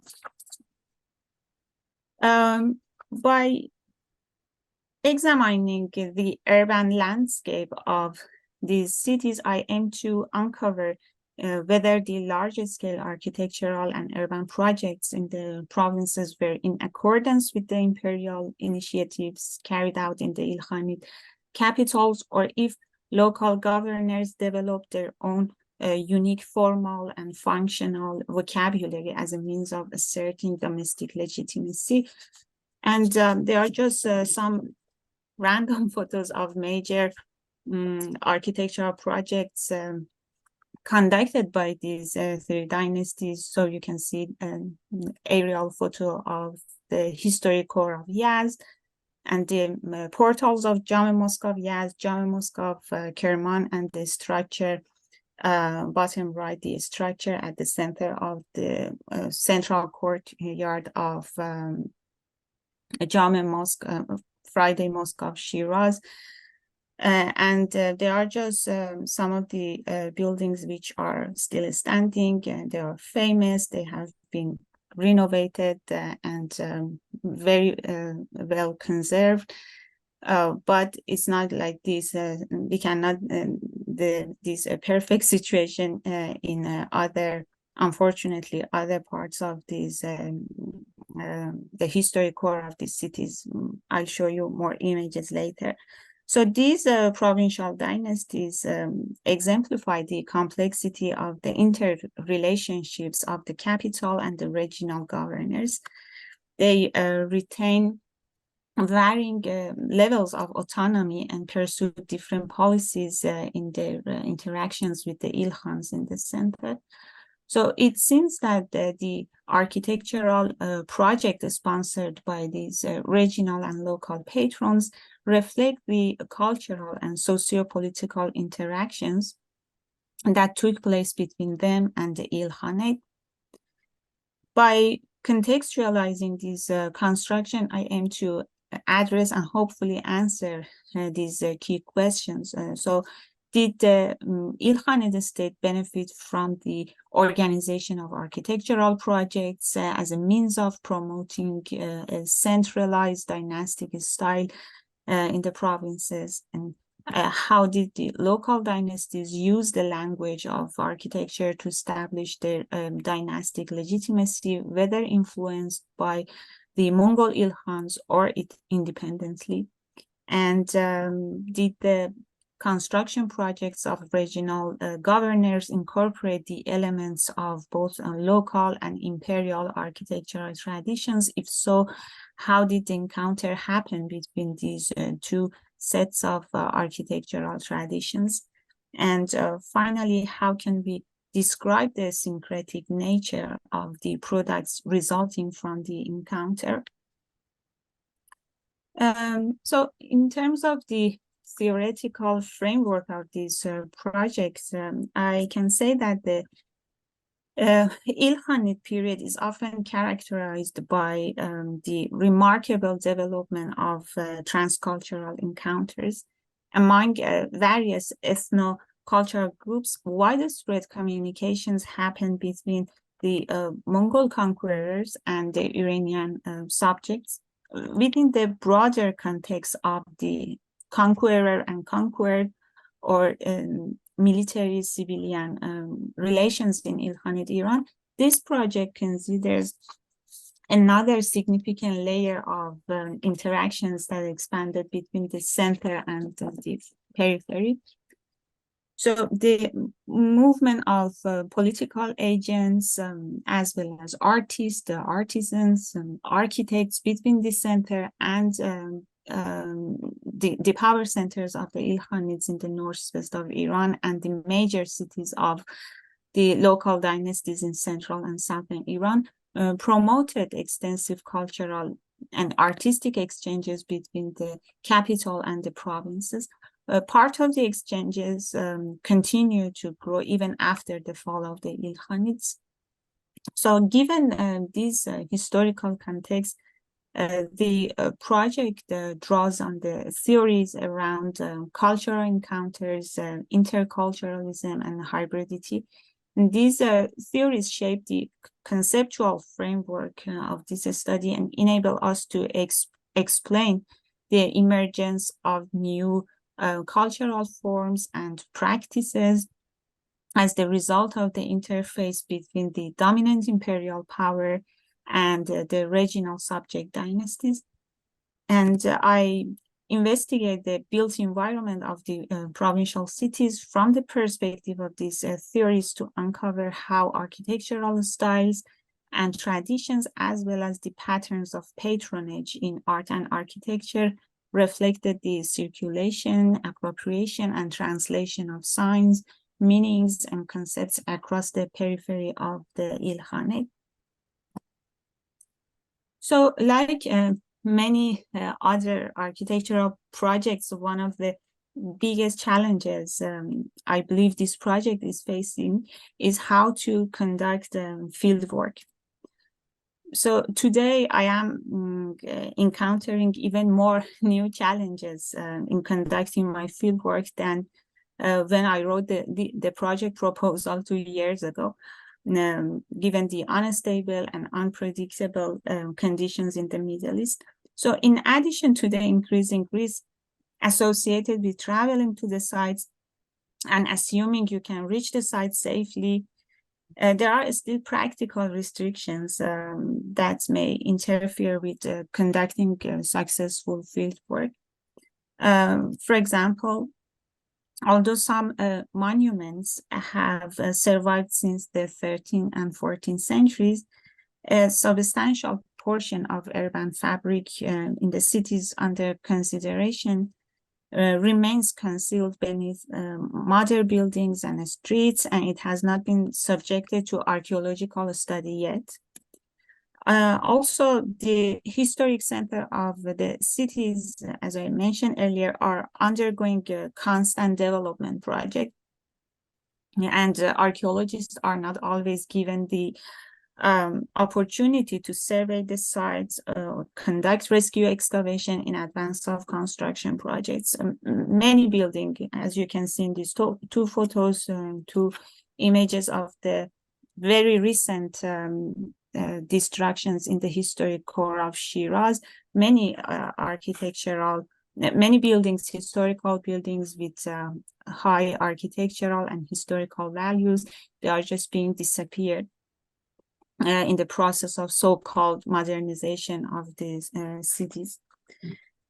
So the study of extant monuments. So fortunately, despite all this destruction that is going on, there are still many standing buildings, and the study of these extant monuments is crucial for examining architectural traditions and stylistic innovations, but it also presents certain challenges. For example, in some cases, 14th century building has undergone several phases of destruction and renovation to the extent that it is really difficult to recognize the original Ilkhanid phase of these buildings. Also, the distribution of architectural evidence across the study area is unequal. For instance, while local patrons commission numerous religious and monumental buildings in Yazd under Muzaffarid rule, many of which are still standing, far fewer examples of architecture of the dynasty have been reported in Shiraz. And additionally, in the case of standing monuments, not all have been evenly surveyed architecturally. So aerial archaeology, my favorite method, or the examination of historical landscape from an altitude, partly compensates for the uneven geographical coverage of architectural surveys and archaeological excavations. The analysis of aerial photographs and satellite images sheds light on the general arrangement of now vanished urban fabrics. And I just this photo as example, as you can see, you can still. So this is a aerial photograph of one of the neighborhoods of Yazd. It's called Hala Qasqas, or Old Citadel. And interestingly, you can still see the remains of the wall of the citadel in this aerial photograph. But the important point is the fact that later phases of construction in the neighborhood, as you can see, just followed the path of the wall of the citadel. So, and the analysis of such photographs really help us to understand the older, earlier phases of the development of the urban fabric. And older aerial photographs are particularly valuable as they portray the layout of pre-modern cities prior to extensive urban development that is going on over the past decades. And here is an example, again, a comparison between a 1977 aerial photograph of the historic core of Shiraz and a very recent satellite image. And you can see that numerous smaller historical units were replaced with a gigantic multifunctional complex at the center of the historic core of the city. And such aerial photographs and satellite images are really helpful in understanding the original or the earlier sort of arrangement and arrangement of units and the layout of the historic parts of the cities, with all these the crazy development projects which are going on at the center. And of course, the primary advantage of this method and studying aerial photographs and satellite images is the opportunity to study historical landscape remotely, again, because of all these sort of political situation in the Middle East. These photos are really helpful material. Despite all these challenges, we can still enhance our understanding of architectural remains through additional sources of information, for instance, different forms of textual evidence. This project relies substantially on regional histories, the chronicles produced by local historians narrating the history of the subject dynasties on the periphery of the Ilkhanid state. In comparison with the court-sponsored sources generated at the center, local histories provide more useful insights into the local administration of the provinces and the internal workings of the cities. And just to give you an idea of how this project is expected to contribute to the field, I should mention that compared to the visual and decorative arts of Iran, its medieval architecture has received less attention in Western scholarship, mainly because of the smaller number of expeditions of European scholars to Iran following the 1979 revolution. However, extensive research and excavations conducted by Iranians in numerous historical buildings and archaeological sites, and it has generated a relatively rich body of literature in Persian language. And despite the significance of the available studies, both in Western and Iranian scholarship, the research carried out on the architecture of post-conquest Iran has primarily dealt with individual buildings, with the mere purpose of examining their formal and functional features. These projects contributes by contextualizing monuments and studying their materiality within the complex socio-political circumstances of that period. and it highlights architectural and urban projects situated outside the Ilkhanid central domain. The projects were once considered peripheral but are instrumental in understanding the interactions between the capital and the provinces. This study also looks at the dynamics of power, but it goes beyond the repetitive narratives of warfare and political disorder circulated in the scholarship of the period, and draws attention to the cultural sphere of central and southern Iran, and approaches historical figures with regard to their construction activities in the provinces. And just to conclude my talk today, I hope that this project, aligned with my PhD work, first enhances our understanding of the interculturalism that unfolded following the Mongol invasions, and second, provides a comprehensive picture of post-conquest era architecture and urbanism of Iran, which is an epoch of great significance for both art history and architectural history. And the ultimate goal is to improve our comprehension of the historical reality of that period by examining the material culture, not in isolation, but rather in close connection with the political and cultural complexities that envelope the social life and the built environment of the cities across the Ilkhanid domain and beyond during the decades after the Mongol conquest. And just, I would like to mention that this project, I started this project in October, mid-October. It's very new, and I am really open to your advices and your comments. Thanks very much.